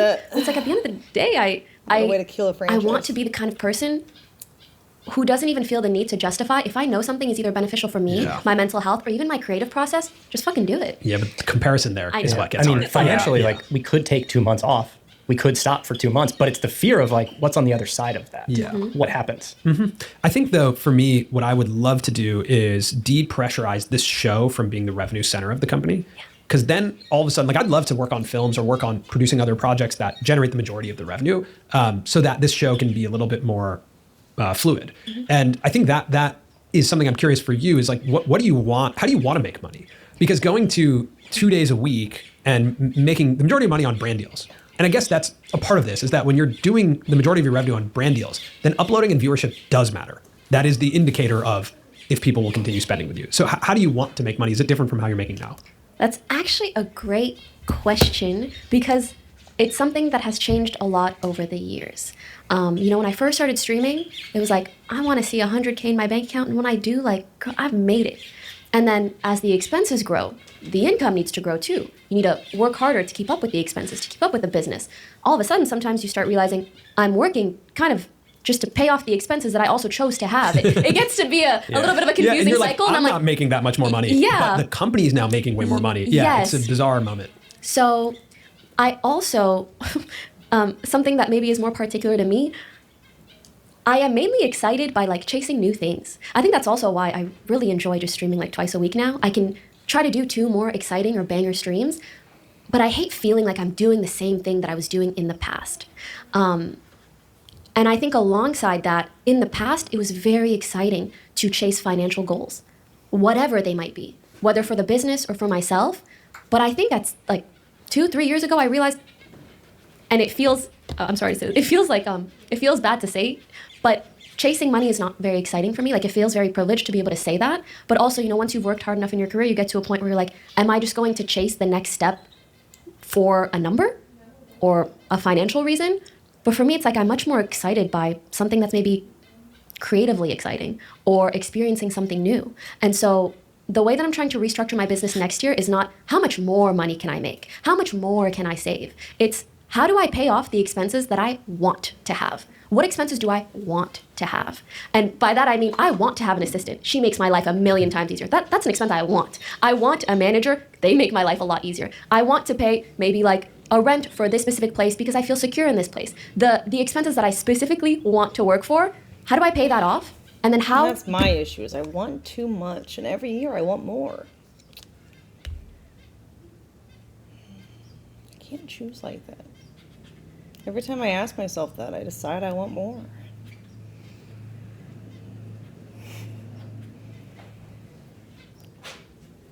You have infinite money, though? If it was just myself, sure. The problem is, though, I always want more animals. Ugh. And it's not enough money. And it goes very quickly. beyond that, do I not focus on maximizing revenue? How do I maximize either enjoyment of my day-to-day or chasing things that are exciting for me? I think that's how I'm trying to step into the next thing. Because I think for years I chased views, or I chased a financial goal, or I chased a career goal. But now it's like I want to chase more of a life goal.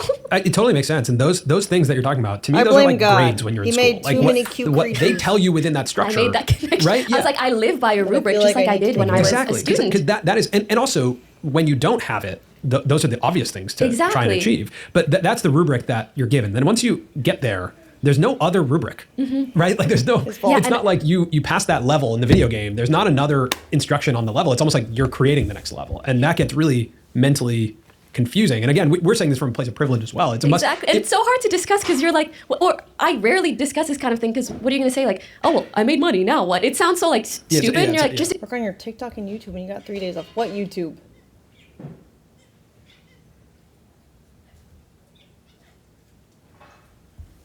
enjoy where you're at, but it's also a very real process by which you go through once you're like a decade into a career that you've been like slaving away at. You're like, okay, well, do I want to keep slaving all the time? Am I doing this for other people? Am I doing it for myself? Bro, it's been banned. What's All fair? of What's them. reasonable? So I'm really trying to challenge myself to not focus. How much per year do the animals cost? I don't know. I've never done math on a yearly basis because I keep getting new ones.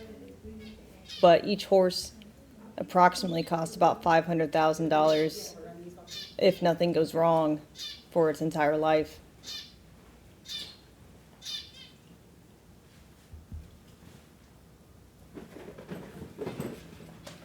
And that's just like minimum care. For like a lifetime of like care. Not per year. But when you factor in wanting a lot of horses, right? So like I have 4 horses. So that's $2 million for their lives if nothing goes wrong. But then you have to factor in the fact that each year you get paid 40% of it goes to Uncle Sam. And then you also have to pay for the land and pay for all the other animals besides just horses. And then pay for yourself's retirement too. And then the staff to maintain the horses. And then if you want a trailer, you want the cars, you want to build barns, it starts to get very pricey. How long do they live for? About like, average is like 25 to 30 years. Yeah, so. You don't need staff for horses? That's crazy that you just said that. You have no idea. You don't even know. Focus or maximize the income. Yeah. What are you guys doing? And I'm really curious to hear because you said you want to like the podcast to feel less pressure in terms of being the main source of revenue. Yeah. What do Do you mean horses bring in money? Absolutely not. Yeah, I think like the pod right now is what they do drives. Even if you most of our breed them, they still cost more money to maintain. advertising and brand deals, right? But this year, actually, we did a lot more events and speaking, like public speaking. Yeah. And that became like our second biggest revenue source this year. Whoa. And I looked at that and I was like, that was really fun. And I really enjoyed it. Like the opportunities we got to travel and speak on stage was really cool. And in the future, if we could build in a You grew direction up with where- a horse in a stables. Yeah, how about like 20 horses? That's how much I want minimum. 20 horses. And how about like really expensive land in a nice weather state? where advertising specifically is not Can you the handle 20 horses? So I said you need staff. biggest line item in our revenue, I think it would change the dynamic of the guests we have on the show, honestly. Because I think, there's the reality of, hey, this show needs to perform, so you have to bring on guests that people are interested in seeing. yeah, exactly. And sometimes you want to bring on someone that no one knows. And so I think there's just And a you're little like, bit of how that. do I do that? Yeah, How do I still I make just it want to have the captivating space to for the that. audience? And the landscape for interview shows has changed. I think when we started out with this show, even having Mr. Beast on the show, like there weren't that many other places to hear from him, right? And now when there's so many And now podcasts. there are so many podcasts, there's so many interview shows. The thumbnails look so similar in that you start to feel differently about what you do. Like you enjoy it. Like I love sitting here in the seat, but the performance sometimes you're like, oh, I'm in a sea of this stuff. And I don't feel as unique as I used to or as It's energized. a lot of horses. Creative. And that's just of the horses I want personally that I could use for riding or breeding or whatever. I also want horses that I can just save from Mustang reservations and just put on land. So then I need more land too. interesting how we, in some ways, have to commodify ourselves in our brain to figure out camels. Ew. What works or doesn't work.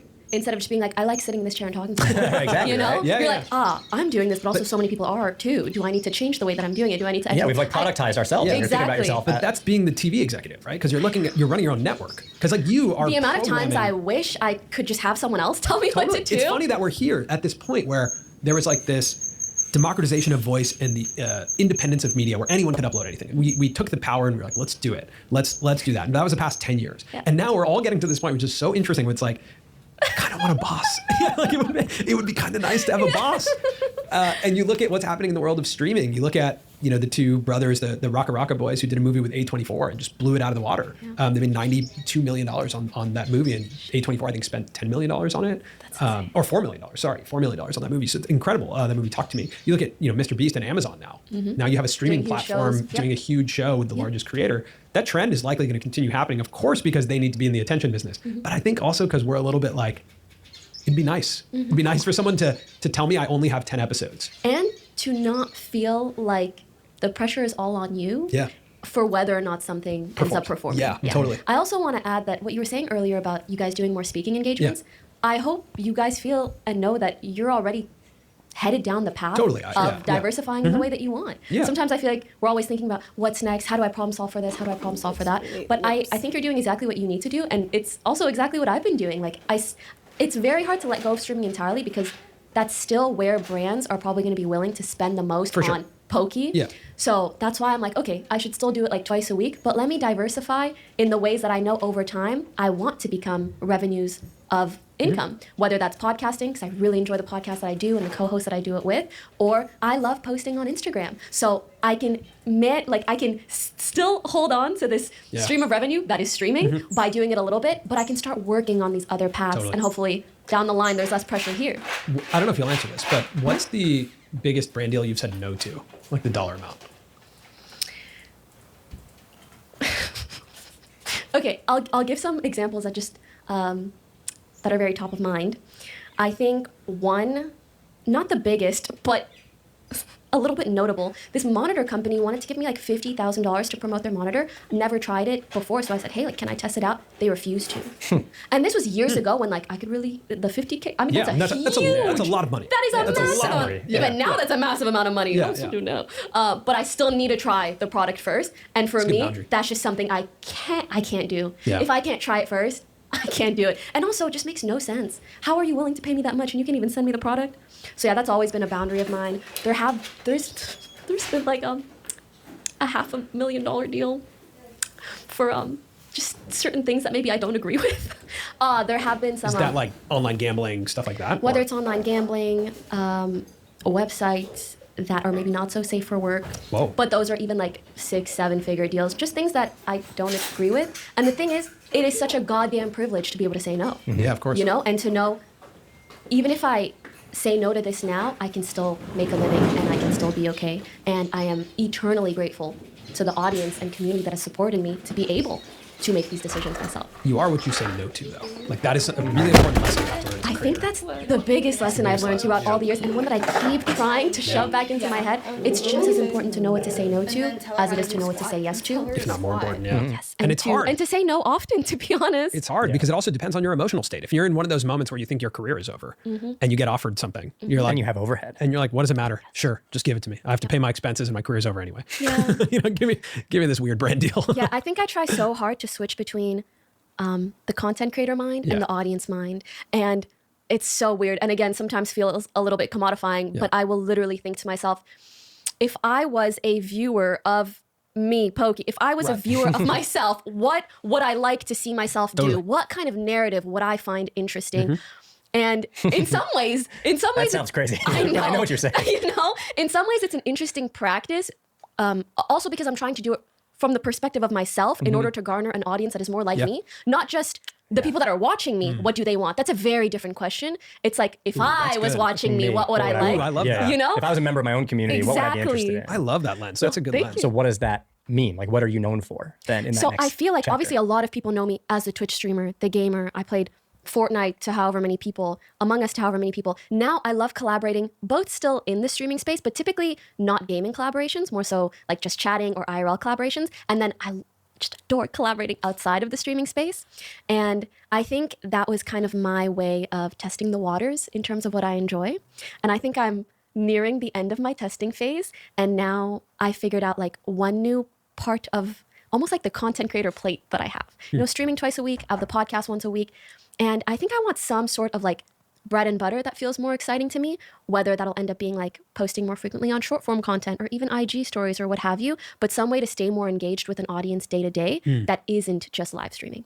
So I think that is like the final step in my transition, or at least how I perceive it right now. I've also learned to accept like however I perceive my business or my life now could change in 6 months to a year, especially as the landscape of content creation changes so much, you know? One thing that feels dramatically different in your category is the exclusive contracts. Oh yeah. Those Bye-bye to those. Those are gone, right? Gonzo. Like entirely. Ludwig said to us when we talked to him earlier this year, he was like, I think I'm the last.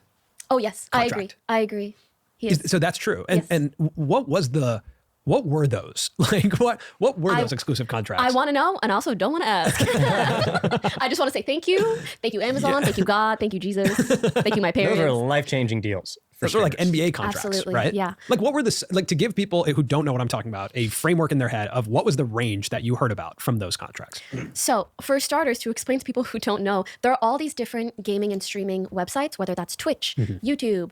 There was one called Mixer. There's Kick. There's all of these streaming platforms, and there was a specific period of time, like 2-3-ish years. Like 3-4 years, where these companies were giving exclusive contracts to creators and saying, hey, if you stream only on Twitch, if you stream only on YouTube, we will pay you this amount of money. As opposed to being able to stream wherever you want, however you want, whenever you want. And I think the ranges that I heard, the like ranges I can confirm are like 1 to 20 million.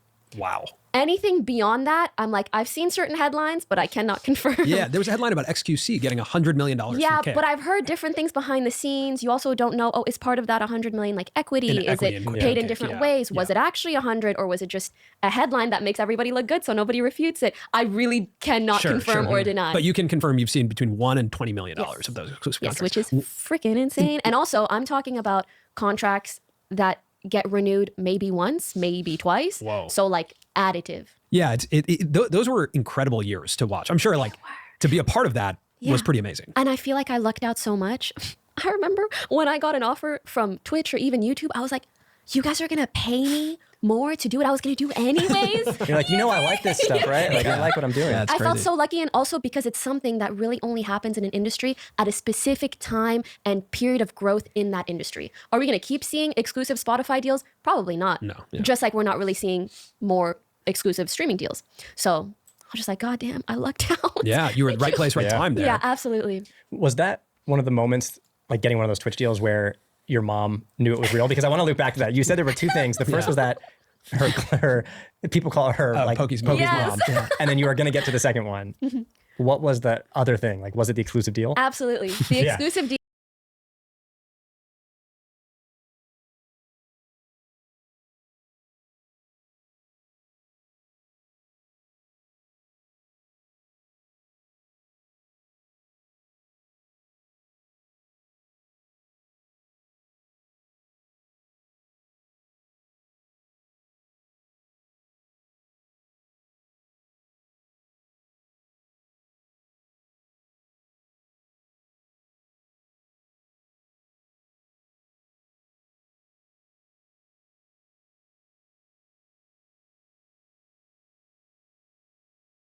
Deal. Oh, the other thing that I was thinking about at that time was I was in Free Guy, the movie. Oh yeah. Oh yeah. Yeah.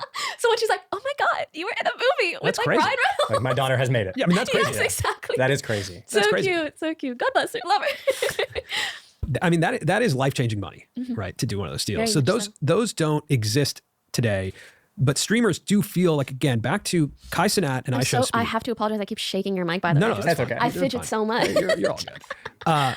Streamers like Kai Cenat and I Show Speed feel like two of the most culturally relevant people Yes, absolutely. in celebrity culture and the internet today.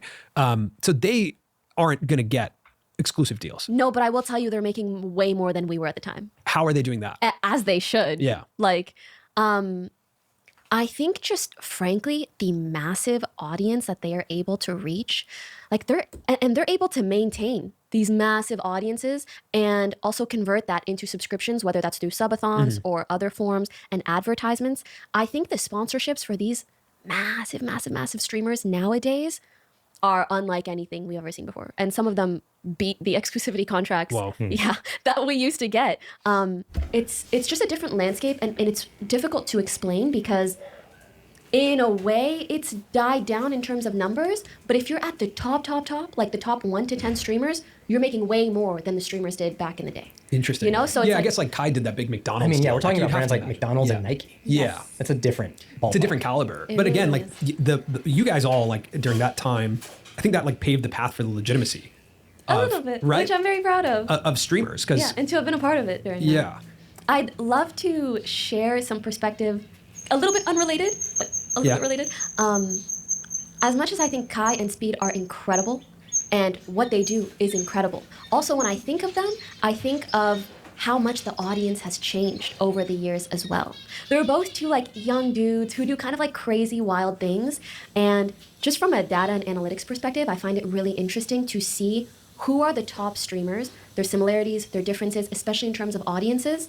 And unfortunately, there aren't that many like huge female streamers, at least not on their level, which I think reflects like nowadays the audience has in a way gone more to being a lot of like younger dudes, which is amazing. But I remember during the pandemic, I felt a much larger female presence, both in the audience and in regards to the streamers that we were seeing growing and becoming more popular. So that's just an interesting thing that I've noticed as a creator and both a consumer of the Twitch streaming landscape. Who you see at the top, a lot of the time can also like reflect the viewers. I have wondered that, and I don't know like where you get this data actually, but even looking at the US election, right, and like the podcast strategies and thinking about how the audiences were heavily male and just wondering, and I don't know the answer, but like has the internet gotten more male? Oh my God, it's very hard for me to say about the entire internet, but I can very much tell you that the streaming landscape, let's say 7 years ago, very male dominated. It was the most even or as close to as you might get during the pandemic, and since then it's gone back to being more male dominated. How does that impact your experience as a creator? I think back in the day, I didn't really think much about that kind of thing because I was just having fun gaming and I was experiencing this new platform, this new type of content, and really all I wanted to do was game. But now I feel so lucky that I have all these different channels and in a way, all these different mediums by which I can reach an audience. And now that like a fair amount of people online know who I am, I also have this choice of what audiences do I want to reach. And I will say, in terms of audience, obviously my favorite era was that of Among Us, because I felt like there were just so many more like-minded folks that I knew were watching me.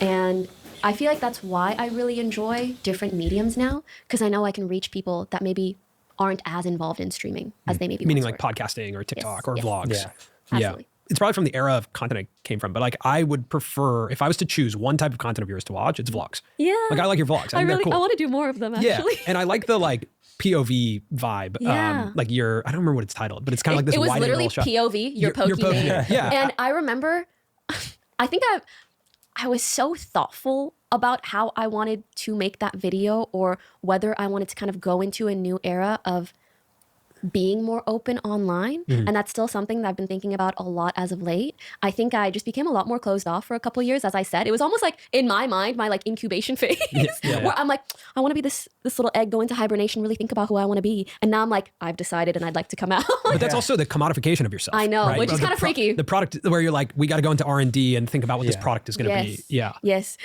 So when I was like, oh, POV Pokemon, I'm like, how can I show people the differences between who I maybe was and who I am now?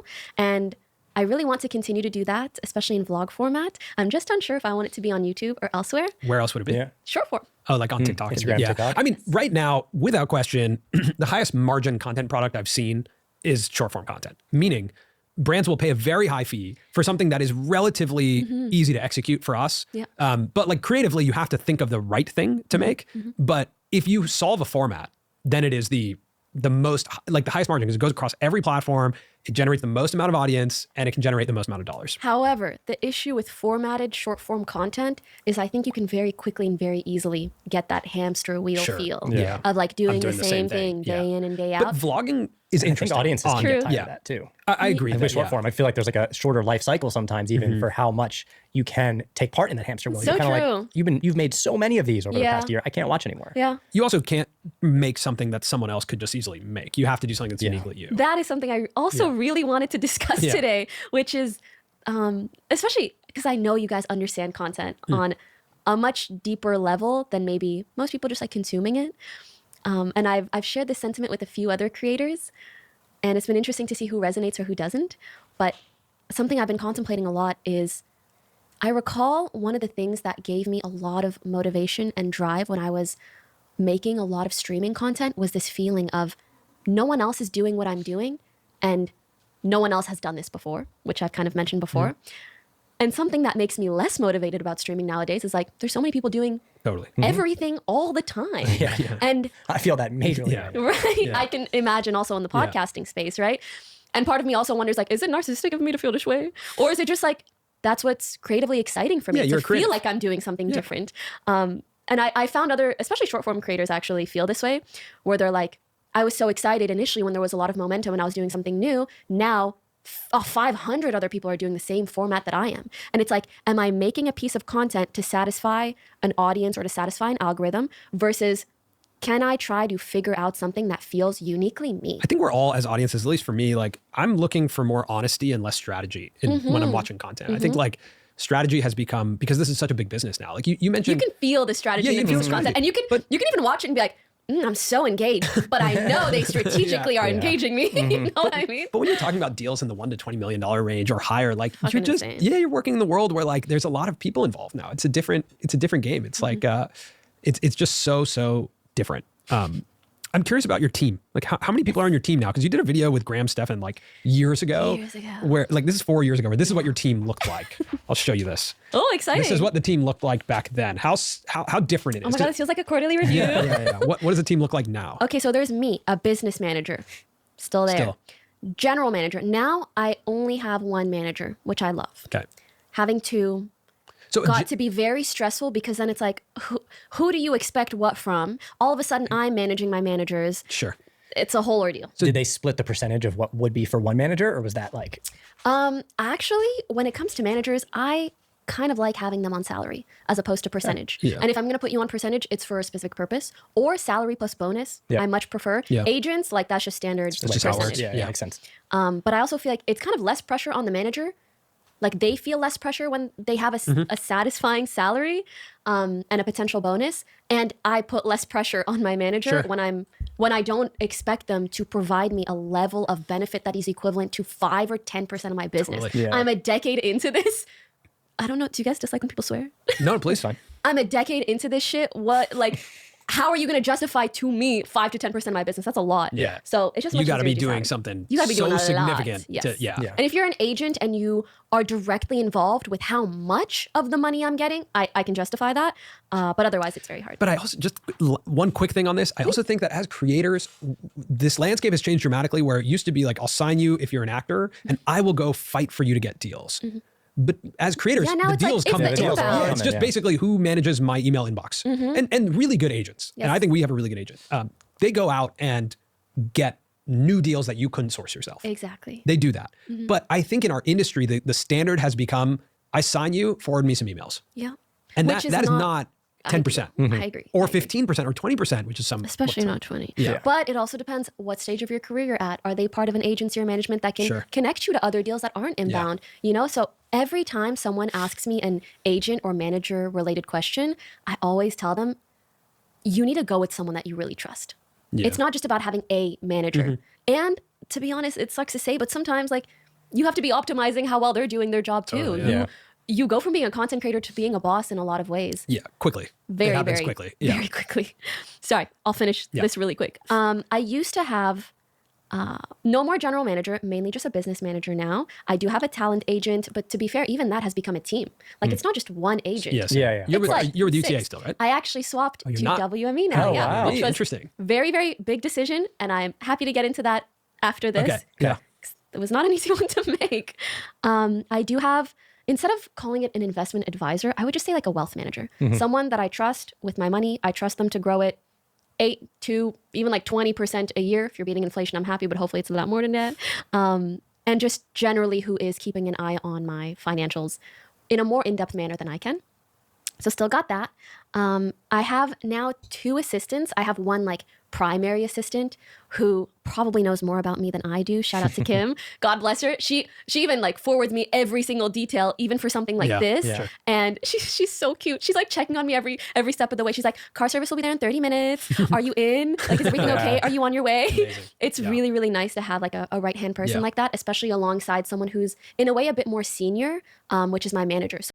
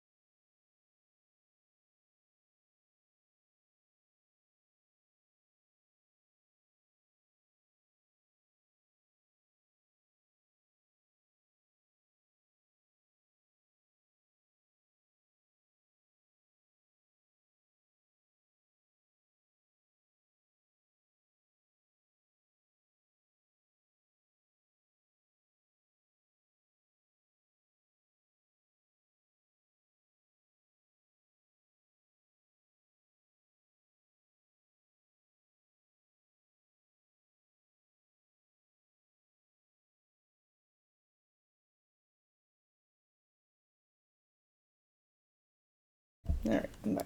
someone who can help oversee like big brand decisions. Yeah. And then someone What who's did I like, miss? are you With Graham Stephan, like, other creators? And it's been interesting to see who resonates or who doesn't. But something I've been contemplating a lot is I recall one of the things that gave me a lot of motivation and drive when I was making a lot of streaming content was this feeling of no one else is doing what I'm doing and no one else has done this before, which I've kind of mentioned before. And something that makes me less motivated about streaming nowadays is like there's so many people doing everything all the time. And I feel that majorly. right? I can imagine also in the podcasting space, right? And part of me also wonders, like, is it narcissistic of me to feel this way? Or is it just like, that's what's creatively exciting for me to feel like I'm doing something different? And I found other, especially short form creators actually feel this way, where they're like, I was so excited initially when there was a lot of momentum and I was doing something new. Now 500 other people are doing the same format that I am. And it's like, am I making a piece of content to satisfy an audience or to satisfy an algorithm versus can I try to figure out something that feels uniquely me? I think we're all, as audiences, at least for me, like I'm looking for more honesty and less strategy when I'm watching content. I think like strategy has become, because this is such a big business now. Like you mentioned, you can feel the strategy in the people's content, and you can even watch it and be like, I'm so engaged, but I know they strategically are engaging me. You know what I mean? But when you're talking about deals in the $1 to $20 million range or higher, like Fucking you're insane. you're working in the world where like there's a lot of people involved now. It's a different game. It's like it's just so different. I'm curious about your team. Like how many people are on your team now? Because you did a video with Graham Stephan like years ago. Where like this is 4 years ago. Where this is what your team looked like. I'll show you this. Oh, exciting! This is what the team looked like back then. How different it is. Oh my god, it feels like a quarterly review. Yeah. What does the team look like now? Okay, so there's me, a business manager, still there. Still. General manager. Now I only have one manager, which I love. Okay. Having to got to be very stressful because then it's like, who do you expect what from? All of a sudden, I'm managing my managers. Sure. It's a whole ordeal. So did they split the percentage of what would be for one manager, or was that like? Actually, when it comes to managers, I kind of like having them on salary as opposed to percentage. Yeah. And if I'm going to put you on percentage, it's for a specific purpose. Or salary plus bonus, Yeah. I much prefer. Yeah. Agents, like that's just standard percentage. Yeah, makes sense. But I also feel like it's kind of less pressure on the manager. Like they feel less pressure when they have a satisfying salary and a potential bonus, and I put less pressure on my manager Sure. when I don't expect them to provide me a level of benefit that is equivalent to 5 or 10% of my business. Totally. Yeah. I'm a decade into this. I don't know. Do you guys dislike when people swear? No, please. Fine. I'm a decade into this shit. How are you going to justify to me 5 to 10% of my business? That's a lot. Yeah. So it's just You got to be doing something You got to be so doing a significant. lot. To, Yes. And if you're an agent and you are directly involved with how much of the money I'm getting, I can justify that. But otherwise, it's very hard. But I also just one quick thing on this. I also think that as creators, this landscape has changed dramatically. Where it used to be like, I'll sign you if you're an actor, and I will go fight for you to get deals.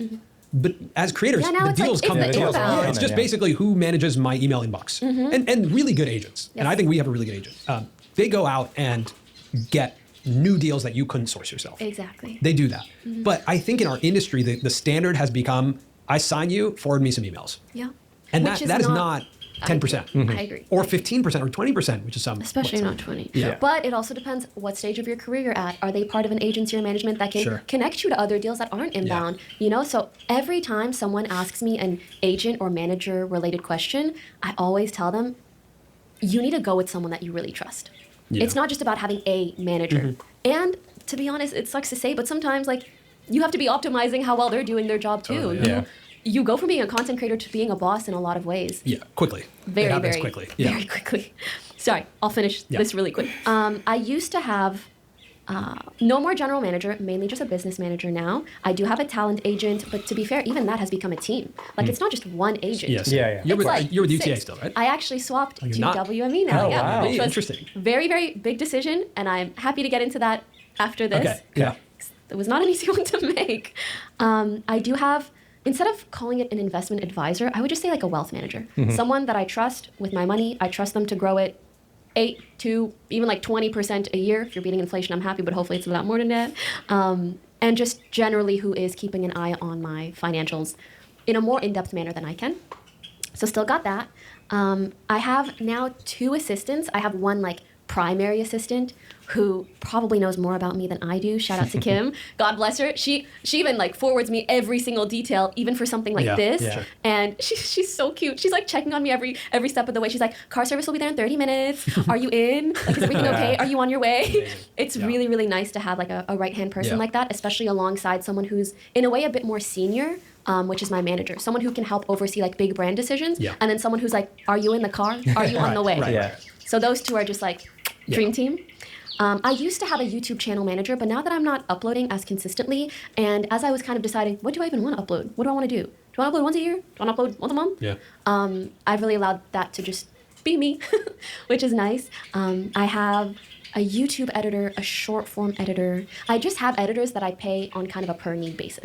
Got it. Whereas before, it was a much more kind of like routine monthly system. Now I'm like, oh, there are contacts that I trust to get a certain job done, and I'll tap them when I need them. I love that. Yeah. So surprisingly, still pretty similar. Pretty similar. But I guess it doesn't show here, lawyers, and one big part of my business, and unfortunately, one of the biggest expenses is an online security team. And something that I've never talked about before, because you don't really want to be like, I have an online security team online, but just in general, over the last 2 years, I've had to get in touch with, honestly, not even one, but like numerous companies, numerous teams who can just get different things done in order to help protect me online, whether that's against doxing or deep fakes or people misusing my name or likeness or copyright or what have you. And that's like a 5-figure plus monthly expense. Wow. Wow. I mean, but yeah, I mean, it's unfortunate. So that just got to an overwhelming point where you knew, like, I need. Not just an overwhelming point, but to be honest, there are just new problems now that didn't exist. God, 5 years ago, They're I gonna didn't have a keep coming problem with like people misusing me in AI or like even using my voice in AI in ways that I didn't consent to, or commercial uses or what have you. And now I need to pay people to take something down in order to not hurt my own brand. It's unfortunate, but it is what it is. Yeah, I mean, I can't imagine how violating and disarming it feels. with some of the content that you have to face? Not just that, to be honest, the thing that pisses me off the most is it's like, I don't know, you put yourself online for so many years, all this time, and then you just wind up having all of these issues that you then need to pay for. And also sometimes thinking about, I imagine sometimes a discrepancy between how much I need to pay in order to feel safe online versus how much a male counterpart might need to pay, or whether they're even paying, or whether they even care. Like, I literally have people that I have to pay monthly to essentially scour and see whether my address is online anywhere and then take it down. Like, those kinds of things. And I'm like, I wish that wasn't the case. Yeah. Yeah. Yeah. I mean, I can't imagine because we don't have that experience. I mean, we've had some experiences of like deep baking our voice and actually changing our lips. With our podcast Gambling with scams. Mr. Beast. It was me calling Mr. Beast, and they changed our lips and used our voice, and it was pretty compelling. Got uploaded to Facebook, and it was like us talking about his new casino, his new online casino, Oh my and how God. easy it was to make money, and like See, Mr. Beast is someone that I imagine actually probably also has that oh expense. my God, I would imagine Which is definitely insane. has that expense. Yeah. Yeah, for sure. And then, well, okay. I guess it's also, sometimes, I think I've been thinking too much recently, where I'm like, oh my God, I'm working, and then I get more known online, and then I have to pay to be safe online, where I'm making myself more known. But then the more known I am, the more I have problems. But that's that's more also money, more though, problems. that's more- also more celebrities. expenses. That's celebrities in the physical world too, right? Like I think about. Absolutely. This is But bizarre, also- but I thought about this with Timothy Chalamet showing up to the Timothy Chalamet Oh my lookalike God, contest. yeah. You know that Yeah, clip yeah. of him showing up, right? hands are shaking. Oh my God. Yeah. And I was just like, huh. I wonder if he ever just wants to be able to walk through. Like he can never walk through Washington Square Park in New I York am City so by grateful himself. I'm not ever. on that level. Do you know what I mean? Yeah. Can't he just go to his own lookalike Can't he go to his own competition lookalike and Go just to a enjoy it? grocery store. Totally, yeah. Yeah, and it's again, I hate like sometimes I don't want to have this like woe is me conversation. I And know. also, I know. The other thing I'm like the only place that it Yeah. might be semi-acceptable is a here. podcast, Is kind of here. about Yeah. creators That's with true. other people who really understand the landscape so But well. we don't understand it Really to hope your- I still don't sound like a douchebag. we don't understand it to your scale. Like we don't experience it at And your scale. streaming I is think you understand it to my scale though. The worst thing that we experience, because like I still live my life with an assumed anonymity, of course, right? Like I walk into a restaurant, I'm like, no one knows who I am here. But that gets challenged quite a bit, where either A, like the waiter's like, hey, I love your show, or like, recognize you. The worst thing is when you go home and you get a DM. That's like, I was sitting next to you, Oh, but I I didn't want saw to say you, but I didn't want to say anything. That is the worst, because you're like, what was I doing? Now What was I'm I talking thinking about? way too Yeah. much. I remember What was having like a serious conversation with my then girlfriend, now wife, at like a sushi place, and it was basically like communal seating. And it was only after I came back that I realized that someone was like, I was the person next to you at the table, and I was like, oh no. I know what you mean. Especially as a streamer with a lot of streamer girlfriends who love gossiping in cafes. I'm always like, do you guys ever start like kind of having a sixth sense for when you get noticed? Yeah, of course. You the eyes are very different. The eyes are like wildly different. Yeah, but the worst is when I had that happen once where like there was a few people who recognized me at this comedy show, and I said hello and like whatnot, and then in my head as I sit down in the theater, I get like the narcissist in me is like everyone in this theater knows me. Right? Like I'm the most famous person here, and because like 4 people were like That is a wanting lot. to take 4 is a lot. 4 on the way into a comedy show is a That's lot of a people, lot. and you're with your friends and they're like, I'm how like, oh my famous God, are you going on stage? And then as I'm walking out of this comedy show, someone gives me the eyes, the big eyes, where it's like, oh, and this guy walks up and goes, are you? And I go, yes. Before he finished the sentence, I go, yes. Do you want to take a picture? He's like, Okay, yeah. you're getting a little big-headed now. But then It is he I. goes, I was like, it's It's me. about- It's me. Like, lucky you get Yeah. to see me tonight. But then he goes, God, man, I really loved your set in Austin at South by Southwest. And I looked at him and I was like, I did do a panel at South by Southwest 2 years ago. I can't imagine you came to that. Okay. I was like, all right, cool. Well, thank you, man. Thanks so much. And he goes, and your special is going on Netflix next month. And I was He like, thought, did he think you were Hassan or something? many people think I'm Hassan Minaj. Really? Many people think I'm him, even Back though when we're your hair was shorter, dramatically it was a lot different more. heights. That is hilarious. I actually still to this day don't know who he thought I was, because when I said, oh man, I'm not a comedian, he just went like blank faced and walked away. Because I think he was so concerned about What he just being done. racist or like being like, He's like, gotta go yeah, by. he's like, nope, I'm not doing this. And I mean, that's Yeah. understandable. Yeah. And that was a good reminder for me to take the air out of my head. It's I mean, it's not that serious. That is a hilarious Yeah, reminder. yeah. I think for me, like when I encounter people in person or like they recognize me, I just think it's so fun. And I've tried really hard to just get out of my head about thinking much of anything of it, because living under that pressure is a lot. Do people recognize me? What do they think about what I'm doing or who I'm with or what's going on? I'm like, I'm just gonna live my life, and if something comes of it, I know. Even if it becomes a thing online, it'll go away in 2 weeks anyways. Do you fear or think about your physical security in the same way you think about your digital security? Only if I'm live streaming. And only in other ways, like for example, if I'm at a restaurant, I will never post that I'm at the restaurant, so I leave the restaurant. Small things like that you get a little bit more used to, but not like actively walking around. Thank God. There's no deeper parasocial relationship than streaming. Kind of, because like podcasting, we're talking for hours and you can hang out with us for hours and you feel like you're in the room or in between your ears. But streaming, you're like, that's you. Quadruple the length of this episode and make it live. Yeah, and make it live. Make it 6 times a week. And make it interactive. Make it so I can say something and you react to me. Now I have a relationship with you. So that is like, I think when someone sees you in real life, they're like... I think there's a lot of kind of almost like security protocols I've learned that I really would love to pass on to other people, but it's just hard to know the right way to. For example, like, as much as I wish I could live in a house or live with other people, like I just can't. I have to live in a building with some level of security or front door or what have you. And that's just been something you got to learn along the way. Another thing that is maybe more unique to the position that I'm in, anytime I move into a new apartment, I have to hire people to take down every single photo of that apartment that exists anywhere. And if anything makes it very unique, I have to change those things. Like in my last apartment that I lived in, it had a very unique like booth and like color scheme in the kitchen, and I had to repaint everything. Because if anyone finds that one photo online of that apartment, they piece it together so quickly. So kind of learning to work around these things that you would have never considered otherwise has been a learning process.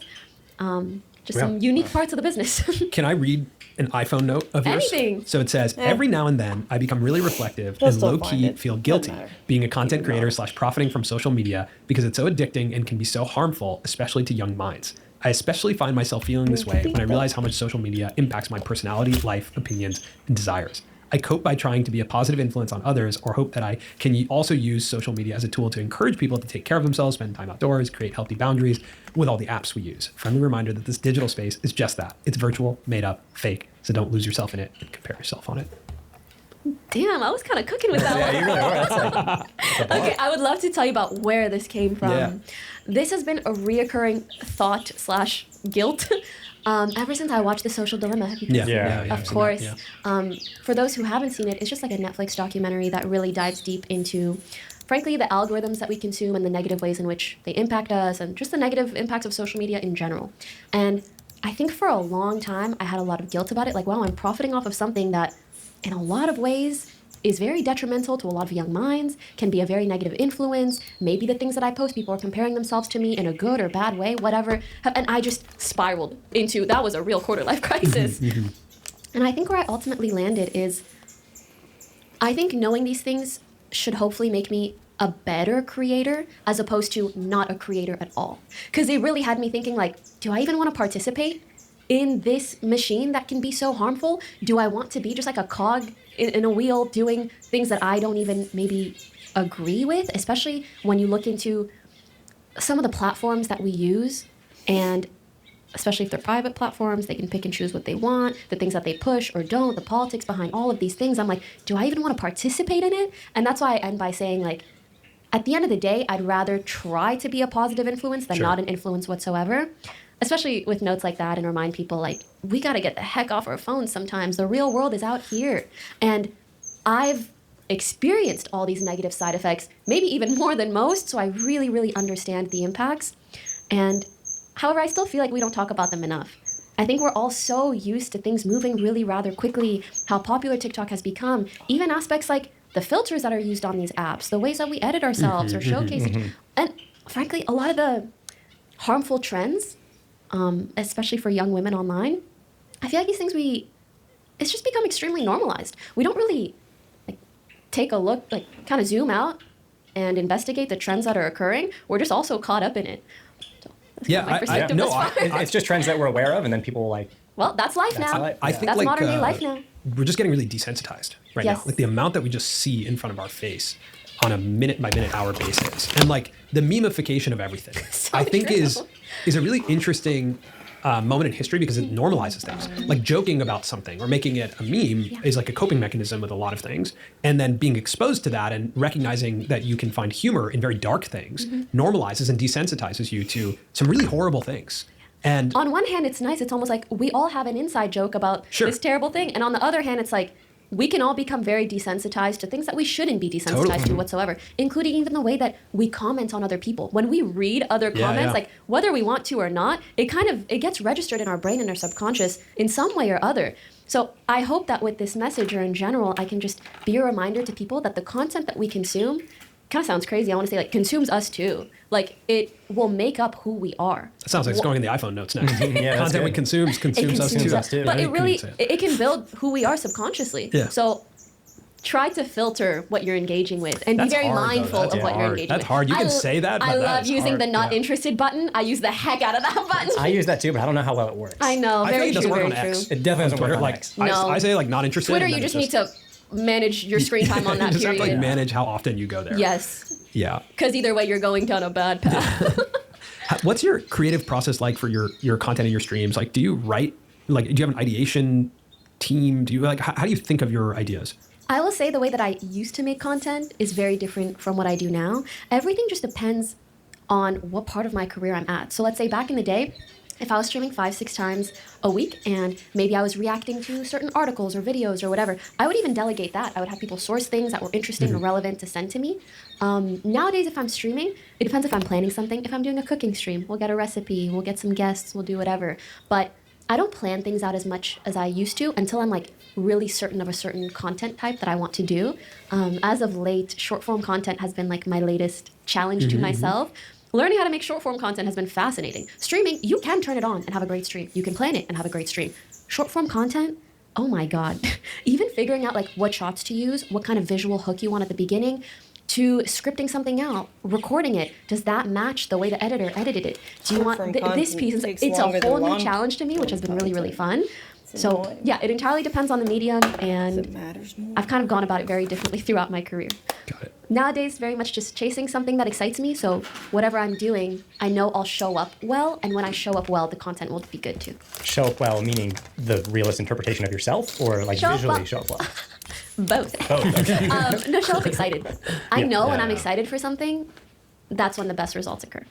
Yeah, you have this quote that's super interesting. That was the worst thing for a Twitch stream is a narrative or a story. And you're saying that in the context of people need to be able to jump in at any time. Yes. Okay, that is something so unique about the medium that is live streaming. Yeah. And I keep referencing mediums of content because, again, I love chasing a challenge. And I'm like, I've been able to do the live streaming thing. I've been able to do the YouTube thing. Now I'm like trying to learn how to do the short form, the podcasting thing after having done a couple different podcasts. So yeah, for live streaming, you cannot have a live stream that is too heavy on narratives, because if someone comes in the middle and they don't know what happened, they're not engaged to watch all the way through. So it's much better to create some form of something that's either repeatable. That's why games are great. There's a new session of the game every 30 minutes or so. Or something that is just easy to tune into at any time. But if it's like start, middle, end, I think it's much less conducive to streaming in general. Does streaming represent the radio? Because I look at every medium and, and think about I used where to think it came that all the from. time, but no dead air. Yeah, no dead air, and That's always a good also comparison. on for, like, you could turn it on and just have it in the background, Yep. right? Like, I think about a lot of current mediums and where they came from, and I think streaming came from the radio, A little whereas like vlogging came from reality TV. Same with TikTok and like podcasting has been around forever. That's essentially the radio, or like talk shows and interview shows. So yeah, to me, streaming is the radio. To me, streaming is a combination of a YouTube video and the radio. And the radio, that's a nice middle ground. That's what I feel like we learned from speaking with Ludwig for the first time, was learning how he actually orchestrates his streams so that they can be made into a YouTube video. Right, Yes. Right. That it's kind of just like you're watching the live production of what will be my It's YouTube almost video. like a means to an end, which still ends up being really entertaining Totally. piece of content. Totally. I think that's one of my favorite things about live streaming as well. So many people do it so differently and can make it work regardless. And you can kind of find that in all different types of content too. And it's been fun being a part of kind of the initial growth of that industry, because I got to be able to trial and error so many things and be like, oh, this kind of thing works really well for streaming. This kind of thing, not so much. Is it still possible to make it as a streamer if you're starting now?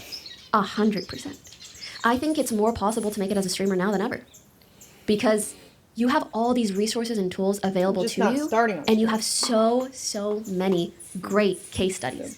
That is one thing I really struggled with, especially as a female streamer. When certain games blew up a lot, like Fortnite or Among Us, to heights that we'd never seen before, I was like, I don't have a good case study. I don't know who to ask some of these questions to. But now there's so many streamers, so many people that do it in so many different ways, so many careers and storylines that you can go and really study and replicate what they've done. So I think it's more likely and easier to make it now than ever, actually. So if you're starting fresh, is the strategy Collaboration. Collaboration That's and the number one best strategy. and clips? Yes. Yeah. TikTok clips especially. TikTok. That's how most of the massive streamers that we've seen in the last couple of years have gotten so big. Think Yeah. Kai, JC, Speed. They have clips go viral all the time. So it's really like the best exposure tool, I would say. What do you think the future of a platform like Twitch is? Because it feels like Twitch is losing a hold of its relationship to creators. Is that accurate to say or no? To be honest, I think Twitch has had a PR problem for a very long time, whether that be from a mainstream perspective or even just from an industry perspective, which I kind of feel bad for them because I know a lot of great Twitch employees and I know that's a heavy burden for them to carry where the narrative is always like Twitch is kind of like making mistakes, changing things and taking it back and losing advertisers and not making money and this and this. And it's hard to say how much of that is really true or not without obviously being so internal to the company. I think one of the things I always wished they would do and that I feel would actually be good for profits though, is I wish they made the subscription perks more native to the platform and gave us more options. And I've been begging them for this for like 6-7 years, like kind of a Patreon Twitch streaming combination. Got it. So there's multiple layer or levels of subscription and those will unlock different things. Yes, but you cannot give different perks for these different levels, that aside feels... from emotes and things that are built in, but really not that substantial. Yeah, there should definitely be like a premium subscriber only stream type thing. And then there's so many different things you could do. Or like clips or vlogs, like you could upload them in the inside of Twitch. Yes, maybe but that they're for subscribers only. Yeah. I remember when I first started streaming in university and I was really trying to grow as a streamer and I was like, what perks can I give my subscribers that aren't already out there? I literally had someone build me an external like third-party website and app where I basically had a subscribers only blog and you would have to authenticate through Twitch, but once it authenticated you and saw that you were a subscriber, I had like subscriber only blog posts videos or photos. Like I just created a whole external website for it and I'm like, why can't you just put this in the also website? The challenge there is like maybe that would work at scale, but it might just work for specific cases. And Twitch as Fair like enough. when you're and maybe they would be less of a live streaming website and more of a, we're doing now too many things at once, like a jack of all trades. Yeah, now we're a membership Fair platform. enough. And that's the challenge with like YouTube and Twitch where or any of the platforms, they have to build for the majority. They have to build for the vast majority and for the newcomer. They have to build a model that's just like anyone could become the next streamer. If they complicate the model, it's like, it can get challenging. I do feel like Twitch still has quite the monopoly in the streaming world. Totally. And so I think even if from an outsider's perspective, sometimes it's like, are they doing well? Why are people complaining about Twitch all the time? At the end of the day, Twitch is still Twitch. Like it's known as the live streaming place for a reason. Yeah, and I think the people working there just have to do their best to maintain that working service. It does have an interesting PR vibe to it, but I think about it often because it's producing cultural relevance at a, like the way that we saw TikTok and as TikTok emerged in cultural relevance, I'm like, but Twitch is producing cultural relevance at a different like depth. Isn't it interesting how culturally relevant it can be, but still not profitable as a company? And reliant on other platforms. Yeah, and reliant To on be like culturally relevant. YouTube. Yeah, it is interesting. And how it's unfortunate, but maybe the reality of things like the making stuff.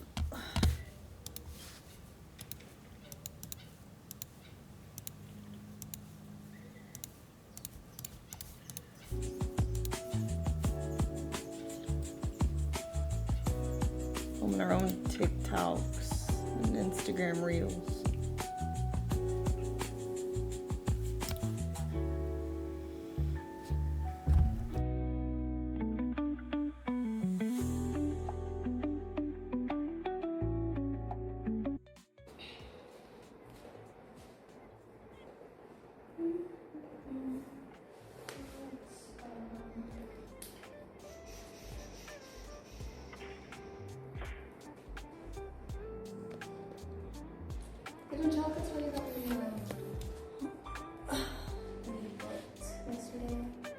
What?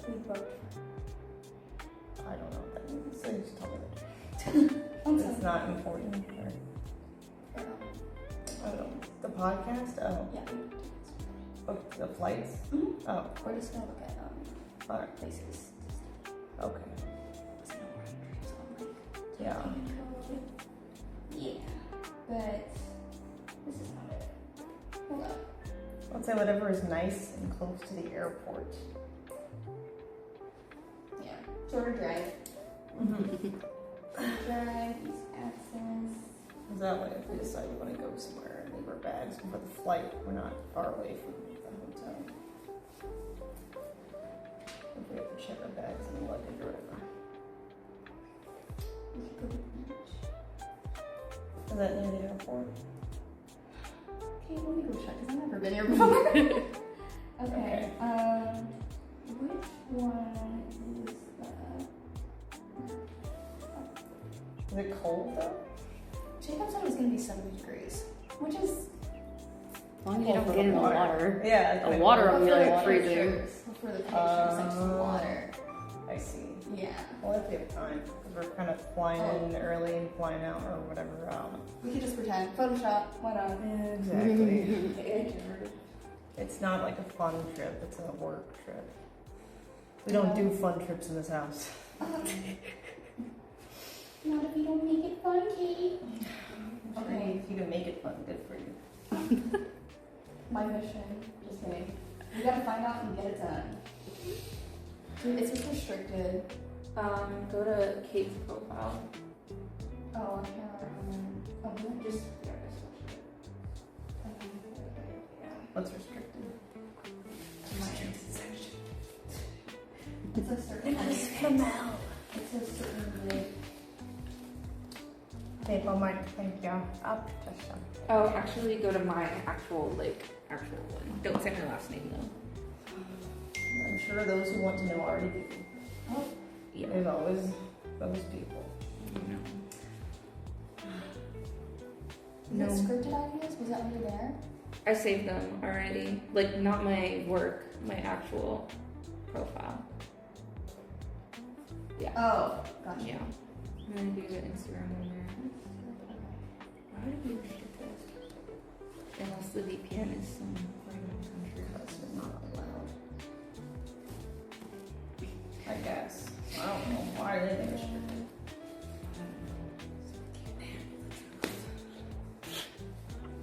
Okay. Gotcha. Yeah. Okay. Oh, they're whining because the There you music's go. still on the computer. Can you just go pause the YouTube Yeah. Yeah. video? So this was the idea. Yeah. I see. Yeah, I was like telling her, I was just like, did you have any white shoes? Because you're like, good for anything. You have like a lot of I have like solid white. I think this is cute too. It's a little Sure. bit green. That's fine. Yeah. You're an 8? Yeah. I Was that thought we big? went over that before. I was just wondering because I was like, you and I are like both small, so I was just like, does she have a 6? Long feet. We don't have to do this to the music. We can just edit it if you just do like 5 seconds of each little bouncy exercise for this one. Okay. Alright. Kristen, you know your front and center, right? We're not front and center, but Who's friends? She said friends. in the stream. I don't know what she is. Anyways, I'm just here to work. Hey, I turned it off. They're whining. Yeah, you guys work. I'll be nice to you guys today, I think. We'll see. Don't give them that much. What's that? It's like the delivery. Thank you. Oh, this isn't even the one I wanted. What is that? Okay, there could be another one for proof of it. Oh, is that for your phone? Yeah, this is the only one I I'll be loses it. I thought you were too little. She's gonna lose it in that thing too. I mean, I lost the other case that Kate got me. I can't find the phone. Like, where's your lanyard? Like, it's in it still. I just can't find it. Yeah. That's the problem. Chat You BC. need an ear tag strapped to your phone that hooks up to my phone. What? I can track your phone from my phone. Okay. Where is she? I'm like in the pit room. Can we connect your devices? Or just share your location with me constantly so I can always track your phone? Only if you do it to me. Only if I get your location. Or Sure, I don't care. you can just get an Apple Watch, like a open box Apple Watch from Best Buy. So you can like ping. She'll lose it. It is very I nice. will. She has a It's gonna wrist be on brace. your wrist. She can't wear it. She has another wrist. Another wrist. She fucks up the other one too regularly. Angelica just amputated. You can put it on your ankle. I twist my ankle. There's no solution here. Bruh. What can I say? I'm clumsy. Oh, I was clumsy. No. That dog is open. This dog Even if she wore it on her wrist, she'd forget about it in the shower. You can That shower with is these. so- Oh, yeah, can you? Mm-hmm. I'm impressed. Yeah, I've showered with it a bunch because I don't like to take off the band to wash it, so I'll just wash it in the shower. Oh, damn. It doesn't like malfunction when you do that? No, you can like swim with it up to like, I think it's like 600 meters. Let me go give you. Like deep? Yeah. Wow. It's like really deep dive swimming. Sheesh. Or maybe 50 meters. Oh, Still. Impressive. I'm not gonna go that deep in the water, so. Okay, let's see. What's this one? I'm just gonna try to do a screen switch. How do you charge them then? On the bottom. Oh, it's like a plate, right? Yeah, it's like a magnet, so it charges. I have a little stand for it. It's a little Mickey Mouse. And it has that feature with messages where you can like hold a button and you can like, what is it called? Like voice record. Mm-hmm. That's like so Kim Possible coded. It is, yeah. Yeah. Okay, wait, this one, I guess we'll do this one first. And then we have, I think, like a yoga thing. Yeah, it's like another outfit. Okay.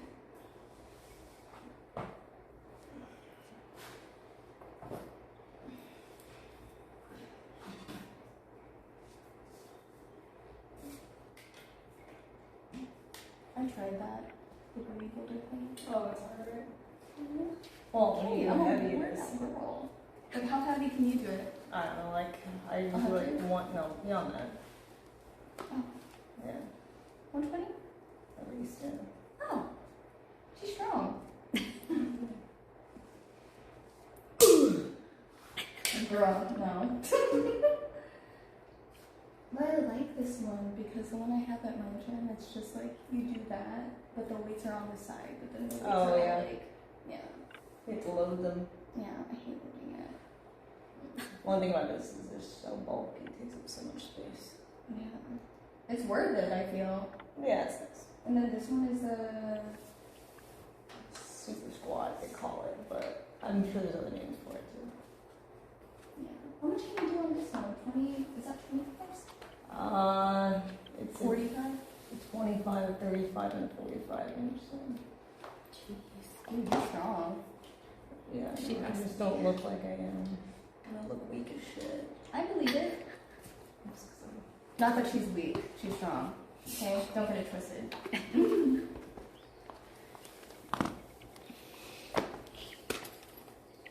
Let's do it.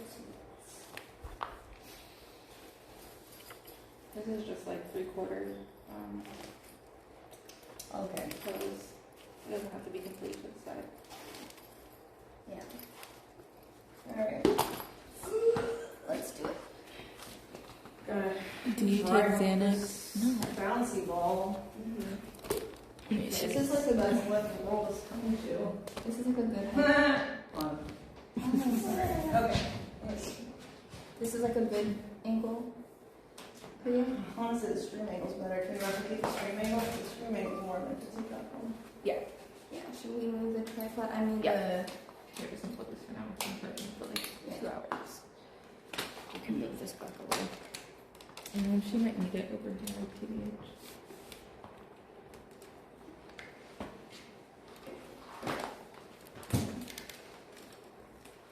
Is there anything else in the frames that I can move, Kristen? Maybe be lower. Not as much tilt. Just lower the shaft. This one? Yeah. Tell me when. Shit. The shaft is this. Bro, please. Okay, well, I can wash her. Mm-mm. You mess with me. Not the masochism. Is that right? Perfect? Needs to tilt upwards now.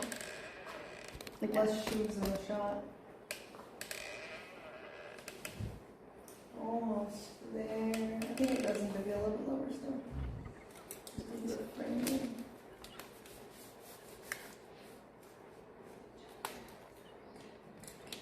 Huh? I said he has help from dude. It's kind of a... I really am the mom this week. I don't know how I feel about this. I know, but I'm shadowing you. I know, but I'm just saying.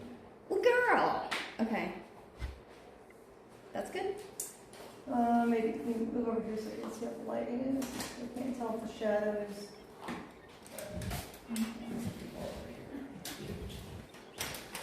There's like a shadow here. I think it's that bar. Turn the top lights off.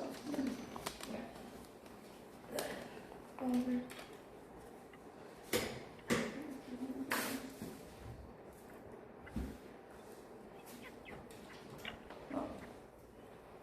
Almost.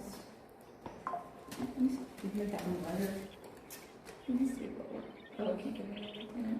No, no. Yeah.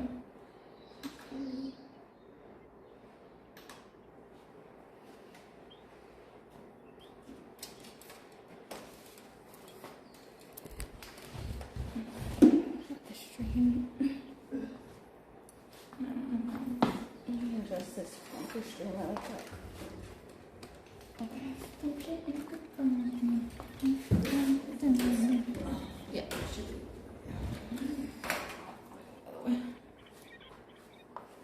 It's kind of yellow. The light is getting too yellow. Do you want me to change that? Yeah. Okay. Just move it. Yeah. Higher up.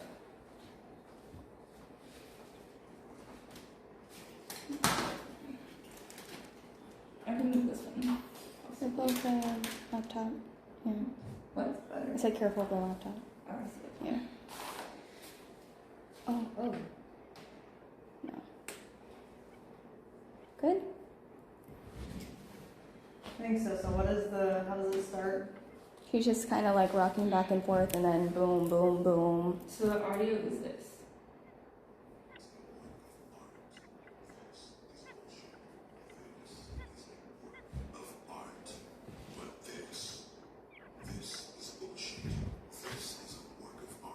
Okay. So arch back first if you're doing. Is she looking back when she's? Yeah, she's looking back for the ones that are good, and then not looking back. Except for that last one. Yeah. I know. So just arch your back as much as possible. You don't have to hold it, right? No, you just click. So just do it for like 5 seconds.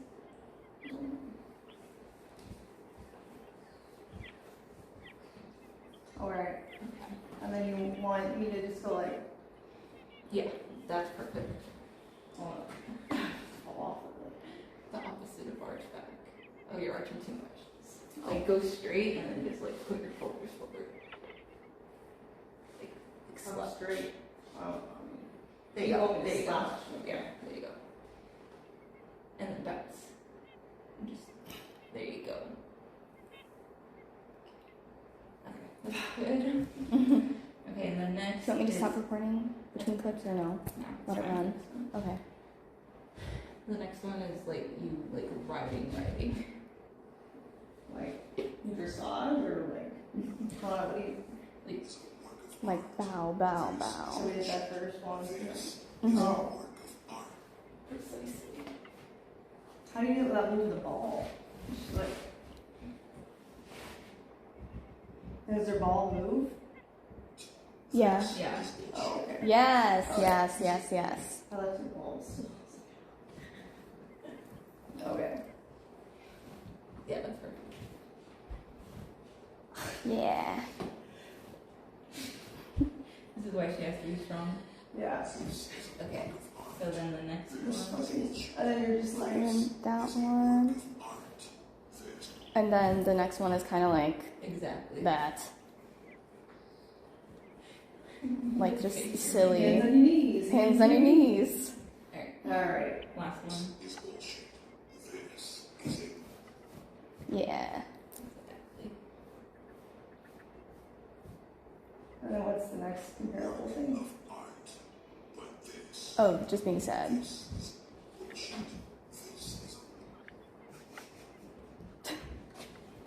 Oh, Kate. Girl. It's Amazing. Artsy, you know? Avant-garde. She needs to put her own spin on it. Yeah, that was boring. Yeah. Alright. Amazing. What's the fastest one yet? Great. Is the workout done? This is a whole workout video. Pilates. This one is pre-workout routine. I can't find your shake weight anywhere, by the way. So we need to move the bench over here. Yeah. These are the workouts. Pre-workout. Oh, pre-date. Yeah. I was like, she's not dry squeezing it. You're like, what are the stretches? I think for that one, since we're already set up over here, we'll just use like dumbbells and squat. Okay. I'm gonna go grab dumbbells. Yeah. Like smaller esque ones. Like 5. Yeah. Here. Okay.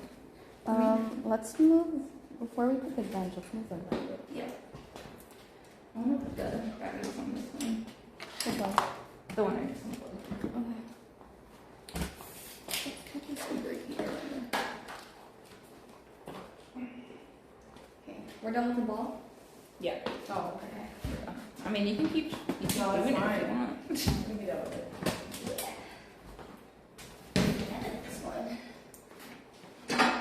You want to keep it in the same outfit? And we'll do a couple in the outfit and then we'll change it. I'm gonna like post them on different days and stuff. Sugar.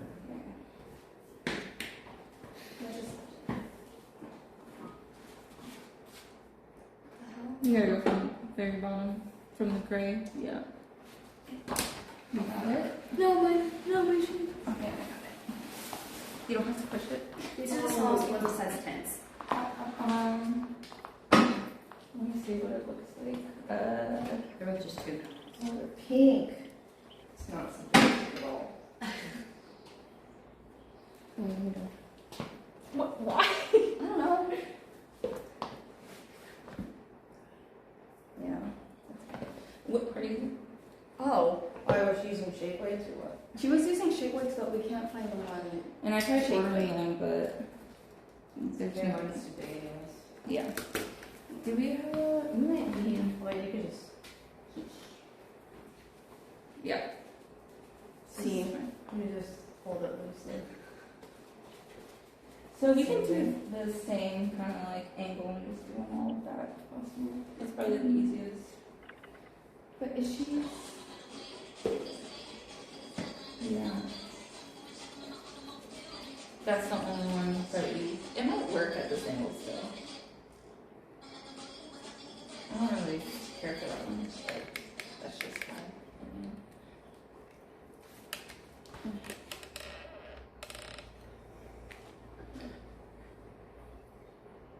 They chat. Yep. Assistants directing. You, basically. Alright. Can you move this? Let me turn this one. I'll move this one back to where? I'll connect the iPad so you guys can see it over here. After. Let me see if it's. Lighting's good? Well, we can adjust it, but the lighting's good. Okay.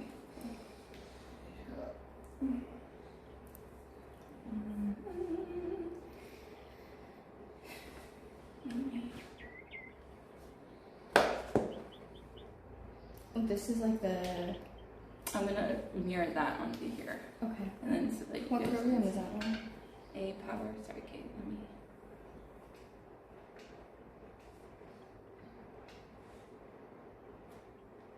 So we're gonna do this video and then she changes? Yeah. Okay.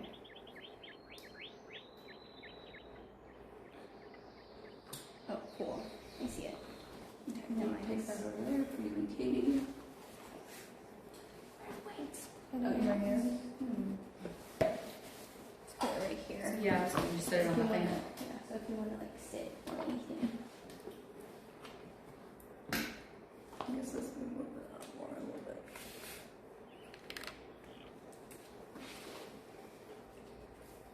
Yeah. I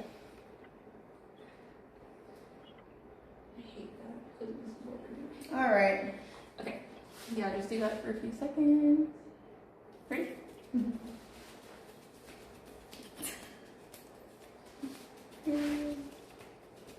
Alright. Great. Love it. Next one. Well, this just like mirrors it, like you can't control it. Right. Yeah. Okay. Do the next one. Let's see. Is there any way you can it almost. I mean, can you just do it in front of you? Like it doesn't. Oh, this is a bigger one. It's a double hand. Yeah. So we just gotta get a bigger one. Yeah. You got it. That you can fit 2 hands over, Katie. Okay. Probably like a 10 or an 8. Oh my god. Sorry, Chip. You gotta see all that business. Let me put your phone like right here. Ew, it sounds like y'all. I'm trying to get in the mood. Please. It's Valentine's Day. Ew. Ew. Find a date, chat. Damn. Oh, my bad. Here you go. I think it's because you're touching the. Yeah, thing. I'm gonna put that on batteries in a second too. Let me see. Yeah.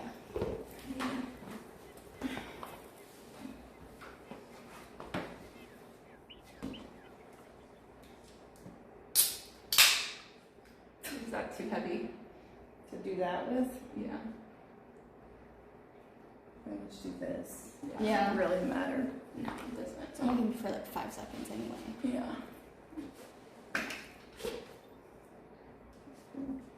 Maybe on the other side. The camera.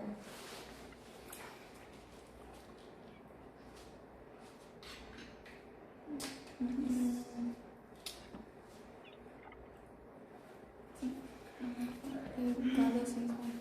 That's the lights, guys. What do you think? The lights are good.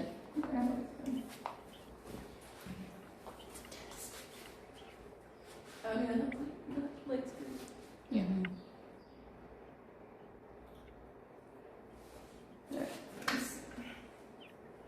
Yeah. So stupid.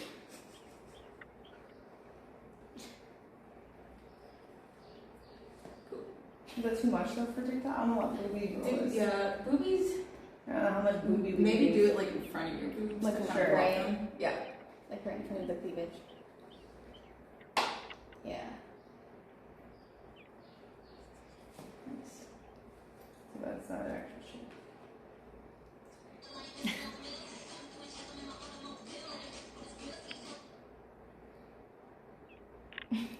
Wait, which one is that? It's her. It's like.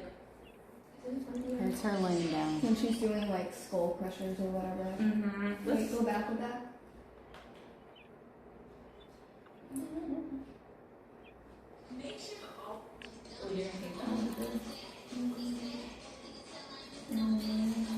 It's not skull crushers exactly. It's just. Is there like a tiny little baby weight, or are we gonna get another like? The only other tiny one is like this, or like a plate. Oh yeah, this one. Oh. Yeah, try getting this one at the same since we already got to set it up. And just We with need a bar. just with dumbbells. No. Yeah. That's not just fun, but. Wait for like that second one. Yeah. Okay. But. Well, we were gonna do some yoga ones in here too. Mm-hmm. Well, I think it's like 10 steps away, so. Okay. Let's do it. It's Use this one first. Use this one. Can you make sure chat can still see everything? Would it be better, Kate, to have a plate instead of that 10-pound dumbbell? I don't know what she has. But She has a plate. Oh, sure. Yeah. Can I have the iPad so I can show her? Yeah. Got it. Well, this is not the right angle. It has to be turned This needs to move. over. Just look at the clip. Yeah.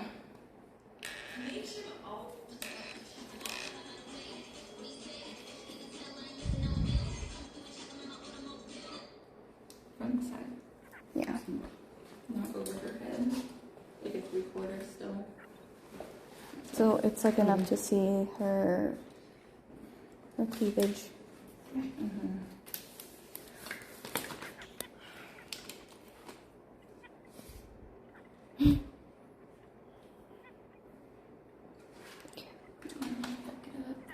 And then she's like holding the plate, kind of like near her forehead. Like up. I can't see. No, the video. The reference. video. Yes.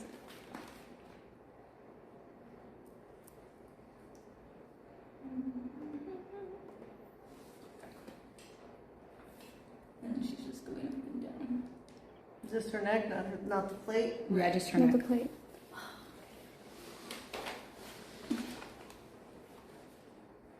What practical use is this? I don't know. A weird angled glove job.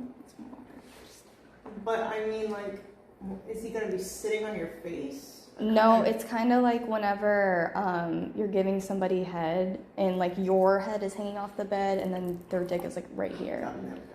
That's why I've explained it because that has That sounds just impractical. It's stupid because their balls are literally on your nose. The fuck? Why would they want that? I don't know. It's pornographic, Kate. Come on. Just like. It doesn't seem enjoyable for either party though. For them, sure. For Not me, even. sticky. You can't suck effectively. Alright, whatever.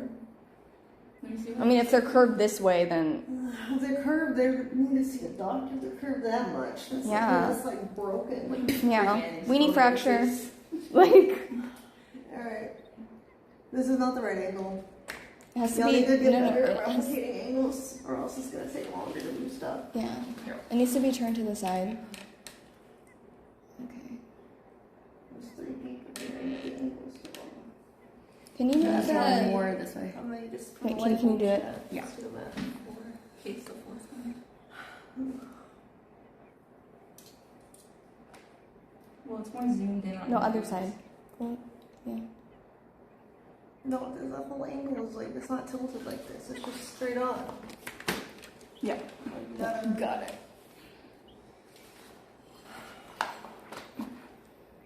You can turn the phone too. Like you can.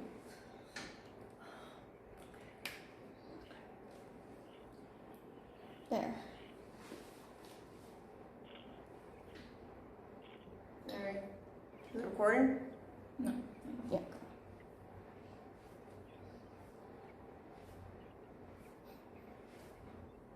Great. You're like a turkey. Okay, it took us. I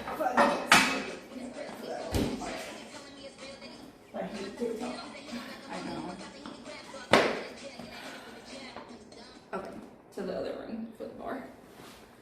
Like a mini bar. No, like the squat bar. Wait, let me move the computer. Oh. Okay.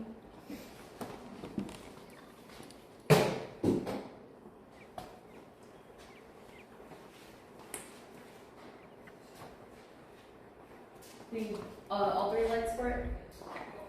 You can put the lights and then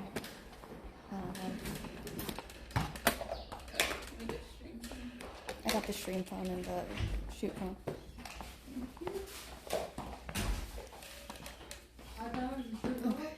Yeah. I don't make the rules, Steven.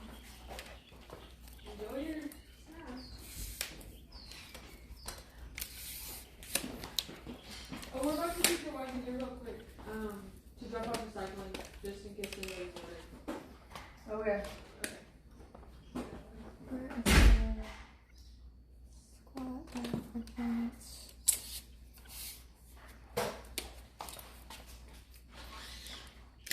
I hate being upside down. It's so queasy. It's the blood rushing to your head, I think. Hate it. Hate it. Hate it. Let me get the other plate.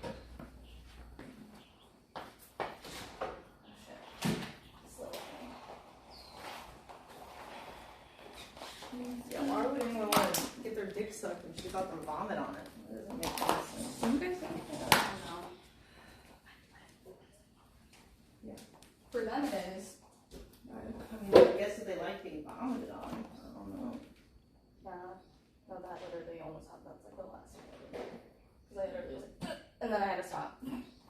Enough. Old fashioned reaction. So you probably sit there and look it over. Or plug stuff in over there. Yeah. Straightforward. And then, where's the reference? Yeah, 75. Yes, thank you.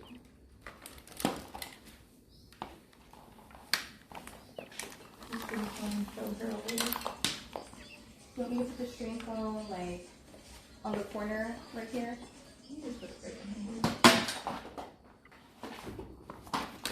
Or like, yeah. Hold it right in front. Or are we gonna like turn it this way? I'm gonna turn around with it. Okay. That's you. Get it. Yeah, you can see her.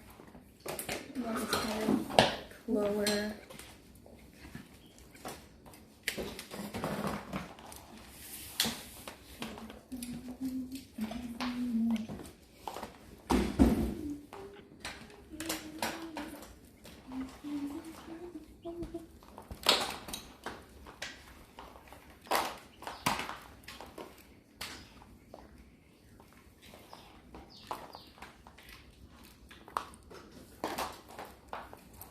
Okay. Where's the third light? Right there.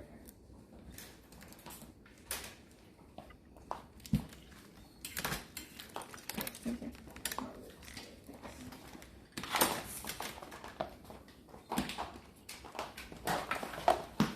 Yeah. Chat SOS send help. The address is 123 help.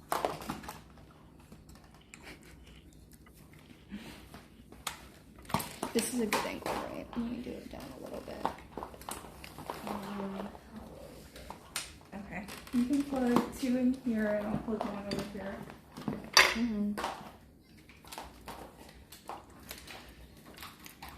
Can someone plan on the next one? Yeah. Like her outfit, what she's gonna wear. Let me see. I'll do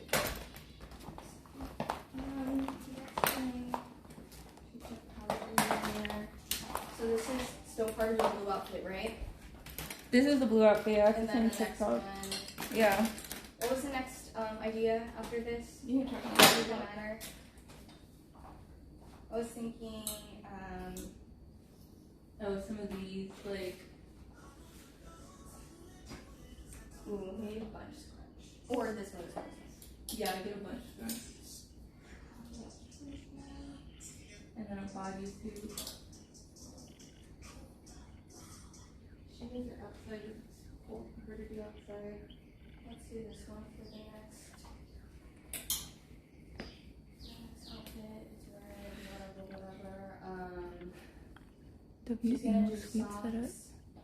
She needs to change out of those ones, and then. Bro, no one got me flowers. Someone send me flowers. What do you mean? Huh? Someone sent you flowers? What are Yeah. we on TikTok Live? My fault. Okay, where's the... Okay, wait. Let me see. Where's the reference?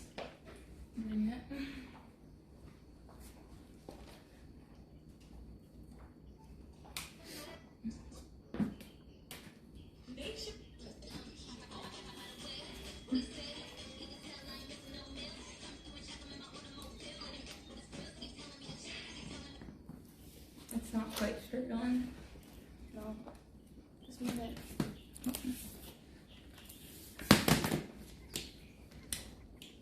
What do you see? Shit, the shoe phone. Oh no. No. Not the shoe phone. The shoe phone. Sorry, chat. Sorry, not sorry. Let's back up a little bit. And it's like. Yeah, I mean, that's not bad. Yeah. This is good. The only thing is you can see this in the background. Yeah. No, you still can't. You can still see it. The lights? Mm-hmm. Yeah. How far would I have to go? Pretty far back, because that, like, you have to turn up the brightness and probably let it bounce off the wall. Because, like, you can still see it, unless, This one too. You can see this one. well, if you stand over here, wait, turn it. Will that help it with the brightness? It will help it, but there's still gonna be a glare from the lights going out this way, so if you, like, are where I am, you can still see it, but I feel like it doesn't matter. I think that's fine. Yeah. It's not straight on, so. The only thing is now we gotta adjust the other lightings because now there's a lot of shadows. Well, let me just turn on the overhead then, since it's hidden. Okay.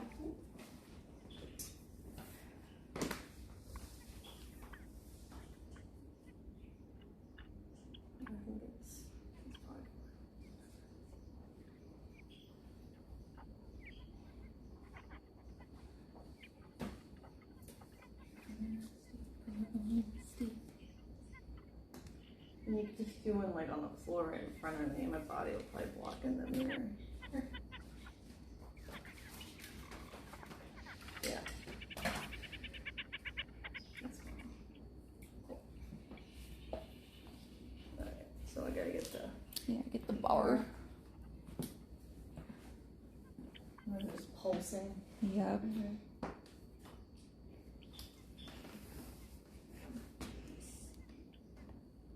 They said this is what dreams are made of.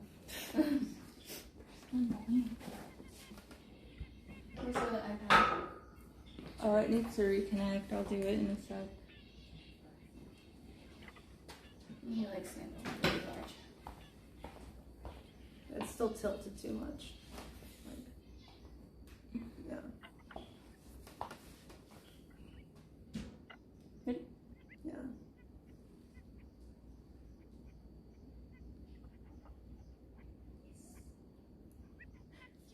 All right. I can't see where it is. Right on the edge. Thank you. When heavy, I was just like, whoa. It's a 45er. I didn't know weights for that. Yeah. Okay, that was it for that one. Unless you really want to do the resistant band one, I just hate the way it looks.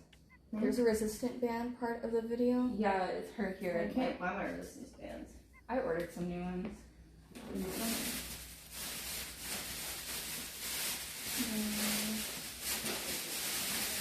Wow, they didn't come. They're not. The world didn't want to be a bit better. Yeah. Okay. Did you get that outfit for the next one? Yeah. So that video done? Yeah. That's done. Did you save it? Mm-hmm. This one is the one that's like body sliding Mm-hmm. on the floor. So new socks, white top, and then shorts. Is that really your still? Because there's a couple of videos where it's deadlift. Yeah. These are really tight though, so I don't think it's cool. Really like restrict my butt. Okay, so if not that one, this, and then like an all white situation. Like with the leggings.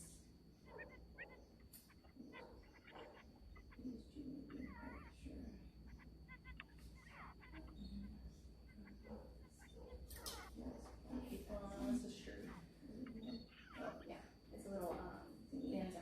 Bandeau? Yeah. Well, how much am I sliding? Because will it fold? You're on the ground. Oh, that means my chest on the ground? Yeah. Like then I can't do bando. Yeah. They'll slide off. Probably this one? Like, Yeah. It's like an arch back thing where you just slide. Yeah. Slide. Put some weight on. No. Maximum slippage. So no to this. Oh, there's a leggings. Shorts. I can't do the leggings and shorts. I mean, leggings and socks.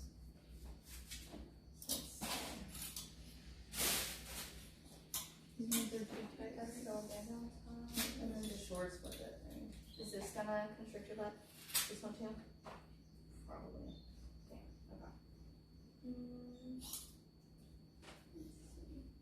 Ooh, this one.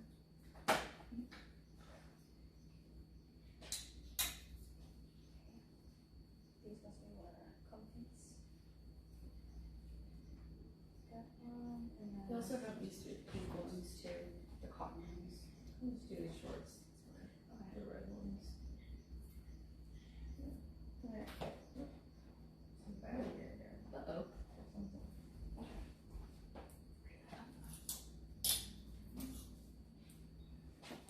Alright, let's get the ankle correct. We can probably do the yoga ones over here too. Chat, should I do this with my wrist? No. What? Wait, let me do it. Chat, this still hasn't healed. This shit is too high actually. I'm good.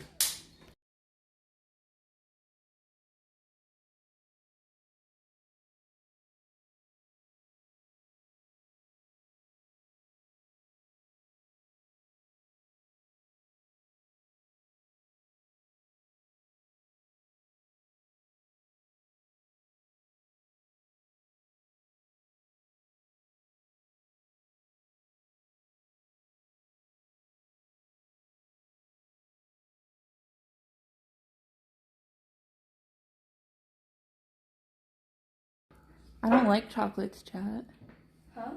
They said they were sending flowers to 123 help. Because that's where we're at right now. Dip the rest in liquid. Please don't say that. Please. The MK Ultra is hilarious though. Yeah, that was Jacob coming in. He didn't want to mess with us.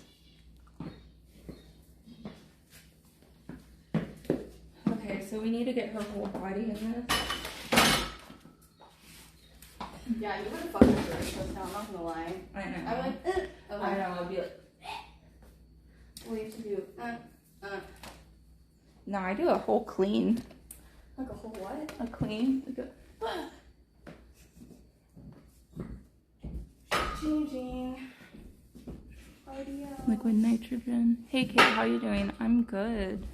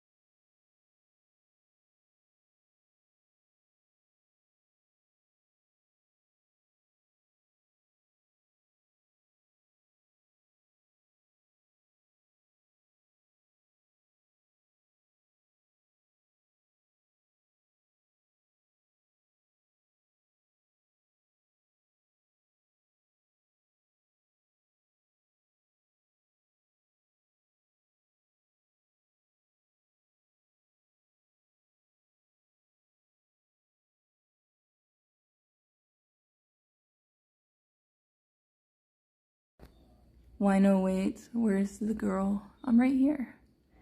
Says me I can barely lift you. This can be pretty heavy. Chat, it's like 40 degrees and we wore sweaters and it was a big mistake. You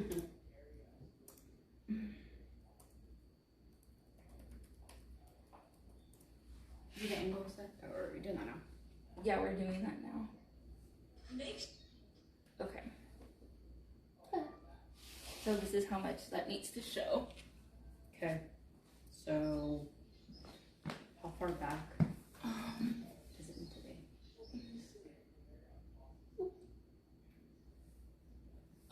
Keep going further back.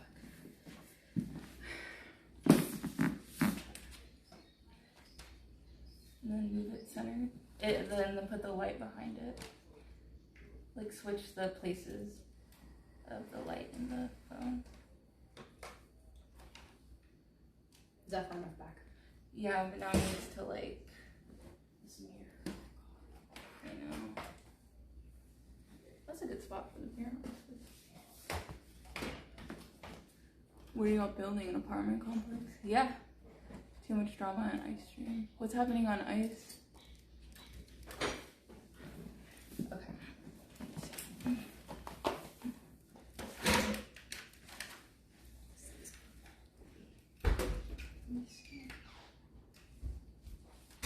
Kristen, can you help with this real quick? You can get in front too if you want of the camera. Alright, we need to get that angle. Bow, bow, bow, bow, bow. What is it? Straight on her. That right one? Yeah. That angle is the angle the whole time.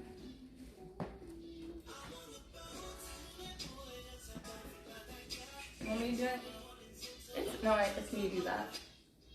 Oh. Like, yeah. Bring it closer. Let me see. A little closer. Okay, now can you see it in there? Yeah, I can see it. Okay, yeah.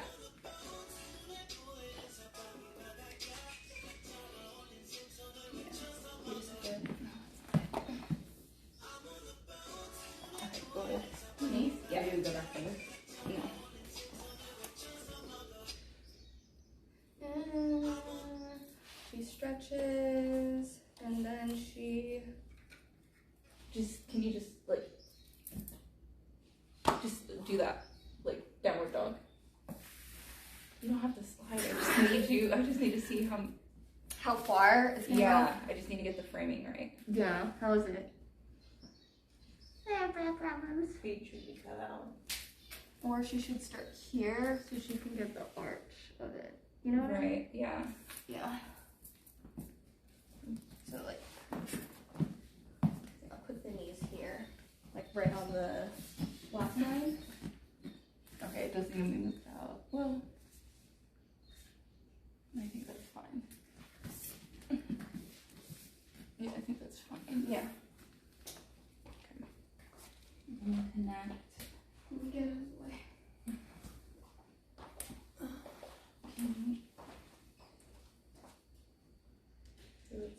How does it start? 1 second. Yeah. She's just yeah, you can move this one. Let me. Okay.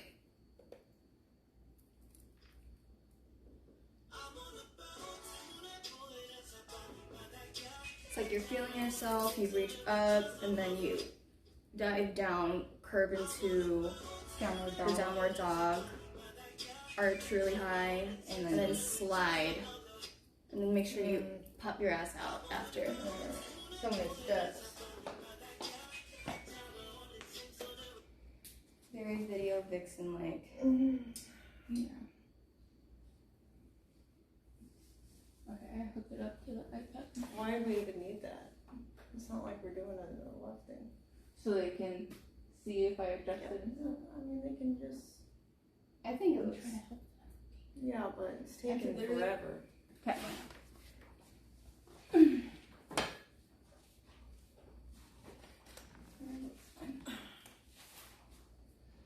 And then just slide into downward dog, and then lay down all the way and just pop butt. All right. Ready? Mm-hmm.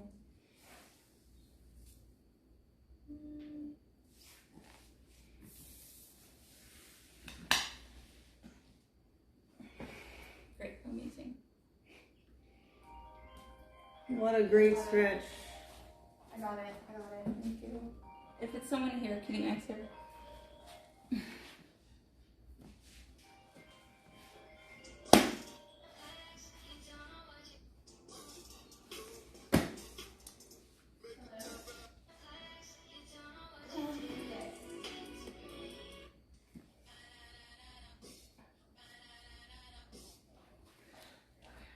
You can just leave it outside the gate. I can come and get it in a little bit. What is this one? Yes, you can just leave it at the gate. Just play it for me so we can see it. Okay. No, you can just leave it at the gate.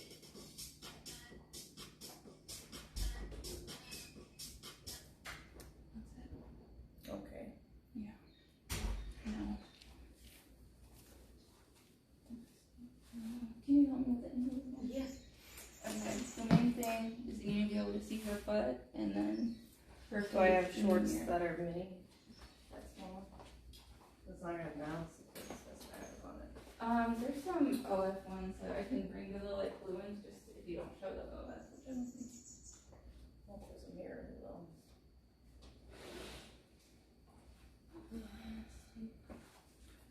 The only other shorts are those.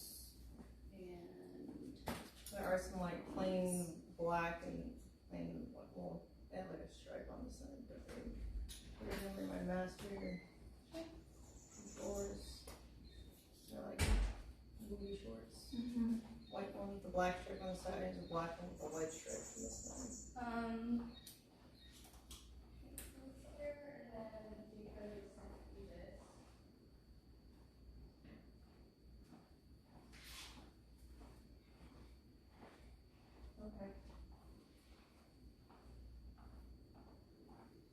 for Angelica.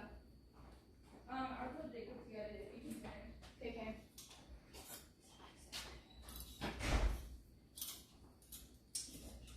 Is she gonna get the shorts though, or? Angelica?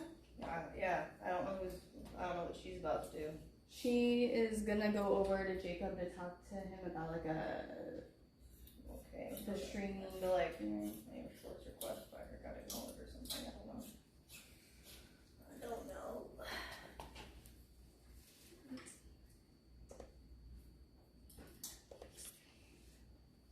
Open that.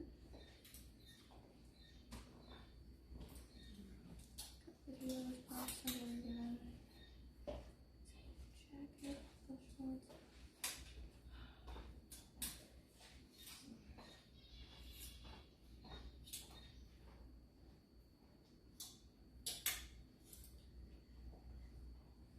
Do you know where the like small kinds of shorts would be? What do you mean? She needs some that are more like those tiny shorts like that. She opened her lanyard and then not use it immediately. No, because she has her phone. I know, but she just keep pretending. Otherwise she's gonna, sorry. Otherwise she's gonna forget where it is. Did you set up another outfit for this? Or are you guys trying to find shorts? Trying to find shorts. We don't have ones that are short enough. Not these pairs? Not that No, one? no, she said there's a black pair that's like a white stripe on them. I think I'll pick up those and I don't really know. No, I don't think she ever got them out, so I'm calling her.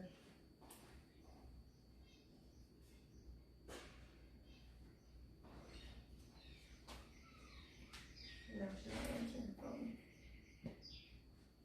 I swear to God. I think she was calling someone when she walked out. Yeah, I know, but she's getting too. Are you getting the shorts? Okay. Alright. Bye. She got them.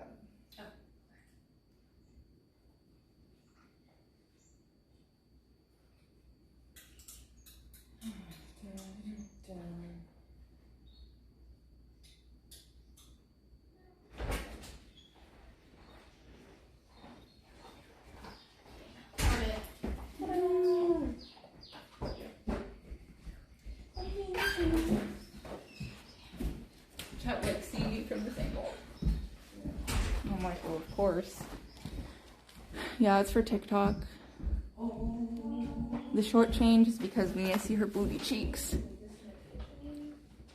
depends. You want me to eat here? Like, is this going? Or? No, we're not gonna eat until we're finished with this, so you can just leave it in the kitchen. How many more videos do you have? 5? Yeah, it'll probably be at least another hour. Okay. Unless either of you like really need to eat right now. No, it's fine. Okay. Dang, Ice is single now? Isn't he in Japan? How did he get single when he's in Japan? Which one's the next video, Angelica? Are we gonna redo the Cobra one or no? Oh, no. Here. This one. We need to set up the mirror correctly. This one? Yeah. So, we're gonna put it here. I don't know yet. I'm not sure. Yeah, no. I understand. That's why I'm just trying to. It's okay. Well, you guys are learning. Huh? You guys are just learning. Yeah. Okay. The mirror needs to be well. She just turns around. Yeah. So it needs to be facing here. And then she needs to see this. Here. Can you? Isn't She's like facing the mirror. Well, I was gonna say, it was like, isn't the camera facing the mirror? Slightly. It's facing both at the same time.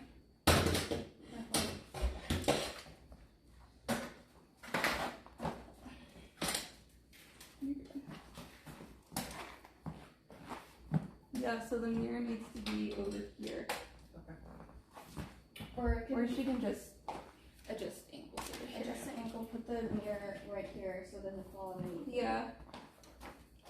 On behind the. I had hot dogs on. Oh, we have hot dogs right now. Ice is crying off screen. Okay. I don't have any right now, almost X.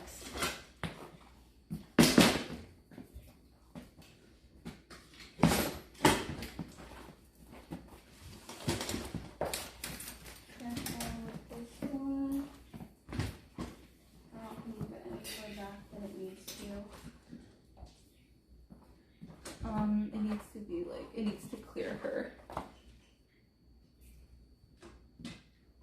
Oh. Let's see. I'm gonna hide this. Yeah, I'll get this first and then we can hide after.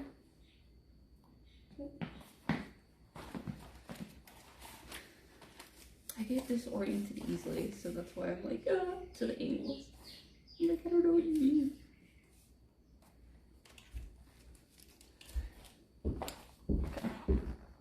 I think, yeah. It's getting there. It's getting there, but we need to move him this way. And then only show a little bit of surface.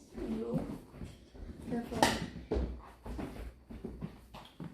Like the tattest amount. Is that better? I think that's better.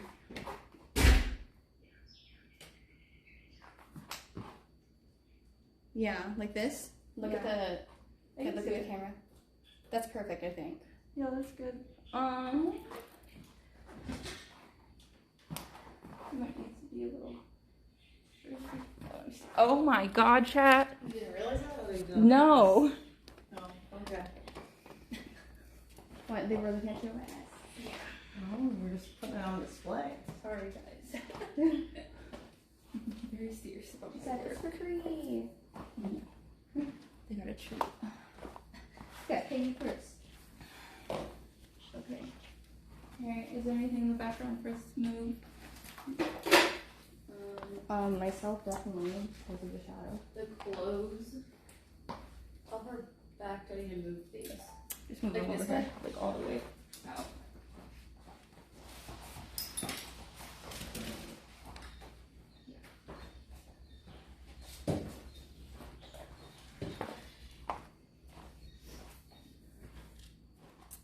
And then, let me see. Okay, I think we need to be more over here. Over here. Not that much. Where am I? But, yeah, that's good. Now we just need to fix the lighting. And then, can you get the dumbbells, please? The big ones? Those are fine. Those are really matter. Can you play for the video, Kristen? Yeah. Do I need a shirt? Or I think that's fine, to be honest. On TikTok? Or just Instagram? Oh, yeah. I don't know. Do you think they're gonna flatter if she's just wearing like the bra? I mean, she's working out. Can you see her boobies? No, because it's literally It's like. fine. Okay, then this is the video kit. She's not looking good.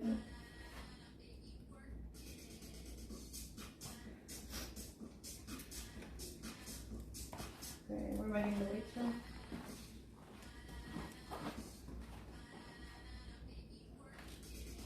The weights will be right there. Tiny ass weights. Yeah. Like a 10 either. Oh.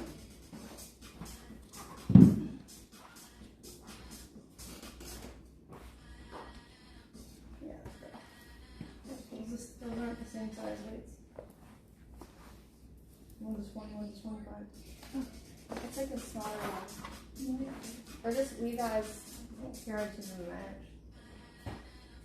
Whichever you see.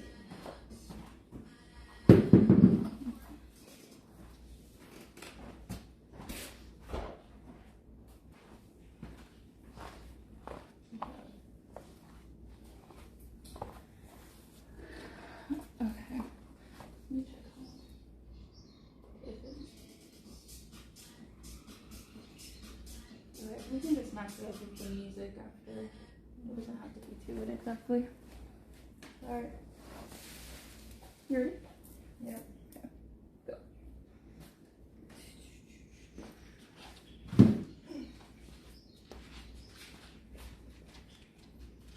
She's lifting? What is she doing? Yeah, she. It's just you can't see her feet. Yeah, so, they can't see okay, her so feet. prop out the feet then, because otherwise that looks stupid. Sure.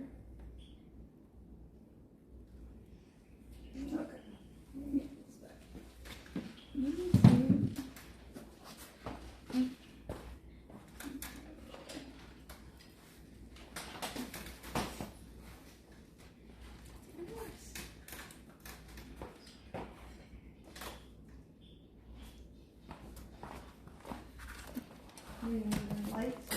Yeah, because when you move out of the mirror, you can see one like straight on. But yeah, this is better.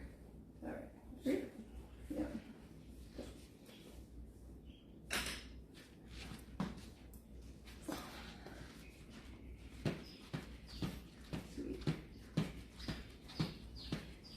Okay, that's good. It's so stupid. I know. Whatever, if it gets past the algorithm, I guess. Yeah. I'll just join my left without saying join my left. Exactly that.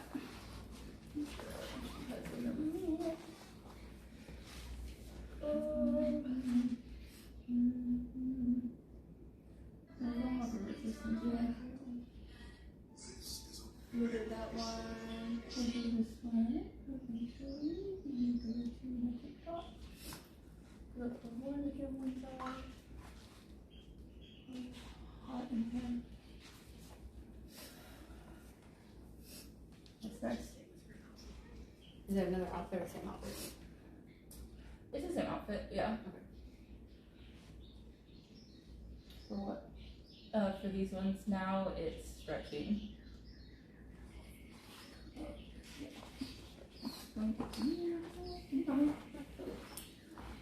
Oh. It's not the yoga stuff Well, yet, I'll but it's put the red shorts back on then. Okay. It's the side lunges first. yeah. Okay, let me see. Okay, we do see her. You want me to do it? Yeah, please. Please. Yeah. What I'm good at. Can you play it? Damn, I thought I should have asked Clark right now. Here, can you get in? And then go into the angle is like crazy. No, like the phone, it's like wonky. I know. Let me see. Oh, that one. Yeah.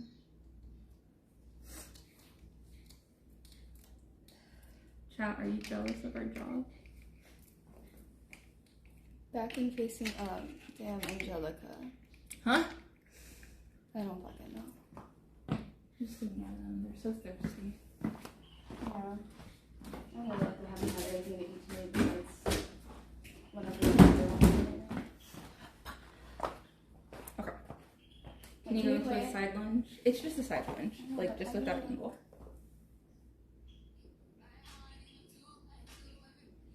I don't even think she's doing a side lunge.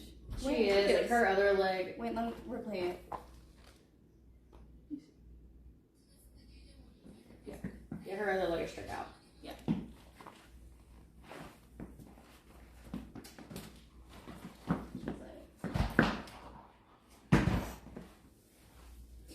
It needs to be like that. Can you center more on Wigglytuff? More. Just like this shirt out's the other direction. Yeah, like that. No, it's still, you need to angle more. Here. Okay, let's see if we can get her here. Yeah, I think this is good. Can you? What? No, because you don't see. It's like. Take off your shoes. Chat, good thing you can't see me fall. Can you back it up a little bit? The camera? Yeah, because you have to be able to see all of her. Like more. More? I can't see. You just need to look at the camera when you're doing it so that you can see. Sorry if that sounds shaky, but it's not. Fall back.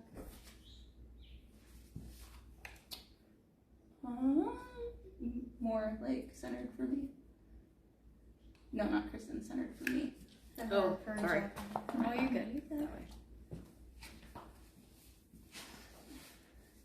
I think that's. I can't do a side lunge right now, guys. Well, Please. Let me do it. Do it. Do it. Which one? On the right leg? Yeah. And you should only see her butt. You shouldn't see this leg. It's a side lunge. A side lunge? That's not a side lunge. Well, I know. I'm trying Oh, to okay. get that sooner though. Just popping your booty out with an arch back. Sorry. Yeah. Yeah, like Perfect, that, but perfect. I think you just switch legs. Hers are switch. Yeah. Yeah, exactly. Yeah. Oh, that's perfect. Yeah, Yes. that's perfect. I'm just doing a side lunge. I think we're more like, the angle's good. Like, Yeah. Yeah, you have to do a different angle though. She starts off standing and then slowly sinks down into it. let me see. Yeah, because your leg has to hide behind it. Can you? Well, it moves the camera.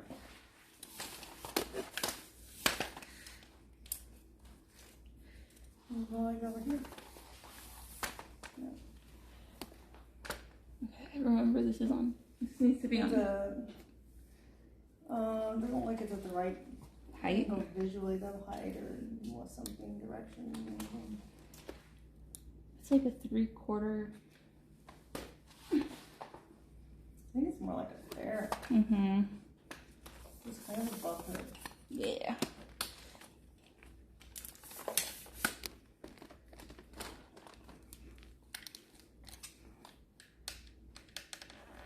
Oh my God. 0.08. Yeah.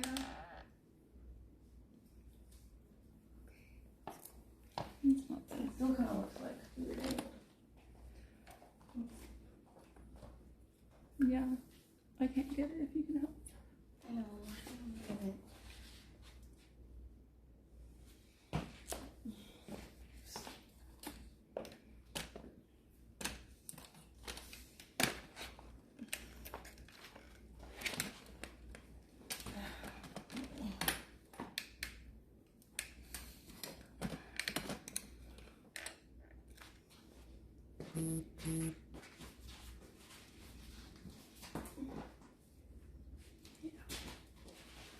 Yeah. So then she starts. I don't think it stands out very well much though on the colors in the background. So let's move it to the black area. Okay. Like in the other place or right here? Right here. Okay.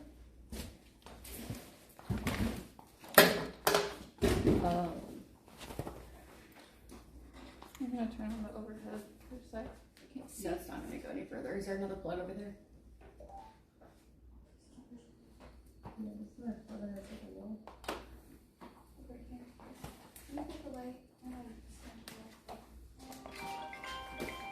They put a battery on the plugs. The battery already died. Oh. Yeah.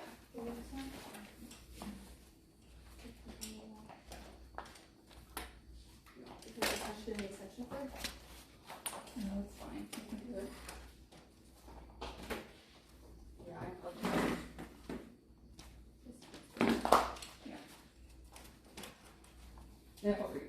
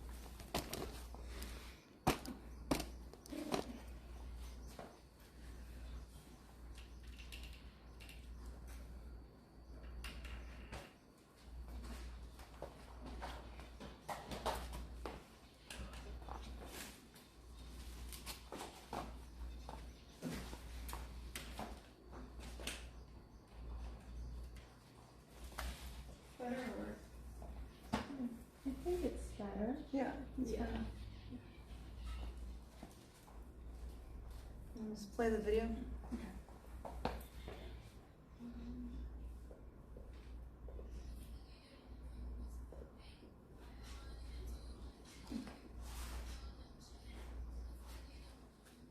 Okay. That's it? That's it. I think you should pop your booty a little. Ready? Yep.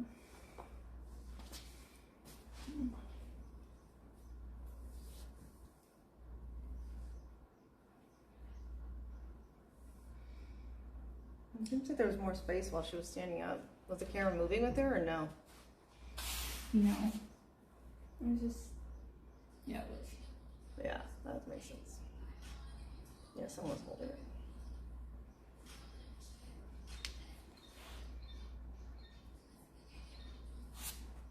Yeah, just hold it, be easier.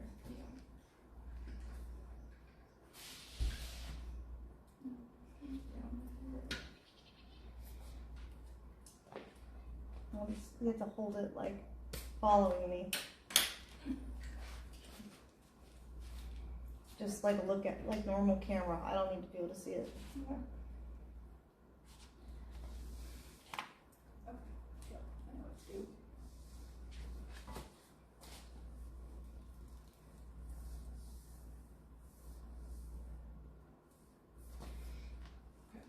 One more time, just sure. for signature.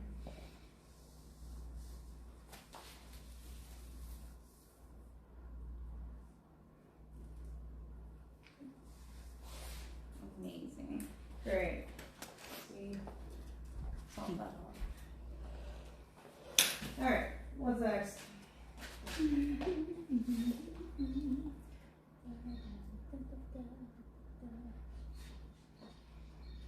Got the stretching ones and the deadlift ones.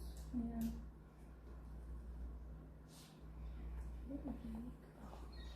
There are ways to be a better father.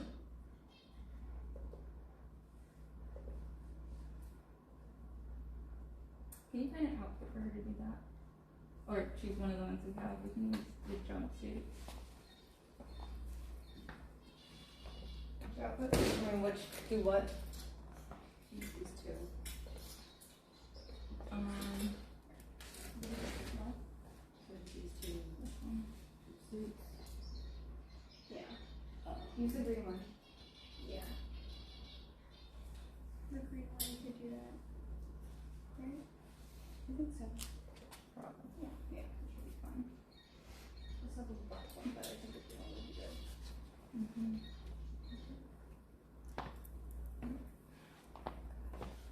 Or actually, this background, probably this one. Let's try it. Sure. That's fine. Yeah, 'cause you don't have to show your like butt stuff.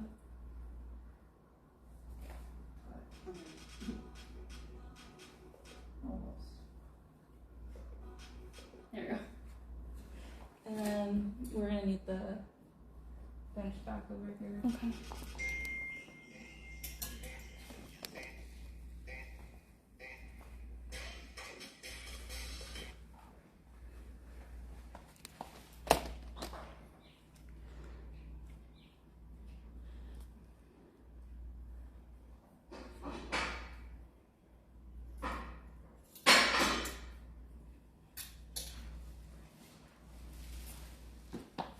Just kidding.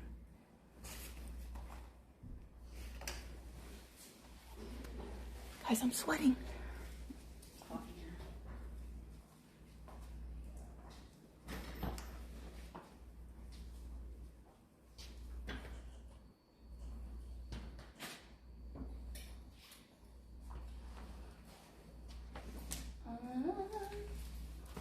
I guess just it doesn't have to be in the shot right now. Ooh, what marker are we supposed to use for that? Dry erase marker? Which marker is easiest to get off your chest? How many TikToks do we have right now? I don't know. I'm not even keeping count. I think 4. Bro, we have to have more than 4. I don't know. say so far we have like 3 or 4. We have 5.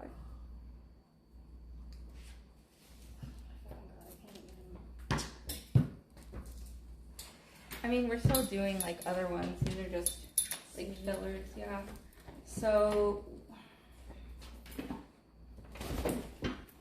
I feel like we should do another one. I got it. Dang, we probably should have done another one before this. Wait, do you need help? Oh my god. Here, that one. No, it's fine.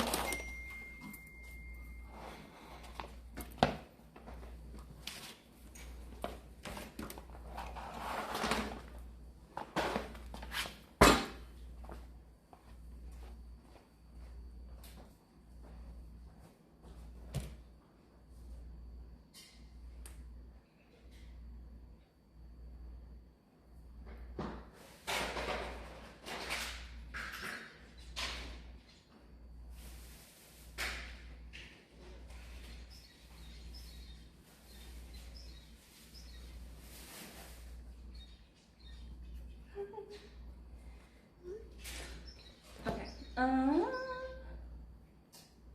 Here, we'll do this against here. Yeah. Can we move this over here? Yeah. What marker do you think is best?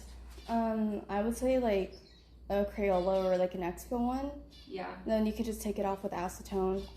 Not acetone, I mean like rubbing alcohol or something. Yeah, like hand sanitizer.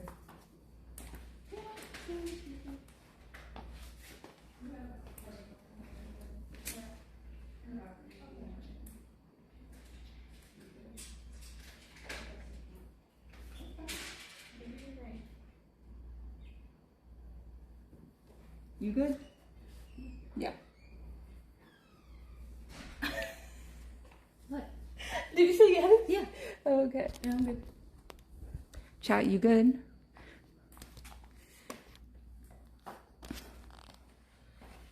I don't think your glasses are big enough. I need more glasses. Thanks, Veach. I appreciate your support as always.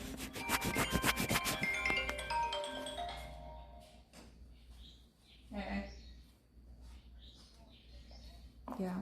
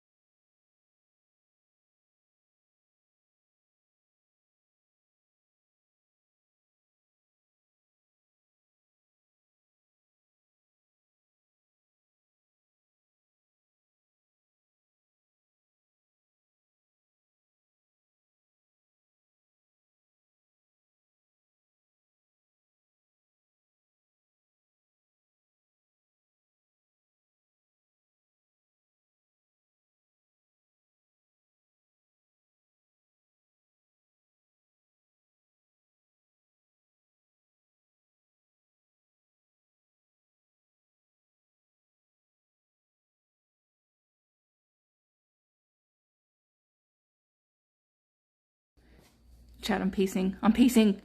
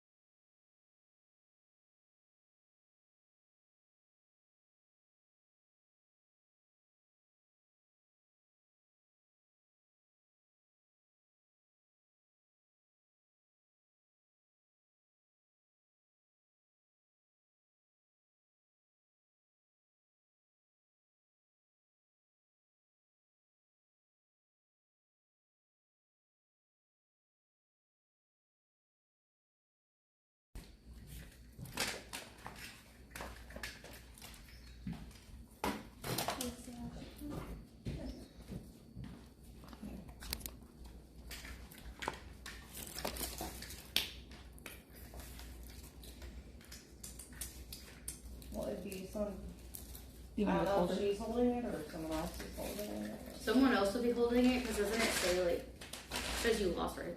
Mm-hmm.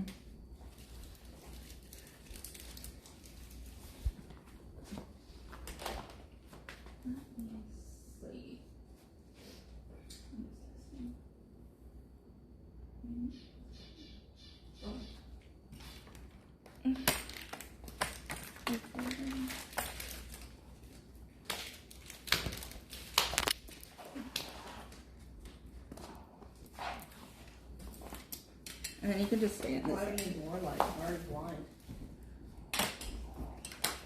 Just yeah, this is like. Sorry. You're not lying. Okay. Yeah. Keep making it longer. So that you don't run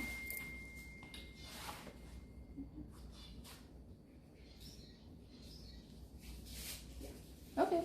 Simple enough. You got a hair on the back of this.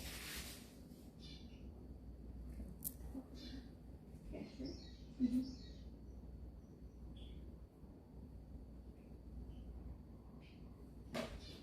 Is it too close?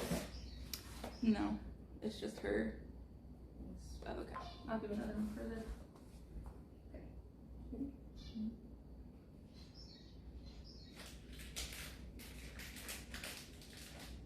Mm-hmm. That's good. All right. Thank you, Addison. Mm-hmm. How's your dildo? What? That's just what I keep calling it. Oh. It's just easiest.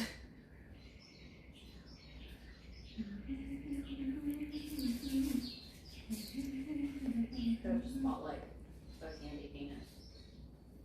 I don't think they DoorDash those. CDH. Probably not. No, they don't. What is this video? You're on your knees.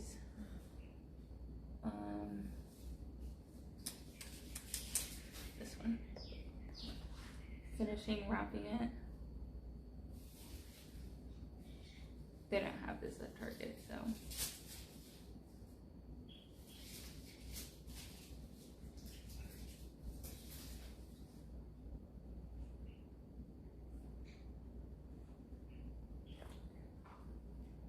Okay. So is the whole thing candy? Yeah, the whole thing's candy. Okay. Do we wrap another red one around the top of it? Well, that's what I'm gonna do, right? Yeah. Oh, okay. Unwrap the whole thing? Sure. Maybe you strip by the foot of the roller. Range. Promise to check. Okay. You want to take off the... Don't make that face. Huh? Oh yeah, Take off yeah, the take gloss. this off. Yeah. I mean, My hands are so sticky.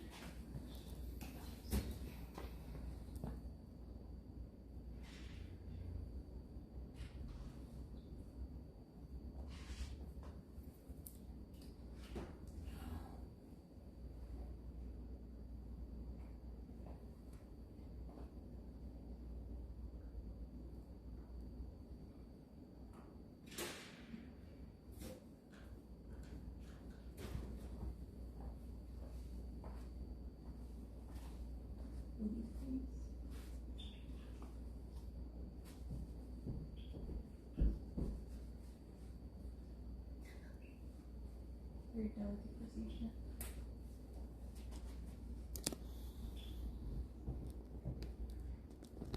okay. Okay.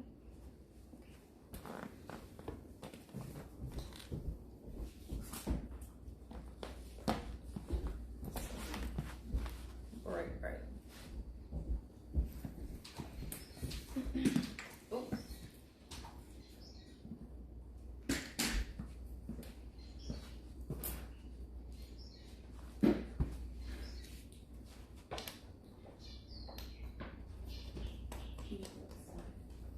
Hmm? Do you matter what side? What do you mean what side? I mean, this one you want on a tripod, otherwise you're gonna jerk back the camera.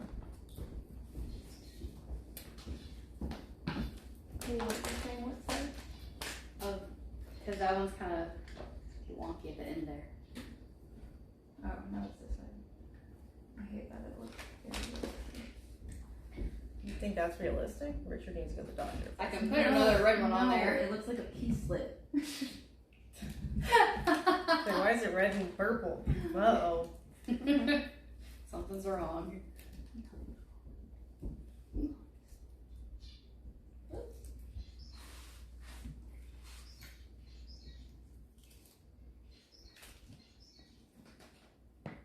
How long is this thing? A foot. Just one? Mm-hmm. Seems like longer than a foot. That is way longer than a foot. I don't know.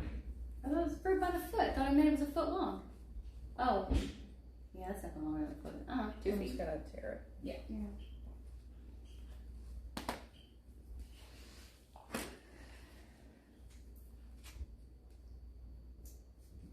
I feel like it's just.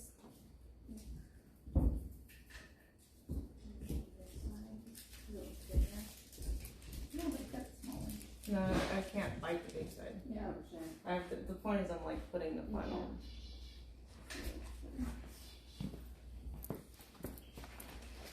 Maybe it's the rest of this.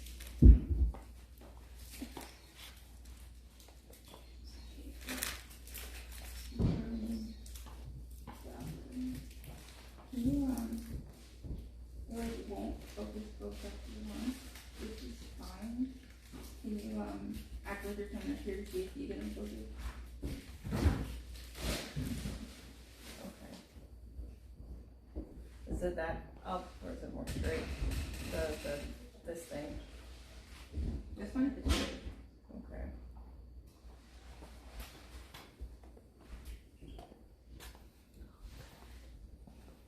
Oh, there's a pickle under there. I just saw that. Oh. Oh, that's probably why it's like. Not a scuff. Well, if I can't bite this. Also, that might fuck up my retainer. Okay. So, we will see what happens. Might not work. That's okay. You guys are just not buy and like cut. At, like when you're about to bite down, just cut it. Yeah, that's true. That's fine. Well, I mean, I think that's the point. That'll look too sexual if you cut it before you bite it. Yeah, that's true. Okay. Here. And yeah. Does she like, she lick it first, I guess? Yeah, she licks Okay. it first and then she just puts it on. Okay. Great. Yeah.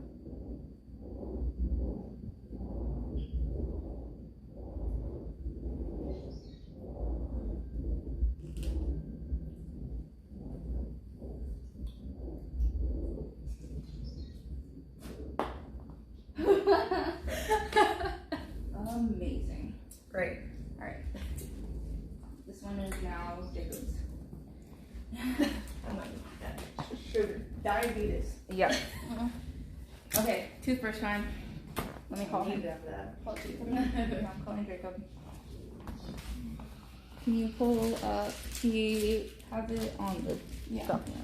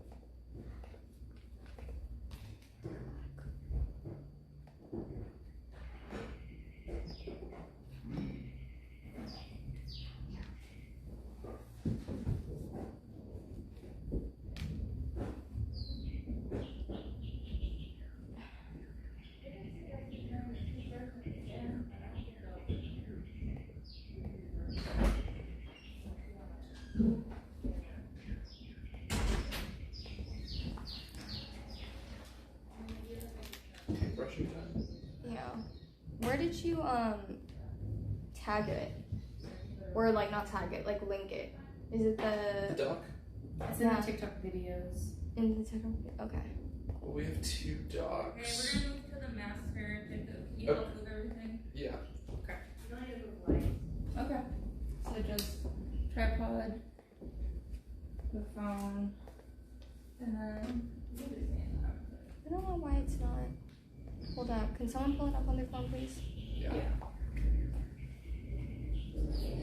It won't be the same list as the one that the fitness stuff is on. I got it.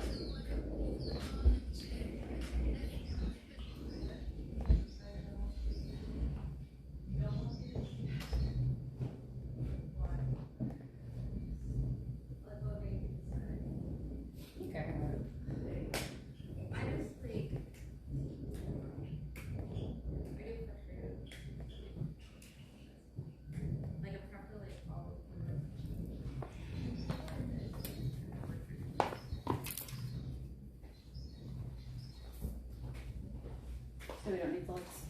No. Jacob, do you have it on your phone? Or you don't have to take? You do? Yeah. Okay. Kate, I have your phone. Okay.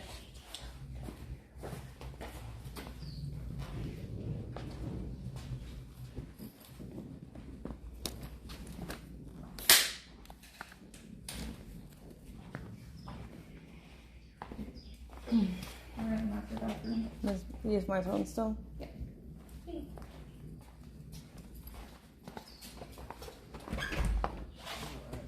It's gotten so dark. You going up this way? Yeah.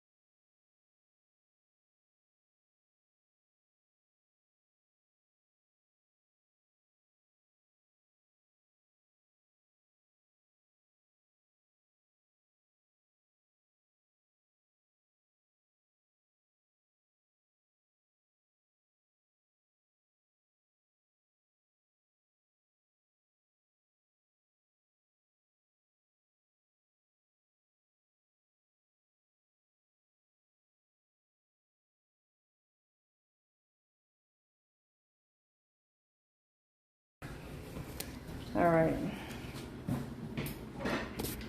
I gotta brush my teeth, Chad. After that nasty fruit roll up. Yeah. It makes sense. This order makes sense. Fruit roll up is like the worst kind of fruit gummy candy. It really is. It's just like. So weird that everyone's watching. I mean, I can step out.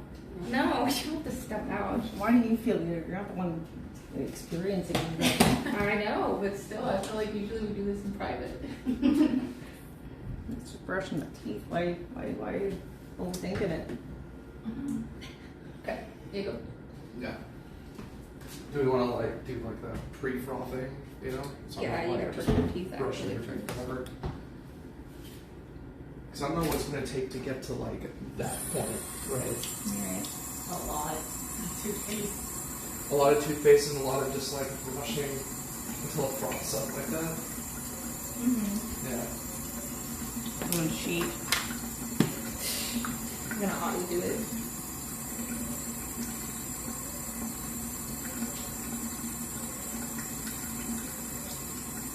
Okay. Those of you have really awful veneers. Yeah, it does. Okay. Here we go. And down in the office, we're talking about getting 3 variations of this. Right. So, just like the video, 1, 2, top down POV.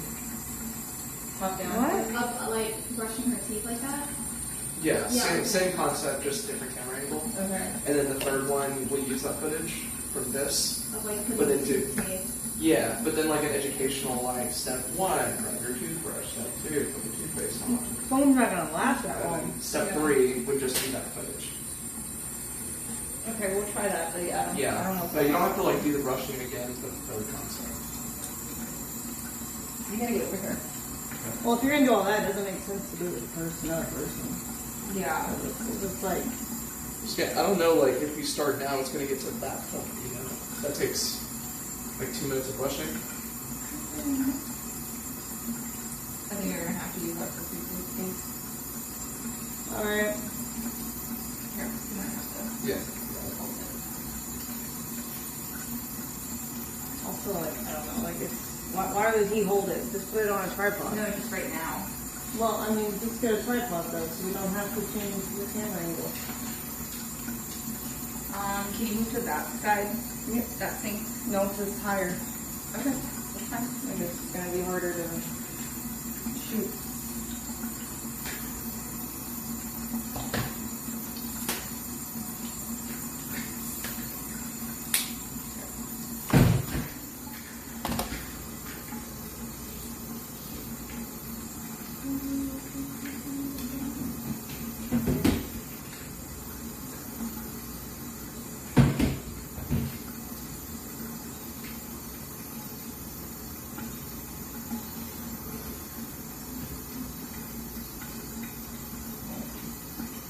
Looks like it's from the other side. Like over here. Just do like selfies to weird wandering. Yeah. Yeah, it's just.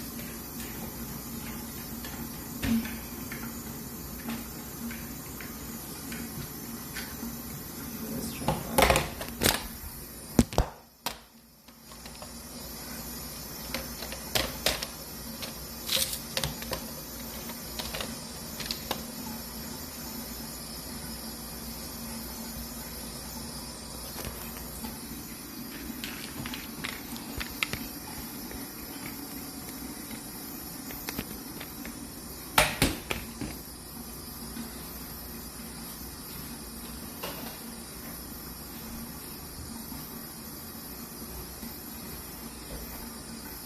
So your hand's like barely in it.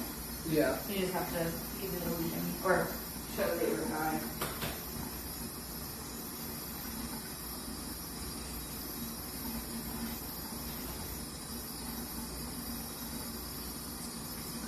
Do you want to brush for a little bit just to get it flushed Sure. out? So.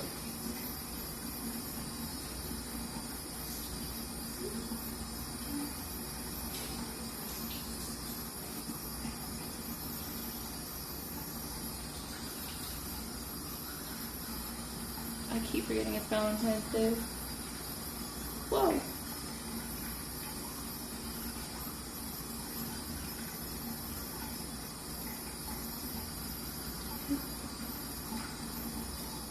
I'm not chatting and like, what am I brushing my teeth to do?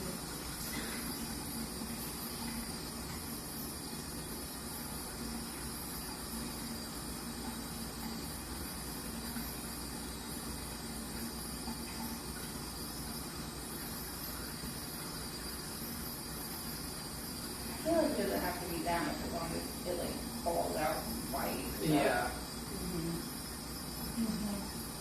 That's a big deal. To the point like where I starts like.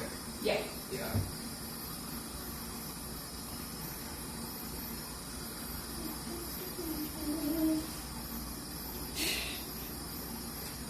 You're doing a great job, David. Okay. Thanks.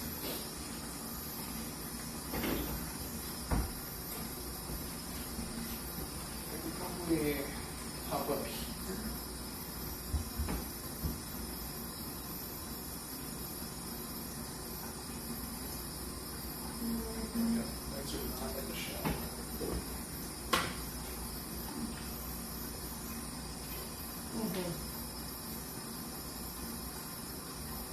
Okay, right there. Okay, ready?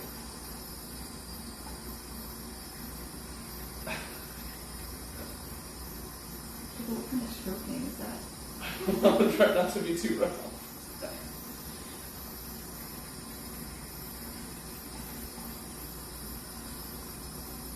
Alright, I think that's fine. Okay. How do you imagine the POV one? Just literally. What POV? Who's Like the top down one, but I don't know how we do it from here. Yeah, You know? Jacob's second variation that they were talking about.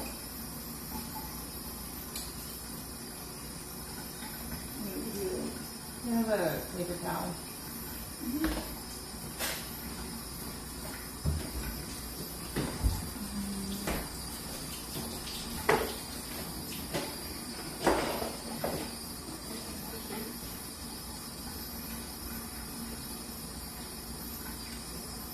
So it's like that where you just see the toothbrush basically?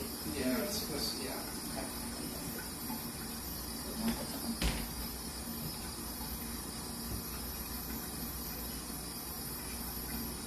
The fuck? That's unfathomable. We're not doing that one. Won't work? No. What was the last one? We don't have to do the brushing thing again.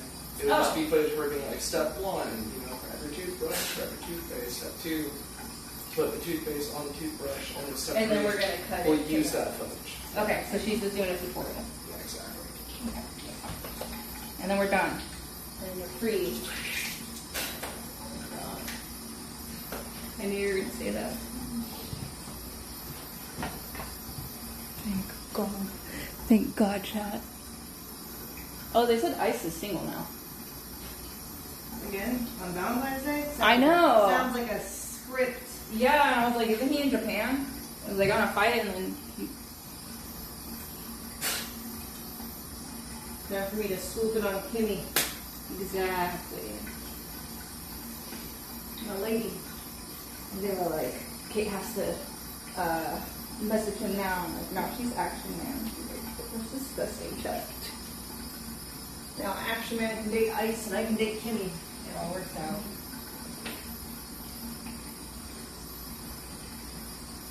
I think he's not even on like, it's like 100 days he's in Japan, and I don't think he's even at like 30 yet.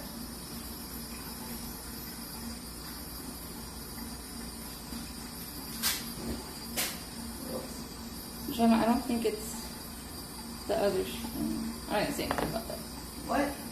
It was like less than an hour till the other stream, but not quite.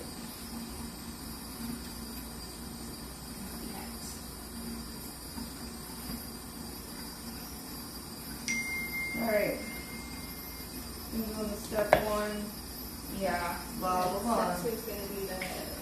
Yeah. So what's step one? Grab your toothbrush. Okay. Someone, can we just have the automatic voice narrating it? We can do that, yeah.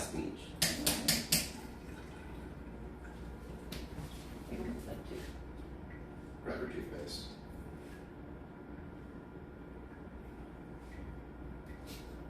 Step 3, put the toothpaste on the toothbrush.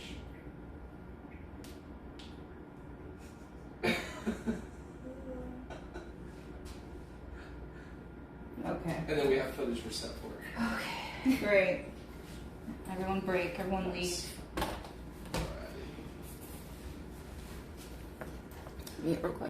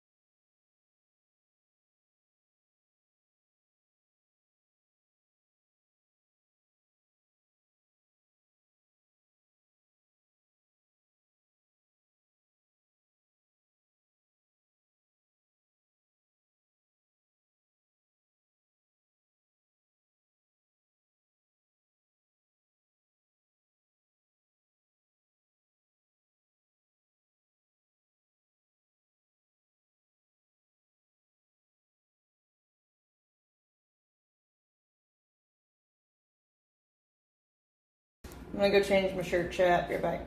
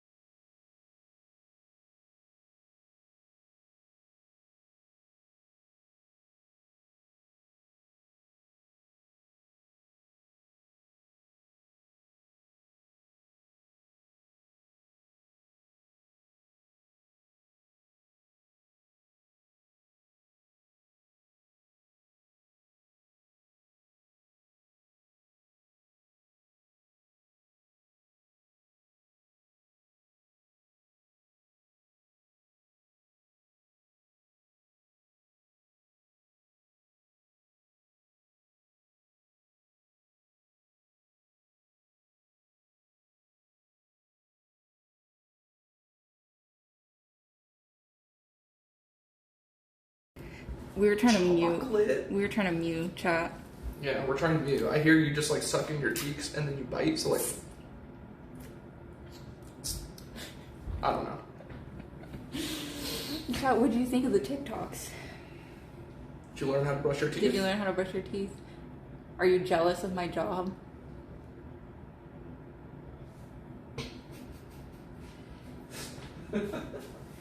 I'll let you in on a joke. And she didn't have any flowers and then said help. Like she does. So Jim said he ordered some flowers. Aww. Anytime I get stressed, I'm like, chat, SOS help. Send help to 123 help road. 123 help road. Yeah. Peeling, I have an Oral B. You have Oral B? What's an Oral B? Like the toothbrush. Like that one. I have that one too. Oh, I thought that was a Sonicare. No. It's only like $60. It's pretty good. That's too much for a toothbrush. I have...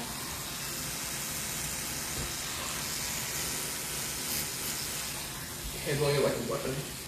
Yeah. I use a Korean toothbrush, so I don't know what to tell you. And Korean toothpaste. The auto brush? The auto brush. It's like a mouth guard you just put in and it just vibrates. Yeah. We're losing it today, chat. actually.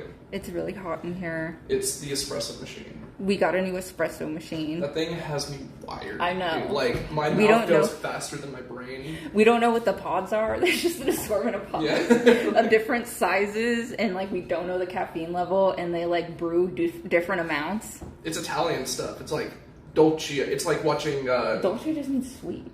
It's like watching JoJo's like Golden Wind, where it's in I thought you were Italy. gonna say JoJo's It's like Siwa. Dolce or like Dolce Gabbana. I don't know. Versace. The Gucci brand coffee. Yeah, espresso. Kind of espresso, like Sabrina Carpenter. She just did a song with Dolly Parton. I saw. New? Yeah. Freaking Malcolm Moore came out with a like rebellion song. I'm like, okay, white boy. What? He was like, hey Elon, we know exactly what that was. Oh shit. Yeah. I saw a picture of Sabrina Carpenter with black hair, and I'm like, I almost started barking.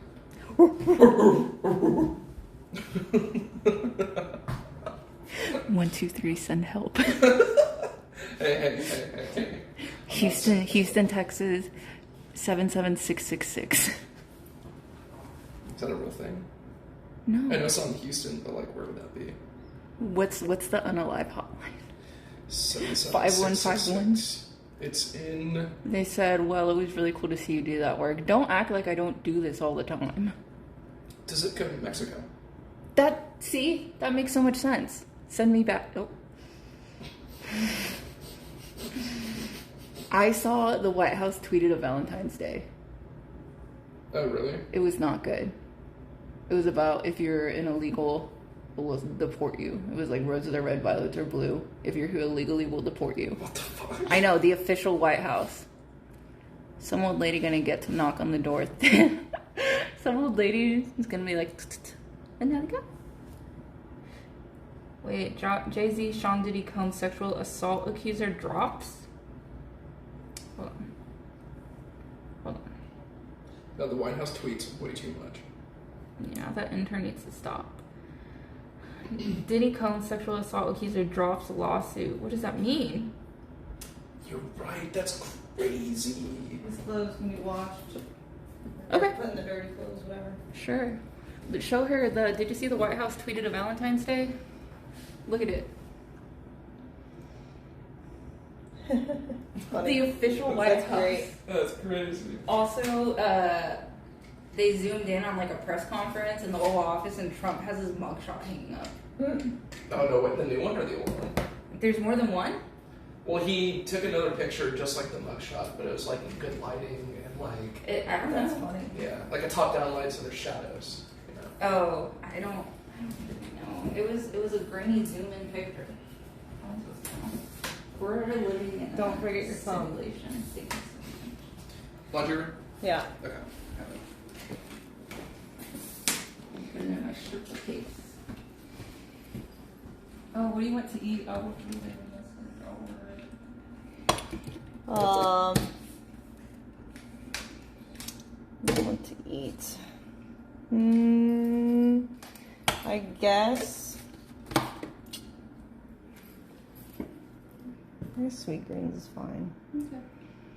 Is that the one with the steak? Yeah, just get the salmon. I feel like it's better for me to have good, healthy fats more regularly. Yeah. My face gets gaunt otherwise. Gaunt? Oh, like you get Too chiselly. Oh, I look like a Giga Chad. Yeah. Malcolm Moore also released a song, like rebellion song, calling out Elon Musk. Like in the chorus, it's like Elon, you know what that really was. I'm like, Malcolm Moore, of all people, why did you release this? Of all people. Yeah. What is it? The thrift shop? Is that his song? I don't know. I gotta get all your Valentine's Day feel back. Oh yeah. Yeah. I forgot about that. Me too. Chat keeps reminding me about it. Okay.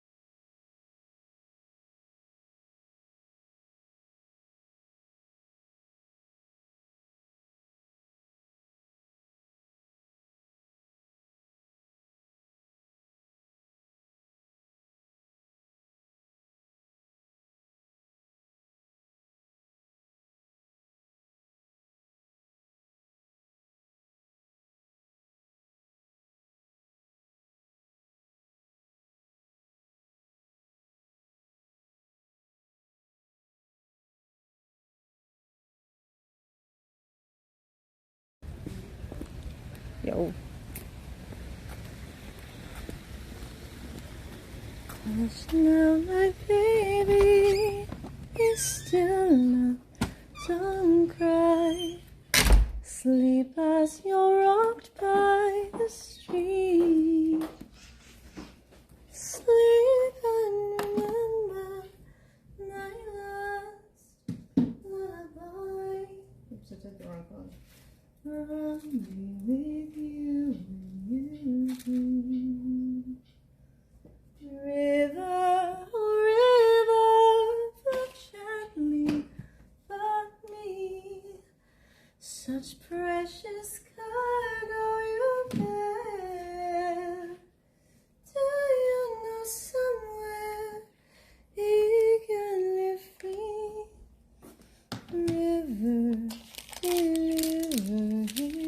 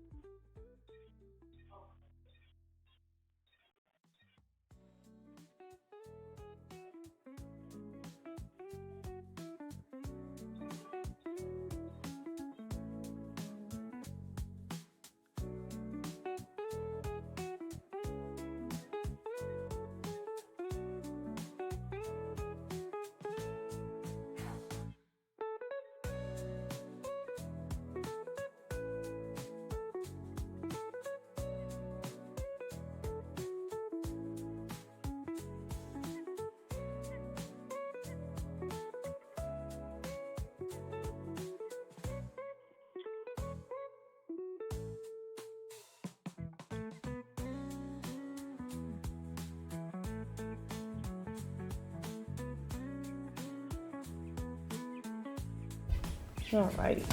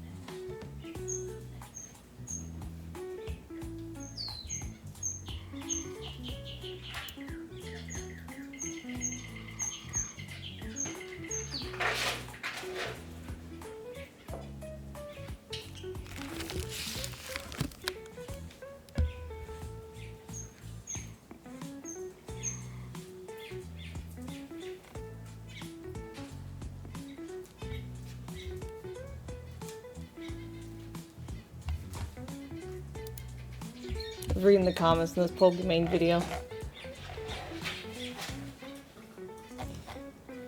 Someone was like, I'm 40, I don't know who this is, but she seems intelligent and well-spoken, and then replies, simp.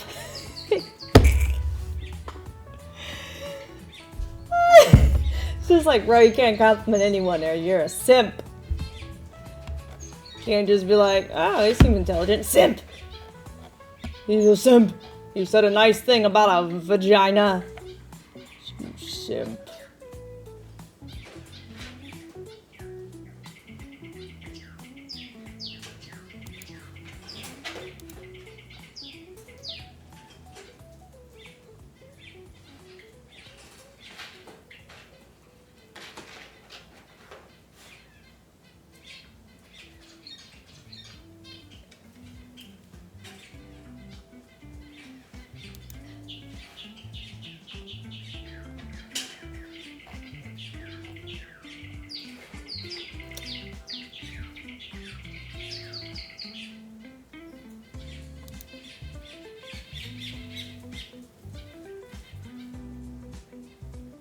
So the misogyny in these comments is astounding.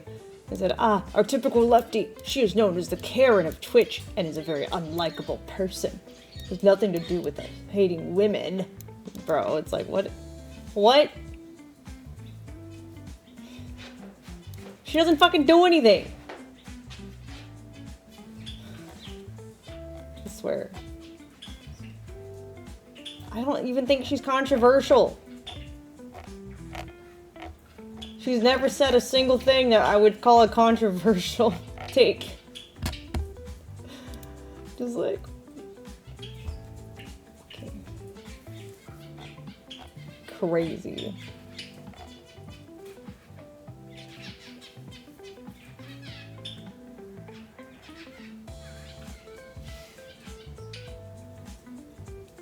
Actually, Emily's more controversial than Pokemon. Jeez.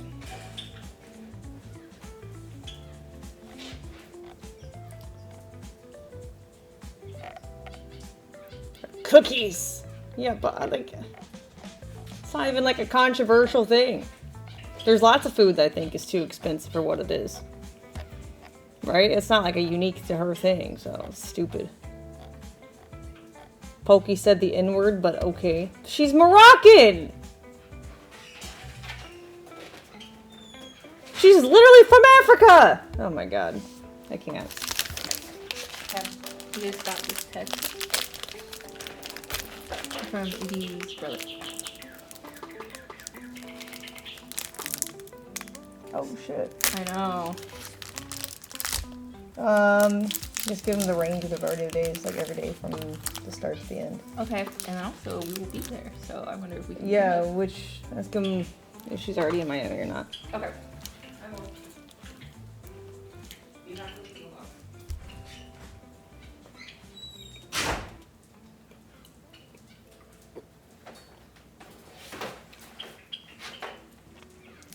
North Africa is a gray area regarding that stuff. She plays with black people. She's clearly not racist.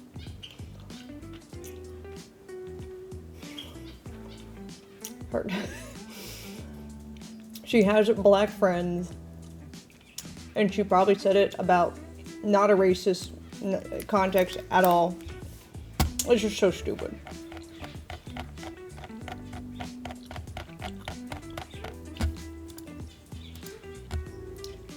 She wasn't like, you're an N-word and I hate you.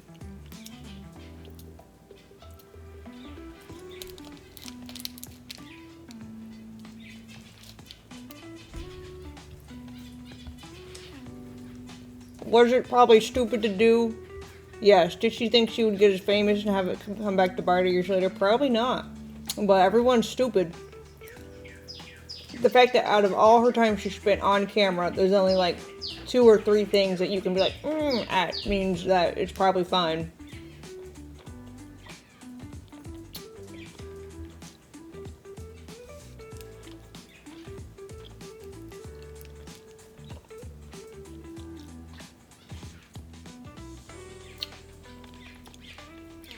And she was basically a child. I'm not going to give kids a hard time for saying slang they hear all the time around them. Because they're a product of their environment.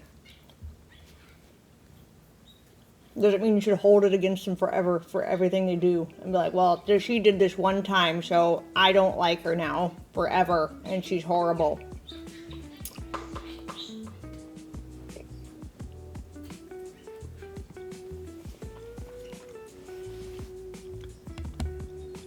Crazy. Oh, here, talk to her.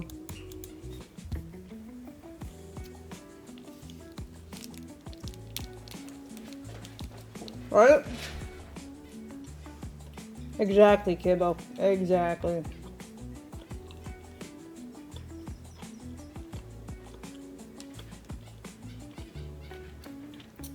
I think we should hold people for their actions, not words they say.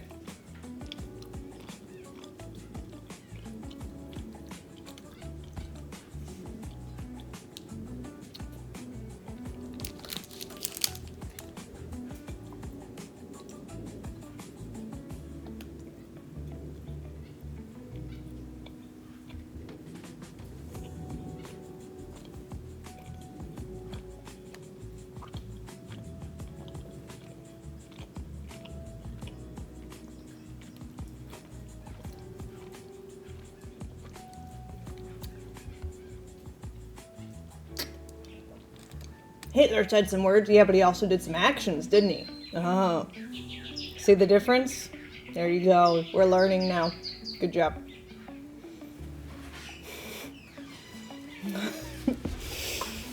Very good. I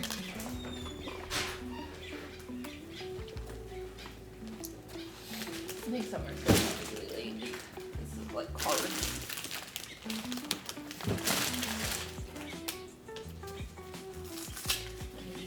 Get the gloves. Okay.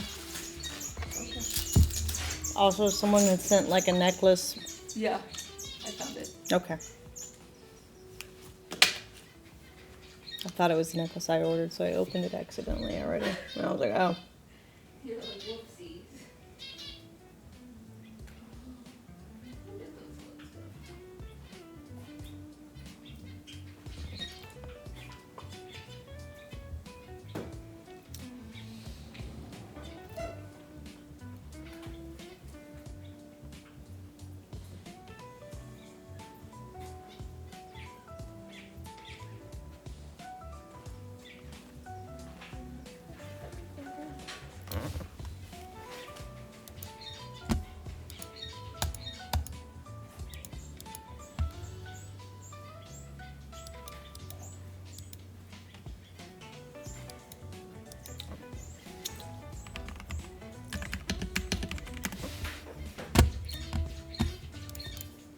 All right.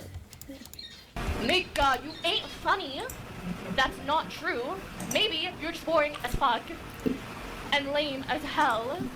Cause only lame niggas say that shit. Oh my god. Oh my god, you're right. Call the KKK. They're missing their Moroccan. All right. Yeah, there's people being stupid in the chat is all.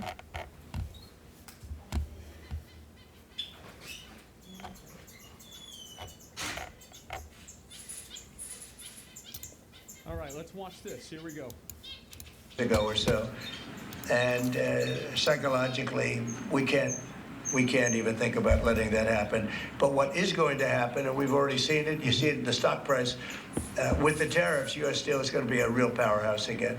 This is a daily podcast? Yeah. Vice President Vance's speech to the conference has ruffled quite a few feathers in Europe. Why did you say to ruffle them? He was talking about the freedom of speech and migration in Europe. Do you believe that European leaders have a fundamentally different Ooh, we're going to watch that.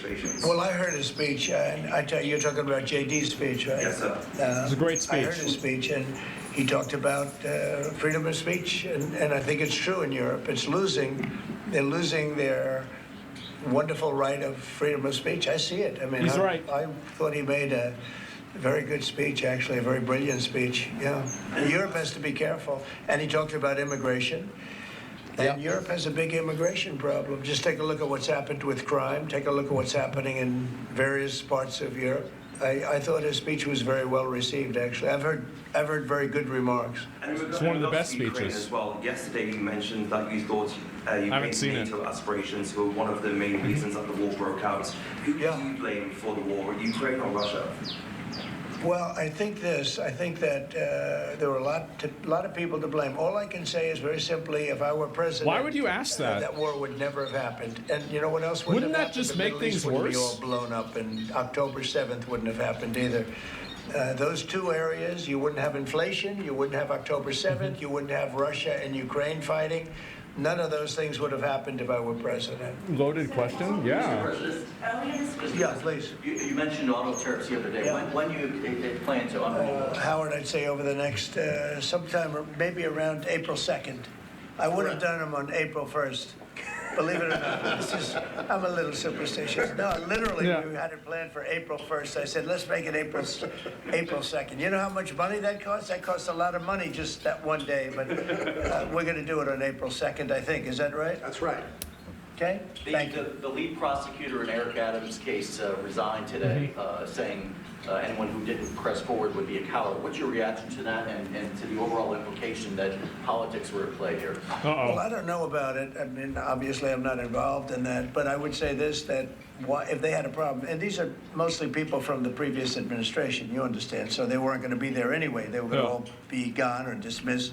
If not, they know on Tuesday they're all being dismissed. You know, the whole country is being, because what you do is you come in and you put new people in. So when you say resign, they're going to be gone anyway.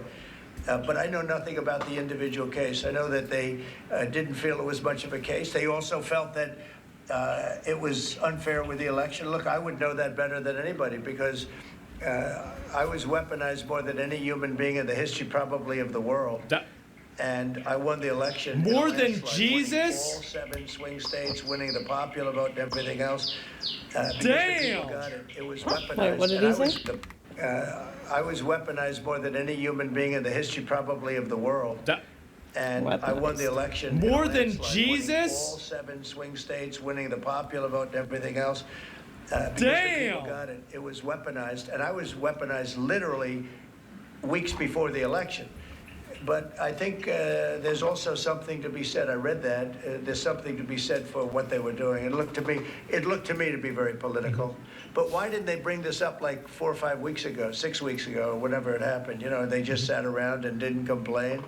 Then all of a sudden they complain, and they know they're all being dismissed anyway. So you know, that's the way it is. That's called politics, I guess. Yeah, please. Earlier this week, you predicted that all hell would break loose if Hamas didn't hand over all of their. Oh yeah, about giving away the hostages. I don't know what's going to happen tomorrow. Oh, tomorrow's the big day. It was up to me. I'd take a very hard stance. I can't tell you what Israel's going to do. But I watched the last people come out, and I looked at it before and the after Holocaust picture. thing? One guy was a big, strong, healthy guy. Could say he was a little bit overweight. He's not overweight anymore. He looks like he just came out of the Holocaust. It looks like a Holocaust picture. I've looked at him for a long time.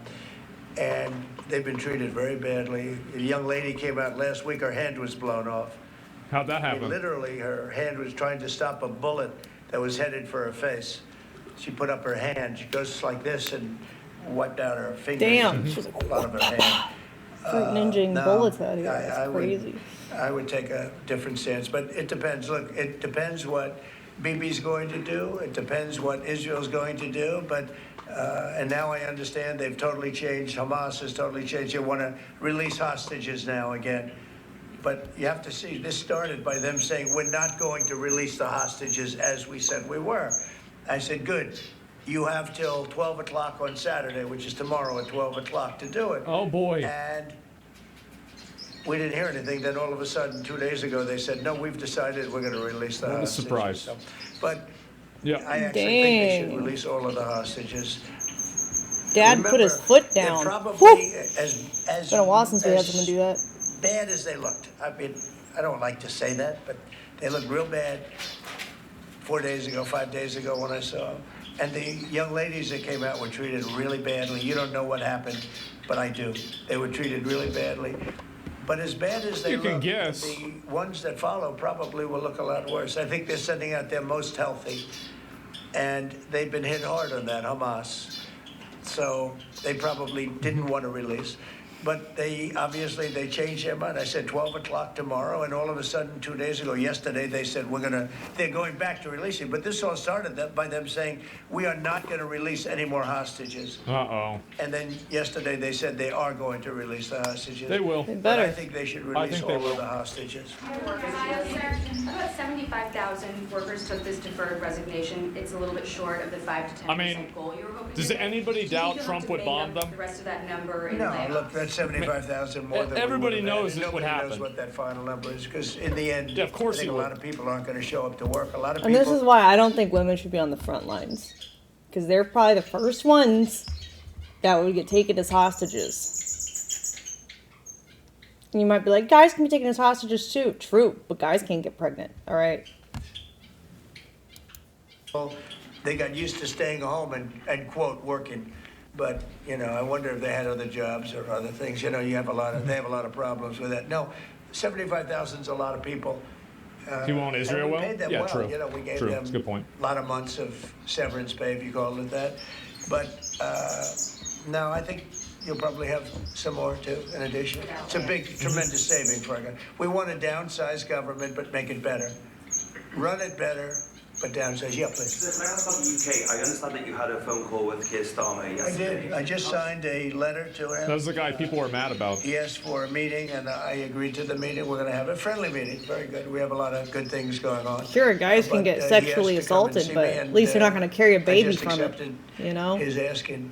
Do you have a date for that, Sarah? What do you hope to Very soon. I think he wants to come next week or the week after. And what do you hope to discuss? I don't know. It was his request, not mine, but... Yeah, people were really I've met mad at him. twice already. We get along very well. He's a very nice guy. Thank you very much, everybody. Thank you. Thank you very much. Appreciate it. Thank you, Brian. Thank you. Thank you, press. Thank you, press. Thank you, sir. Thank you. Get him out. Send the morbidly obese to the front lines.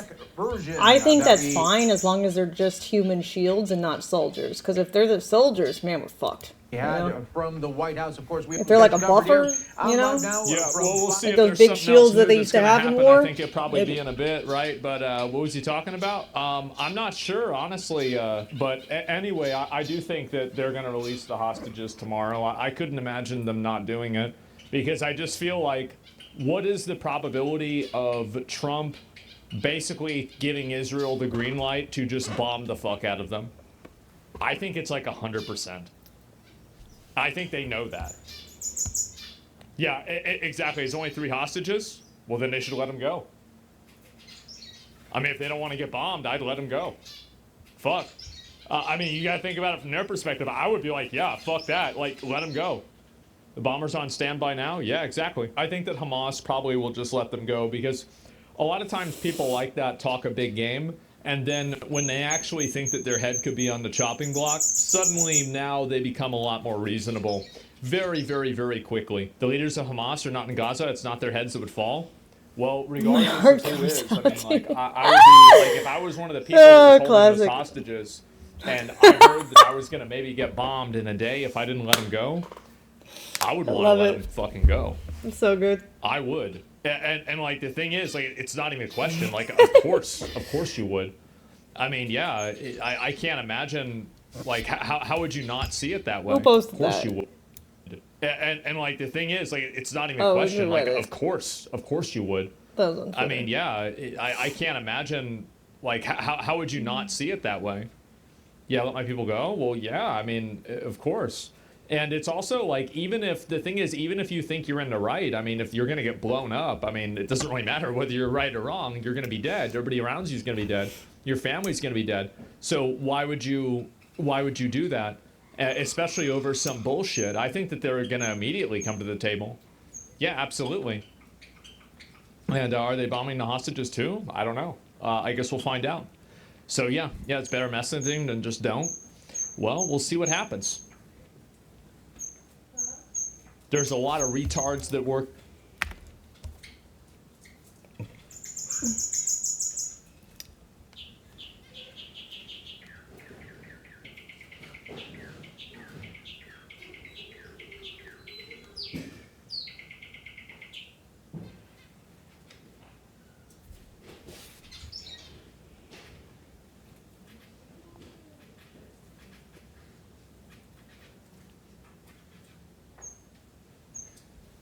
There's another video I wanted to watch.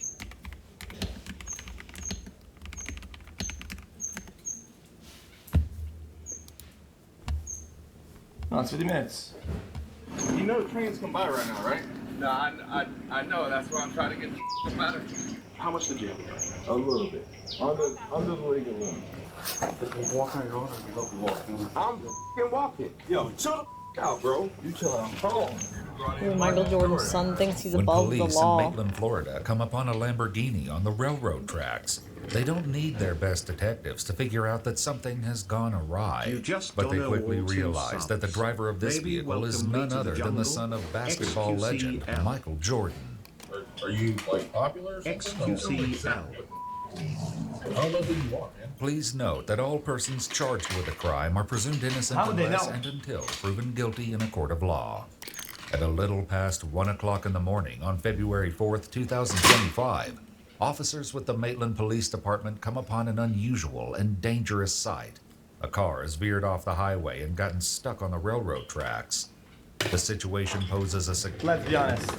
In all America, you could probably only find maybe 100 people that could probably see him visually and know who he is. Let's be honest. Come on, bro. significant threat to those in the car, as well. Wait, so what? Tracks. The situation poses a significant threat to those in the car, as well as the officers. Hey, you guys good? Yeah, we're trying to. My car's a little stuck right now. I see that. You want to help us? You gonna try? What happened? How'd you get on the track, man? Help us try and reverse this thing out. Well, hang on. You are stuck. You know the trains come by right now, right? No, I know. That's why I'm trying to get the matter. Your car ain't going nowhere, dude. You're buried. You're stuck on the track. I need you guys out of the car because there is a train coming right now. What the f? So then let me pull up. You can't move. You're not gonna be able to move it. Just get out of the car. You can't. You're buried. No, you can move it tomorrow. You're buried, bro. You can't go nowhere. You're buried. But there's a train At least to the right. less than 5 minutes away. All right, so then. You want to get hit by a train? Do you think I want to get hit by a train? No, that's what I'm absolutely not. saying. Get out of the car so we don't get hit, so we can get off this thing. Baby, try to the right. All right, get out of the car. Yo, is this lady fucking dumb? It's so hard to see anything.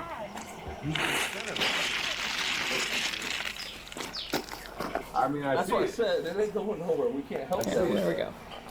We got the sun here. We're notifying them to see if they'll stop, but they got one coming. Could have gone out and tried to get a plank or a branch or something like that to get some traction with the wheel. It doesn't take much to get out of this. It doesn't. Brett from Sanford, and it's. I mean, I feel like we got 1, 2, 3, 4. Any bit of traction, you need to. Dude, push this mother. 1/5 of a wheel turn and you're out. I mean, the concern is this $300,000 vehicle. I would like to just like push it out the way. Let's start trying. I don't even know what to do about the tow truck or anything. Tow truck? We don't need a tow truck. We just need. Can I get some manpower to push? Did he explain what happened? No, maybe I missed it when I was doing my The lips. railroad tracks.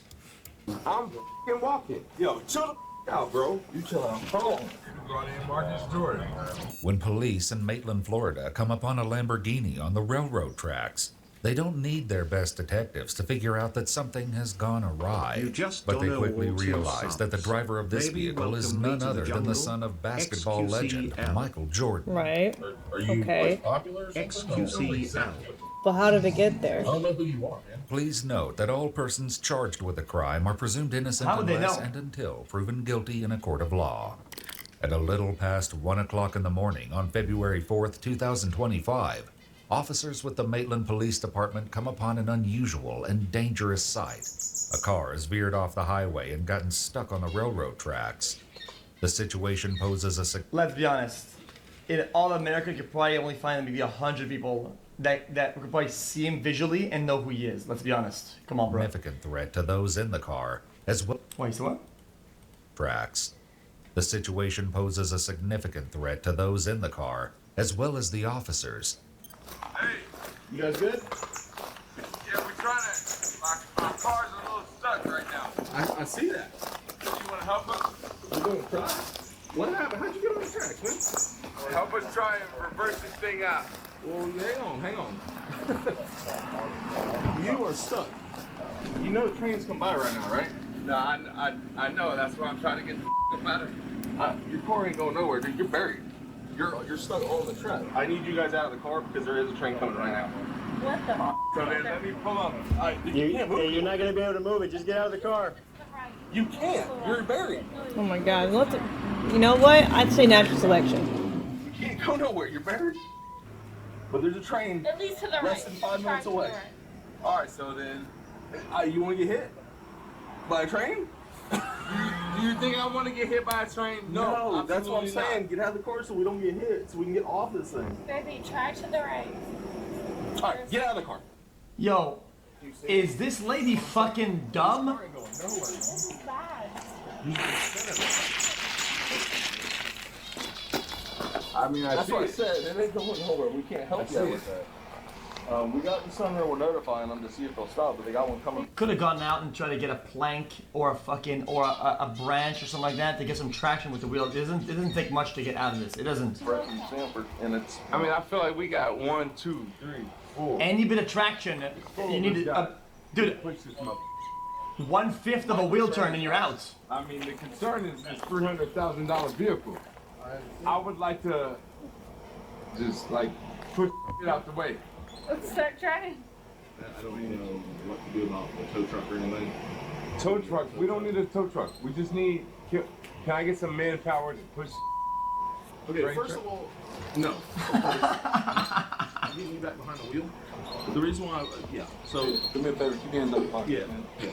Keep your hands in your pocket. There's nothing in my pocket. You didn't say second of all. I'm Michael Jordan's son. Okay. I'm not doing anything wrong. I'm just trying to get home. And I made a wrong turn. Okay? And clearly, we would just like to get our car off of the train track. Made a wrong turn. We're not trying to be on. How can you make a wrong turn onto a track? I feel like a lot of people in this position. There's a railroad crossing, bro. How do you? These What? are acting this way because I'm this person or whatever. But I gotta be honest with you. I feel like it's kind of like they do it to themselves because they're making the interaction different like that because he's announcing himself as like different or special. Just, bro, you're just a normal human. We really need a tow truck. There's a cop, you're a human, that's it. There's 1, 2, 3, If 4, you weren't doing anything 5. wrong, how the fuck did you make a wrong turn? Now, it's probably your fault. So get it off the track. Just chill. No. The quicker we can move this, the better, right? I'm telling you, we cannot push this car off the track. Unique? There's no possible or way in this special. I disagree with that. Okay. But, okay. You have more than right You happy now, Jen? Okay. I mean, I'm just saying if there's 6 of us and we throw this thing in reverse. Well, I've already got concerns for your level of impairment anyways, okay? So that's why. Oh, that's not how I meant it, but whatever. You're on a train track. Is it done? Okay.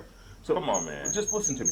That's why I don't want you back behind the wheel anyways. Okay. I would be like, how about let's call your dad, FaceTime him the situation, ask him, do you want your son to get on the tracks and try to move this car with a train coming, or would you like us to leave the car?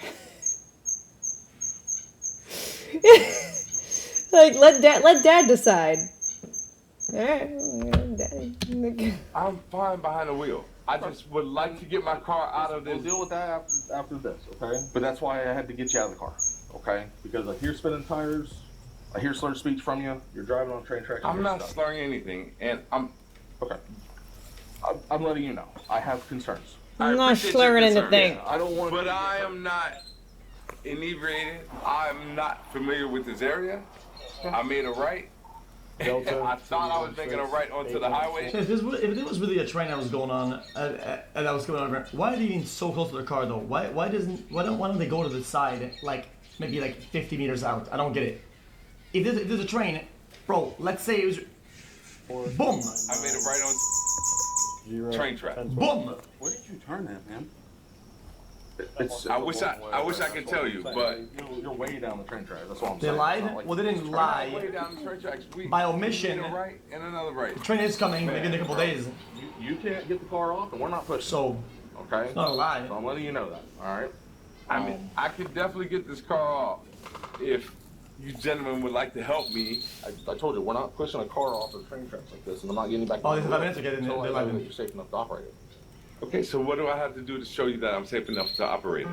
Well, I'm gonna ask you to do field sobriety exercises in a minute, but I'm gonna read you your Miranda rights first. You're not under arrest. I know that. I know I'm not. So the reason why I have I shouldn't be. If I know anything, I'm pretty sure that nobody's gonna get hit tonight. Okay.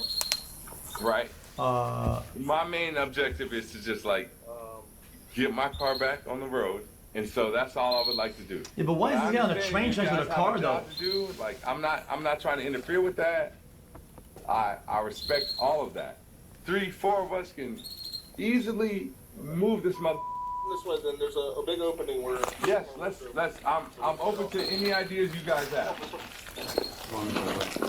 At last, the cops convinced them to move away from the railroad tracks. And if Marcus is unhappy to leave his Lamborghini behind, he'll be even less pleased with what the officer says next. All right, ma'am, I'm gonna be doing an investigation on him right now. Okay, I smell alcohol, slurred speech. In my opinion, I'm not slurring any speech, sir. So, whatever you have to do, that's what I said. If you were willing to talk to me about it, I'm talking to you. field sobriety exercise at the moment. Okay. I mean, if that's what we have to do, then we have to do that. I mean, I apologize. The last thing I wanted to do was put my car on the tracks. If you're not guilty, why are you fighting so hard? No, I was just trying to get home, and I got a little discombobulated, apparently, because I thought that this was gonna cut me on the street. But clearly, bro, it's impossible to have any sympathy for people that say shit like this. Because, brother, you're talking about the car as it like, oh, look, we need to treat it specifically because it's such a high valuable. It's such a high valuable. One, you don't drive drunk, and two, you don't go on the tracks. Railroad track instead, huh? Right. The point is, it's like what? I am. Don't use your peripherals. I want you to stare at my face. I see it. I'm following it. All right. Yeah. Then why are you looking at me? No, I want you. No, I want to see him. When your finger stops. So keep your eyes on it. All right. So we're gonna grab some tape and have you walk on the line. Okay? Do you feel comfortable in those shoes? You able to walk on them? I'm comfortable as. Yeah, I feel He's great. just trying to act so cool like he's gonna he's gonna beat the case. Maybe he's high and not drunk. 3. Oh no. So then 1. Here's the turn. Here's the turn. Okay, dude. Like what the? Probably why I didn't do the You're breathalyzer. gonna raise 1 foot 6 inches off the ground like this. Sure. You're gonna look at your raised foot. You're gonna count out loud. 1, 2, 3, 4, 5, Keep your arms down by your side. 7, 8, 9, 10, 21. Should we restart? No, then go ahead and stop. Scale from 0 to 10, 0 for completely sober, 10 being falling down drunk. Where would you put yourself at? Where would I put myself at? 3. 3? Yes. Okay. All right. What? Put those hands back. Well, I mean, Dumb. Okay. Just letting you know. Okay. I disagree with that, sir, but whatever you say.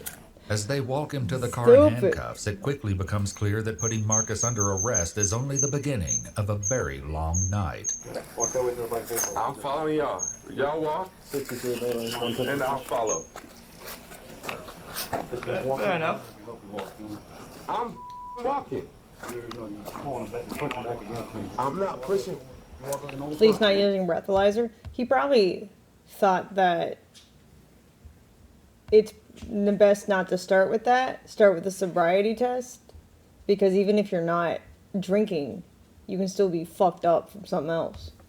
God, I am a normal person. Man, what is y'all this crazy? You disrespecting me. Because it is weird to be that far out on the track. You guys are disrespecting me. Like if you were right next to the road, What a maybe. Monday night. But he's down the track. I mean, brothers on the tracks. So yeah, it is a You want to crazy see my Monday night. dick? You want to check under my nuts too? Go ahead. I feel like you might be. I feel like you might The be. fuck? Where is that? I don't know the way you searching. Well, we gotta search everybody's. Nah, you can check under there. It's just a big dick and some big balls, bro. Yeah, receipts I paid for in the city. Like what the? I didn't do anything, man. I made a wrong. But I'm not drunk. All right, take a seat. My opinion is different. One question. You can ask me one question, I'll answer it, and then I want you to sit down. What's up? I just want to understand why y'all are treating me as if I did something criminal. The time got pushed back to like 9. Under the Well, But I'm not. So I answered your question. Now, please sit down and I'll answer more questions. Please sit down. I got nothing else for you, bro. All right. Hold on. Can I check your shoes, sir? Sit down. Yo. Sit down. Sit down. Yo, chill out, bro. You chill out. Hold on. Stop picking. Yo, can I ask my girlfriend a question? Don't do that again. Relax. Sit down. Relax. Relax. Can I ask my girlfriend a question or no? I got it right back. Oh, wow. Okay. All right. What's your name? Officer Marino, badge number 183.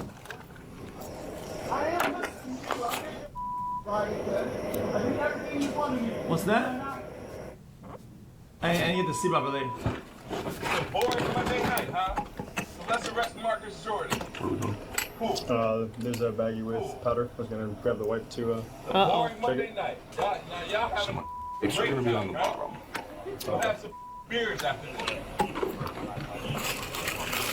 This guy. Oh, did he kick him? Yeah, he just started kicking. All right, watch yourself. He's who? Come back. Oh, he headbutted you? Oh, so he's gonna have about 4 charges. Any questions? All right. What do you say to her? So he's gonna have about 4 charges. Any questions? All right. Thank you for your service. Thank you for protecting our country. Thank you for your support.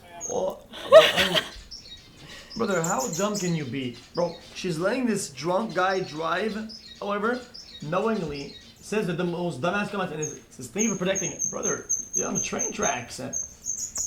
Well, that can harm people. Yeah, even if you were to make a case that, oh, let's say arresting somebody isn't doing that. Bro, what about the car on the tracks?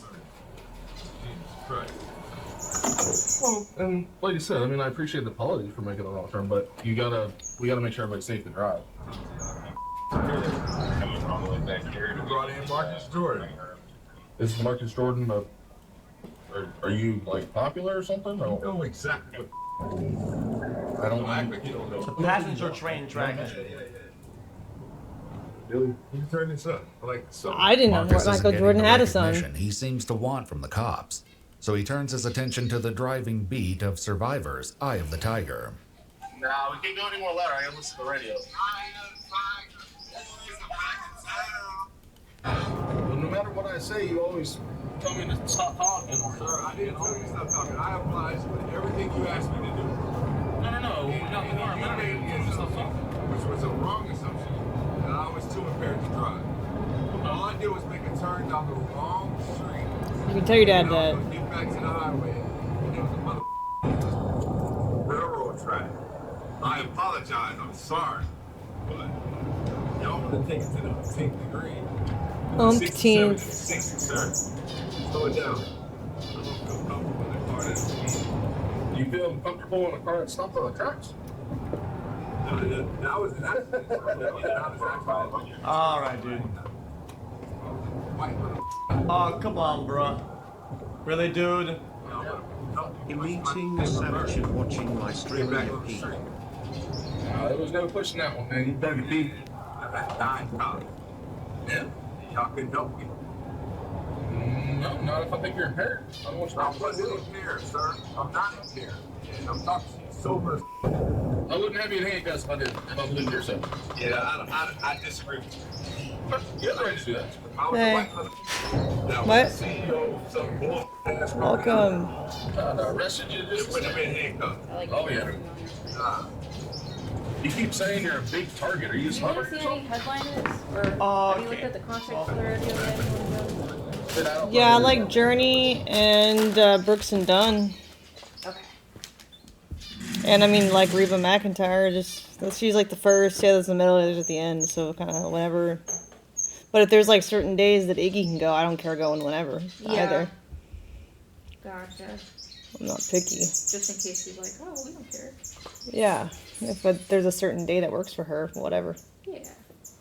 Do not care. Just send them the roster and ask if there's a certain date she wants to go. Oh, well, Jacob just responded with asking if she'll be already settled in Miami when we're there, so I'll send a line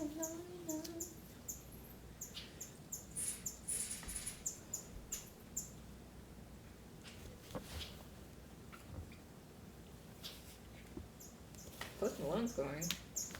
Yeah, I know.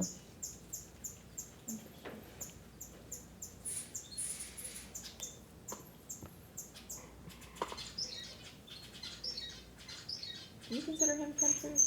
I don't know what he is, his genre. No. But not just because they're there doesn't mean they're country. That's true. I only know the songs that you play by him. I don't play any songs by Post Malone. Who's the guy you post or you play? What do you mean? That's a very vague question. There's I think he's in a song with Lil Nas X. You're thinking of Jack Harlow. Yes. It's not Post Malone. Alright. You ready? I'll have to go check on Monday for more. I think some of these are just yours. Because some people message me saying that they're to expect it, but I didn't find it. So I think these are just yours. If they're my address, then it's probably mine. But a PO box would be thin. Yeah, no, 2 of them I brought just Okay. because they're yours. I needed to open them.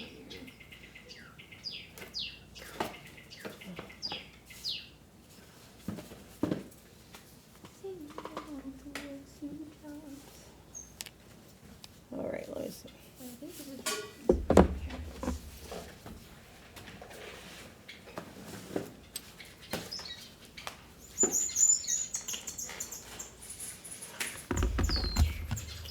PO box opening.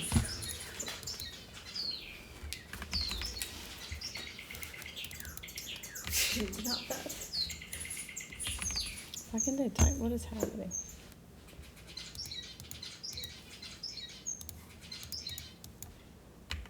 There we go.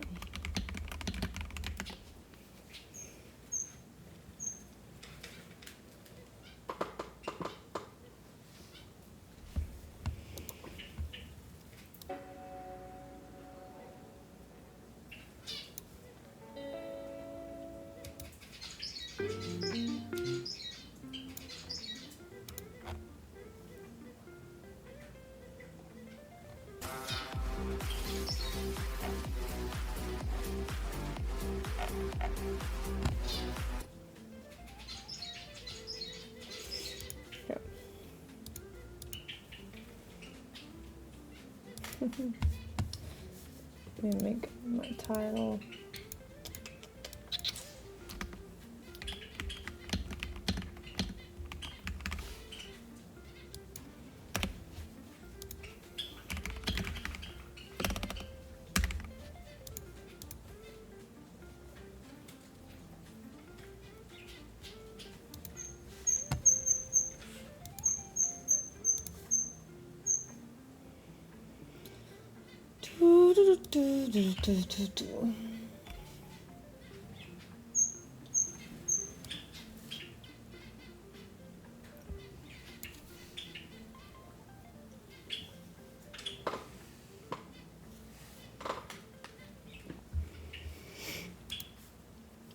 Go down, tell Discord too.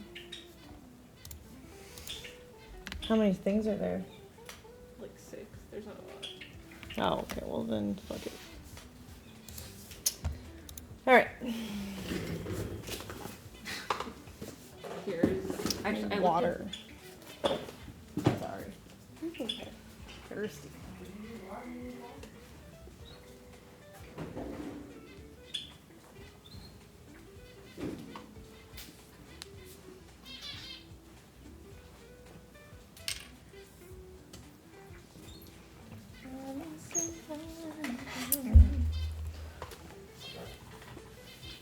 One you already opened. I think these have all been accidentally opened. I don't know by who. No. Yeah. It was a weird week.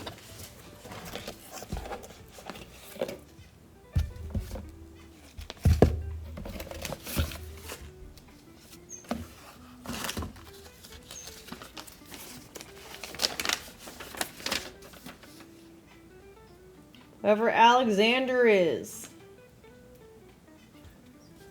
Like, there wasn't a letter, it was just the shipping notice. Well. It's huge! He gave me his heart, just like Elon. His heart goes out to all of us. Thank you. It is really big. Dang. That's a big heart. Big heart. It grew at least 3 times after Christmas.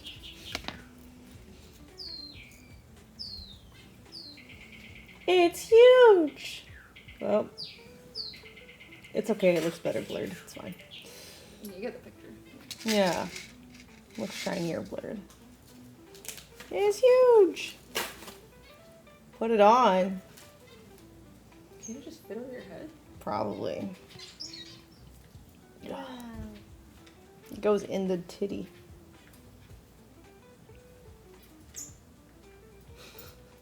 Oh. Perfect. They gotta look real hard to find it. That's right. They can see your heart, they're too close.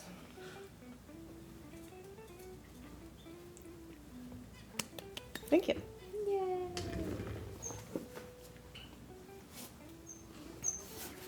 Let's see. Classic non-holiday gift. It is a classic gift. Oh, they give me chocolate. I always tell people don't give me chocolate. Well. Who was it? Was there a letter? I didn't see a letter. It's from Ian Scott. Ian doesn't listen. It's okay. Thank you for the chocolate. My employees will love it. I'm sure. I don't even. No one's gotten me one of those since I was in middle school. Thank you. Your love is grand. I'm reading the back of it. And so is this extraordinary best of collection. These luxurious... Hold on, I gotta do like Price is Right. These luxurious handcrafted Vermont chocolates evoke your love story. Golden caramels set your heart aflutter like the excitement of new love. Luscious chocolate truffles make you reminisce about true love's first kiss. And classics like peanut butter chocolate are just meant to be together. Take your time to savor each extraordinary moment. And the raspberry ones make you vomit. Yeah. Yeah, no one likes those. No. Why do they even have them? Who the fuck eats the raspberry truffles? Why did that paragraph sound like you met this person? Well, I was just reading this. I know, I'm just saying. What? You guys are crazy.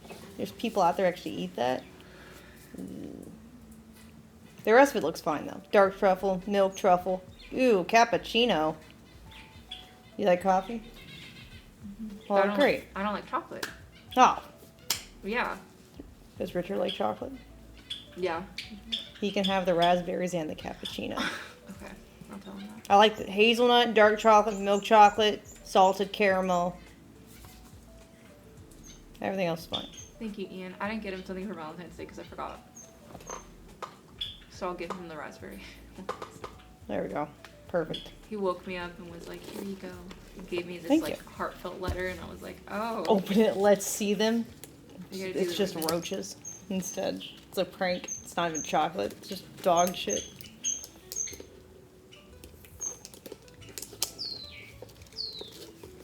It'd be funny. It'd be better than chocolate.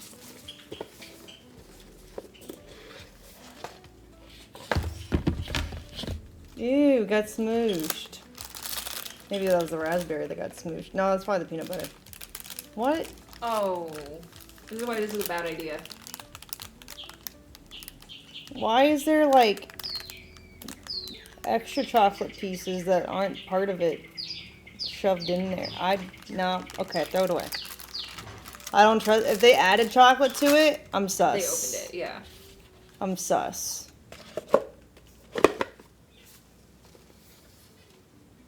Throw it away. I'm not gonna eat stuff that people tampered with. We added like foil hearts.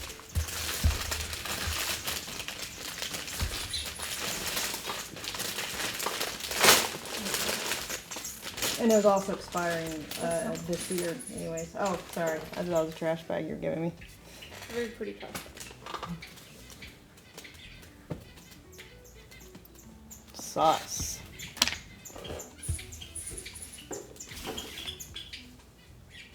Alright. Where's this from? Vortex. Vortex!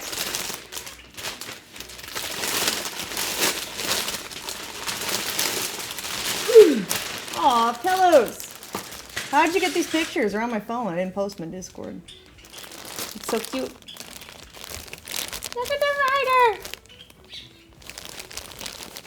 Screen? Oh, just screenshot him? I'm surprised. Oh, yeah. I guess the photo quality is a little blurry. Makes sense. But they're so cute!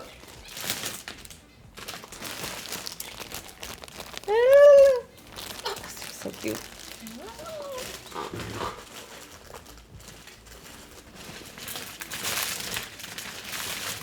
I'm glad these come in from packaging.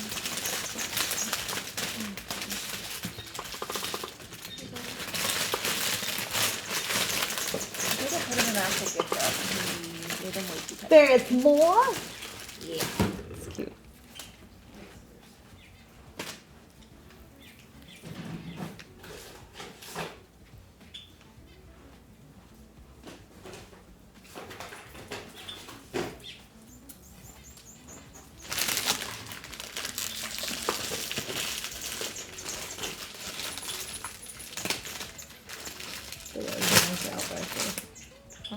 They're all knocked out.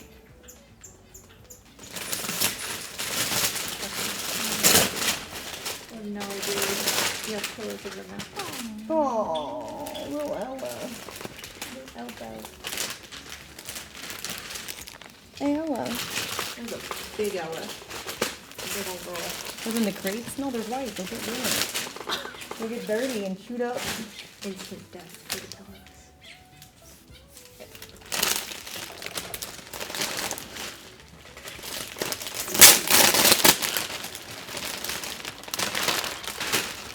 Aw, princess. It's princess.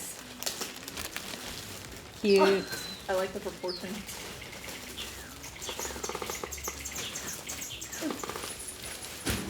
Beautiful. They're so cute.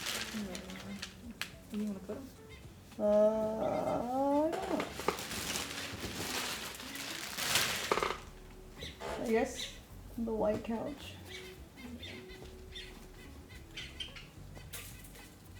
Oh yeah, you can see them. Yeah. Just, a big old head. yeah. Big lady. She's still on top of her kennel right now. Is she? She's been sleeping on the kennel. Yeah, she's funny.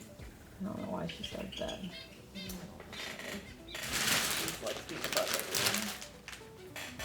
Like being able to see all the activity in the house. Nori and Ginger are eating. I was worried about Ginger. She was like swatting at me yesterday. Like pissed at me. Yeah, I was like, I'm just trying to give you food to eat. But I bought them mint and cilantro and I'm just giving like one leaf at a time. And she liked that. So I put it in the critical care so she has to eat it to get Mm, that's good. Yeah, we're getting there. And it's working now? Eating it now? Yeah, she's eating it. That's good. She's doing well. Excited for her. I moved the litter box so the baby can't jump in as much as I want her to. I don't want it unsupervised. But I'm so happy. Where did you move it? I just turned it around because I think she was climbing over it, you know, because the hay feeder was facing Nori's cage. Yeah. So she can't really do it anymore. If you just put it underneath her little canopy thing. Yeah. Or just separate or flip it basically. I think that'd be cool. The birds are rowdy. Are they? I think they're still trying to get used to all of them being there at once.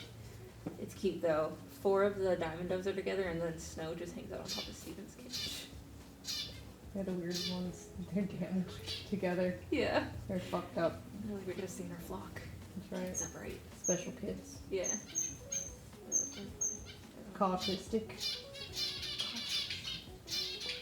Yeah. The dog-tistic cough. Yeah. Did I tell you how good the little baby's doing? They were like so happy. Wow. Oh yeah. It's only been a week. He was like, he's doing so great. So He good. is. Seems fine. Hello, baby. I tried petting him. He's so nervous. Yeah. He likes bacon though.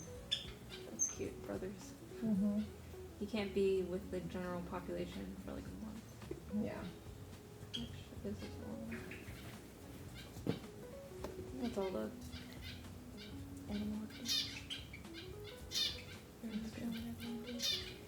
Those little, oh, I already told you that, the step cleaning thingy, they still work really well. They have fragrance in them, which sucks. It's still like animal safe, but it's just like I walk in there, which is better than it smelling like pee, but it just smells like the fragrance. So.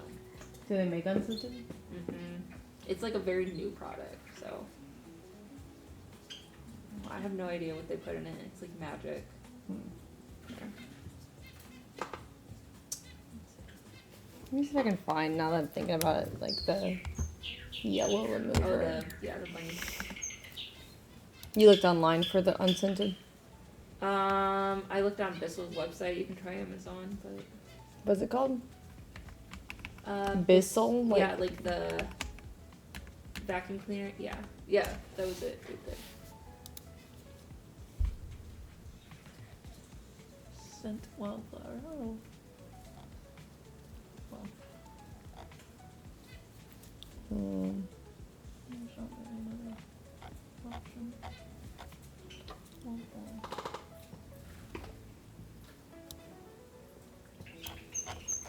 Well, let's see. Bissell, Stomp and Go.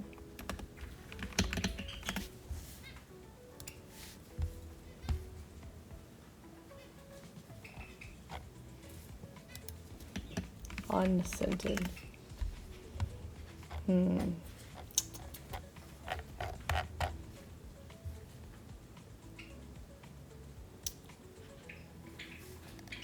Pet lifting pads. Let's see. Pet stain lifting pads. Ooh. Oh, it's still scented though. Guess it's fresh instead of wildflower. Yeah.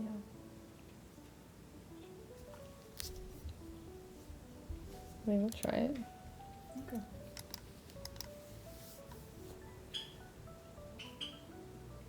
Pet mess absorbent towel, is that the same or no? I'm unsure. Try it. Can you go to the next? More absorbent than a paper towel, so it's like a glorified paper towel, I guess. Oh. Like an actual towel.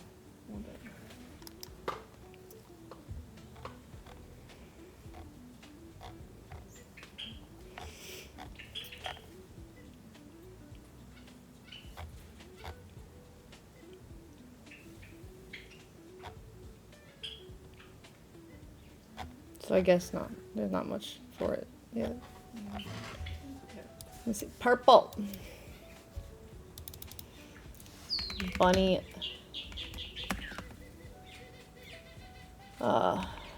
Yellow stain remover. How long does I make one for bunnies? Bunny feet.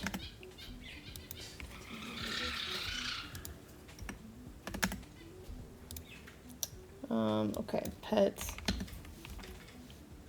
Yellow stain remover.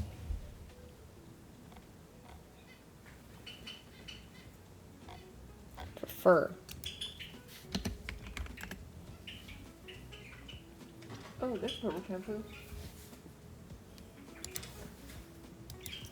Look more of a leave-in though.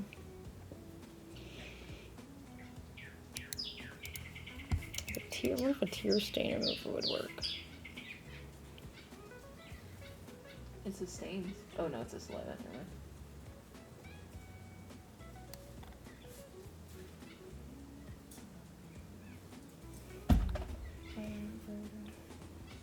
Oh, it says paws and feet, so people will probably use it for that, or formally safe to use head to tail.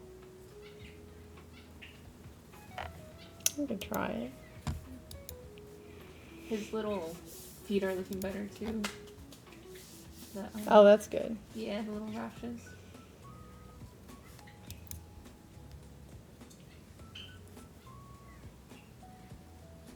On a white rabbit collar. Hey. Oh, it's for like clothing. No.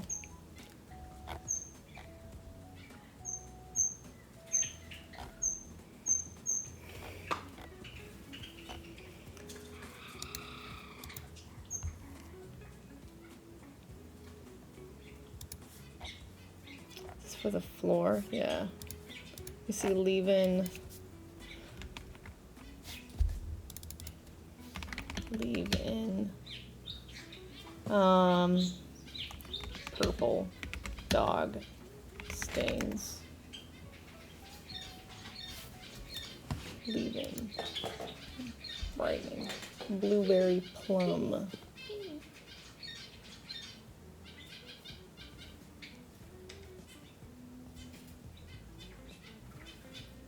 Is this whitening though? Probably not. Brightening, maybe.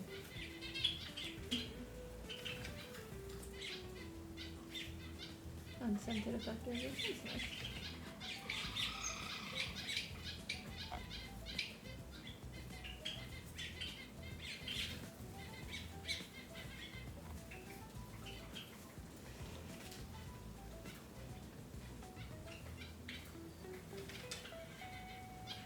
Oh, tea tree.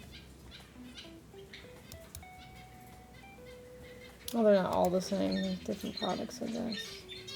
Okay. Brightening, but maybe not.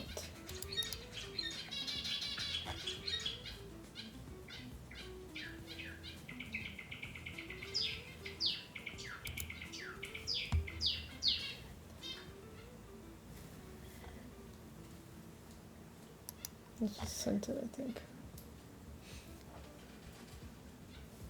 Maybe leave-in whitening.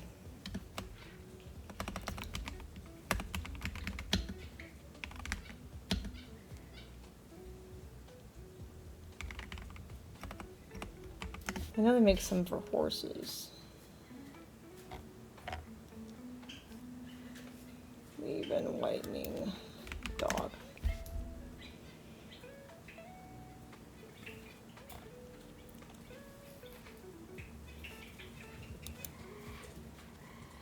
What is this?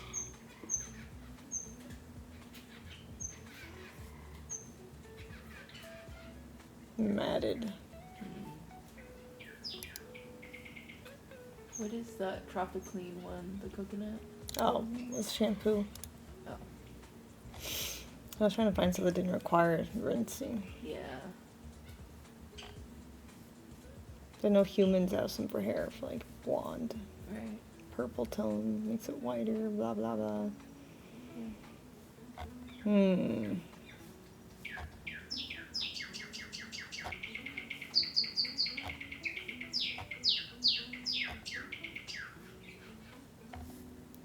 Leave in toner. Maybe.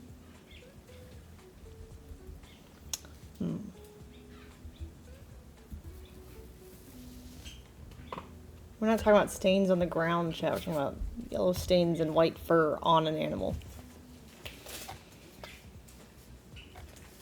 Without having to rinse, so not like a shampoo, like a leave-in. Yeah.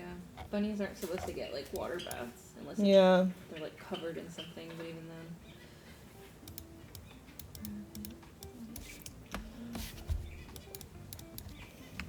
then. No rinse whitening.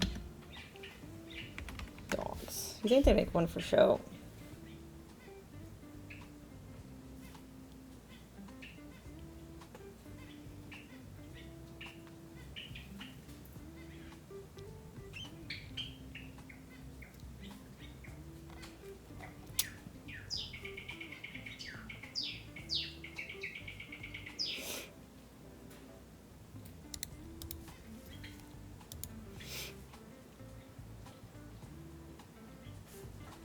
On Reddit, everyone's like, "This is normal." Yeah, but I don't like it. I know, right? Like, it doesn't seem healthy.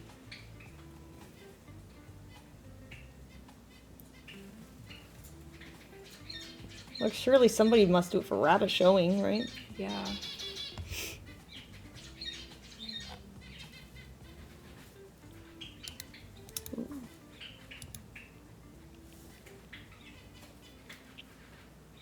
No rinse, no residue. Spot cleaning. Remove stains. Ay. Yo.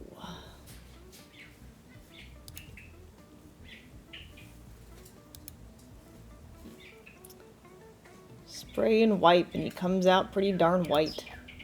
Hey. It's for horses, but we can try it. Try a little bit of it.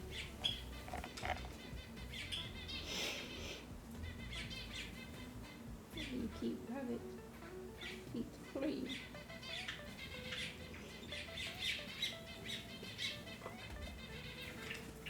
Someone says cornstarch bath. I tried it. It didn't work. I've never left a stain on my horse after applying it. Nice. See, some people say cornstarch and vinegar, but I'm not gonna put vinegar on the bunny. So I just do cornstarch and water.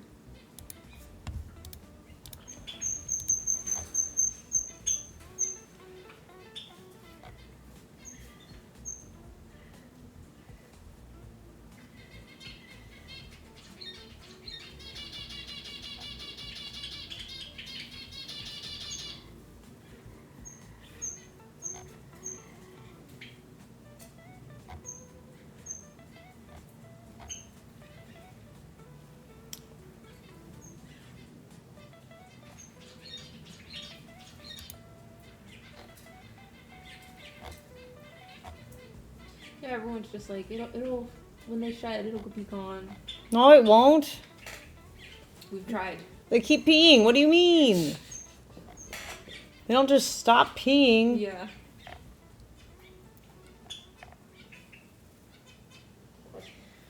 Alright. I gotta go back. I'll take these. Alright.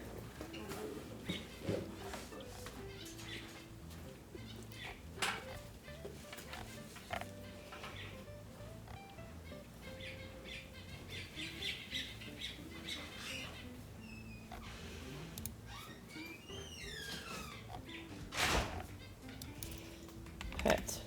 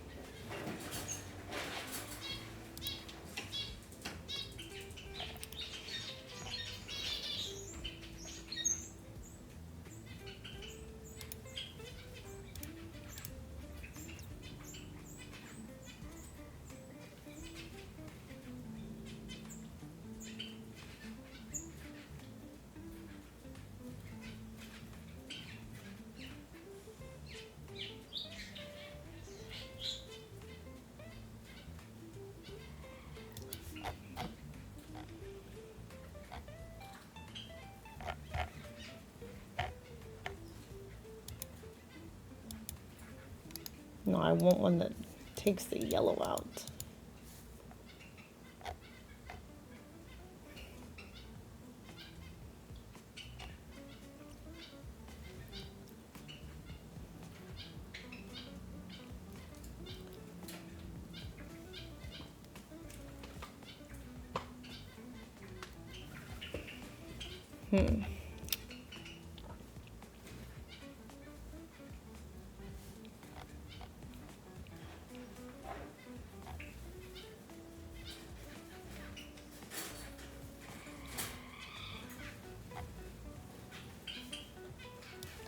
Maybe waterless.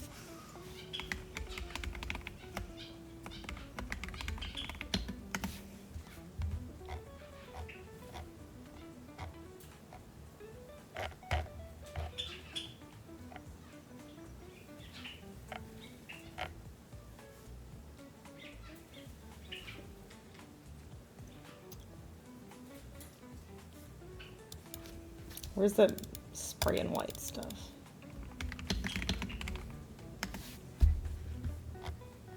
No, not like that. Mane and tail.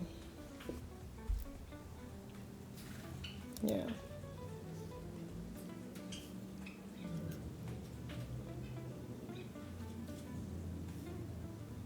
Supposed to wash this out.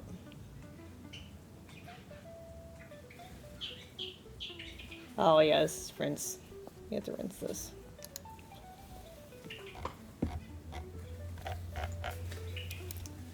Okay, let me see. Leave in purple foam.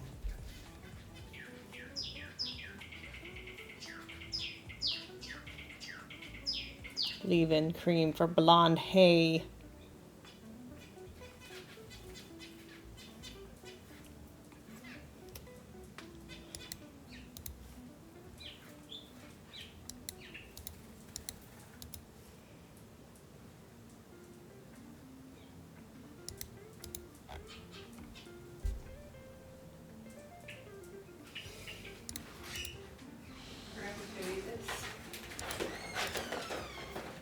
What? Ben being cute. Is Valentine's Day now? Or What is that? That is so crazy. Oh, it's funny.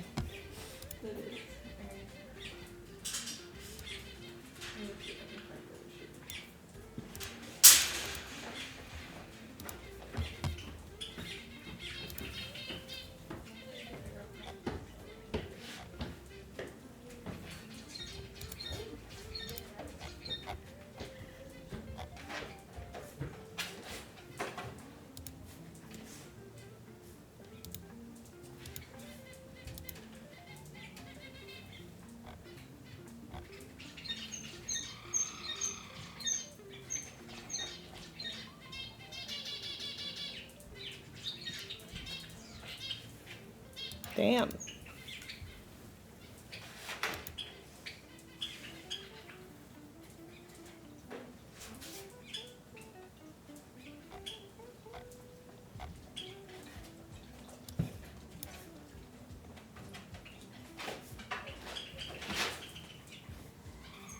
I don't have to rinse it, do I?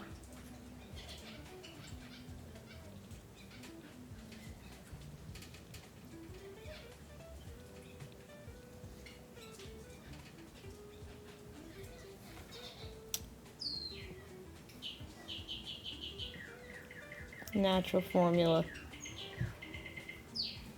No chemicals. Sure, we'll try it.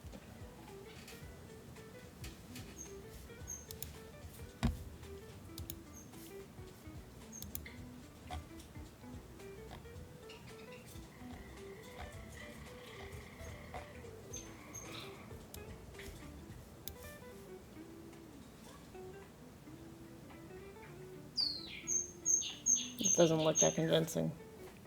Alright, I'm ready.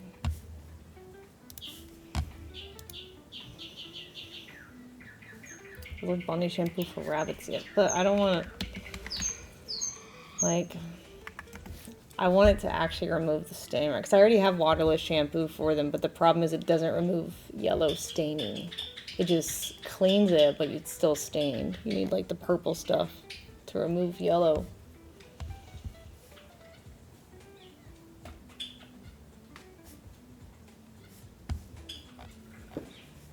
Yeah, bunny shampoo for rabbits is kind of redundant, I agree.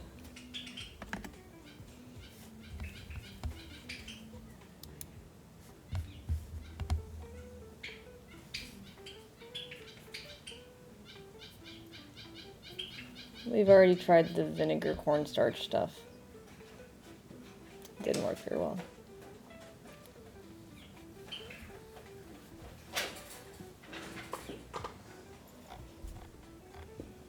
It's gonna do what we do for horses. Yeah, these aren't like the issue, right? Because it's not like they're smelly or whatever, it's just the staining. The staining.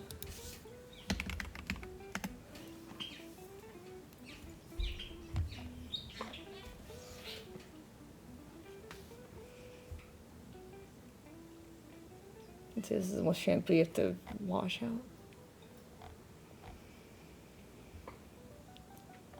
I don't have to wash them every time.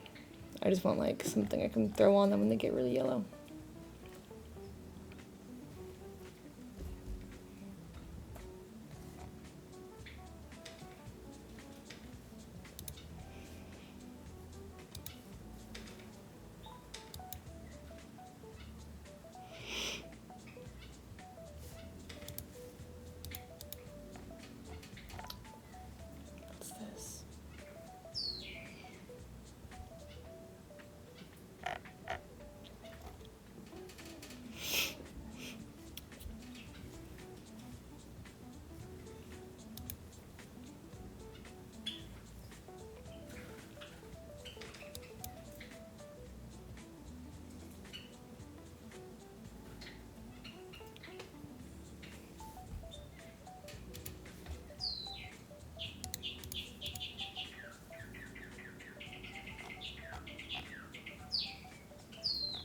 I don't trust this.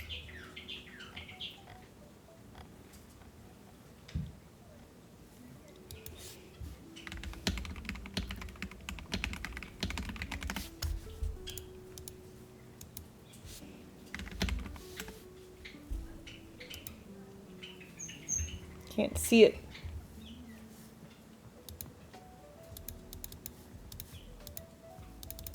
I can barely read it. Oh my god. Doesn't have harsh chemicals or detergents.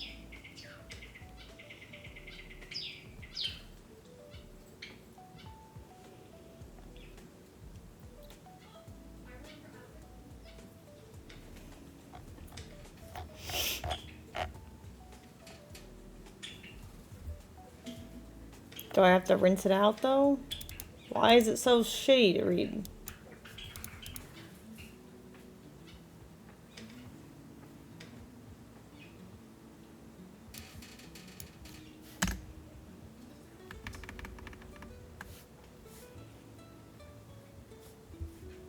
It looks like this is rinsed thoroughly. Yeah, that's not useful then. I might as well just get white shampoo, better reviews.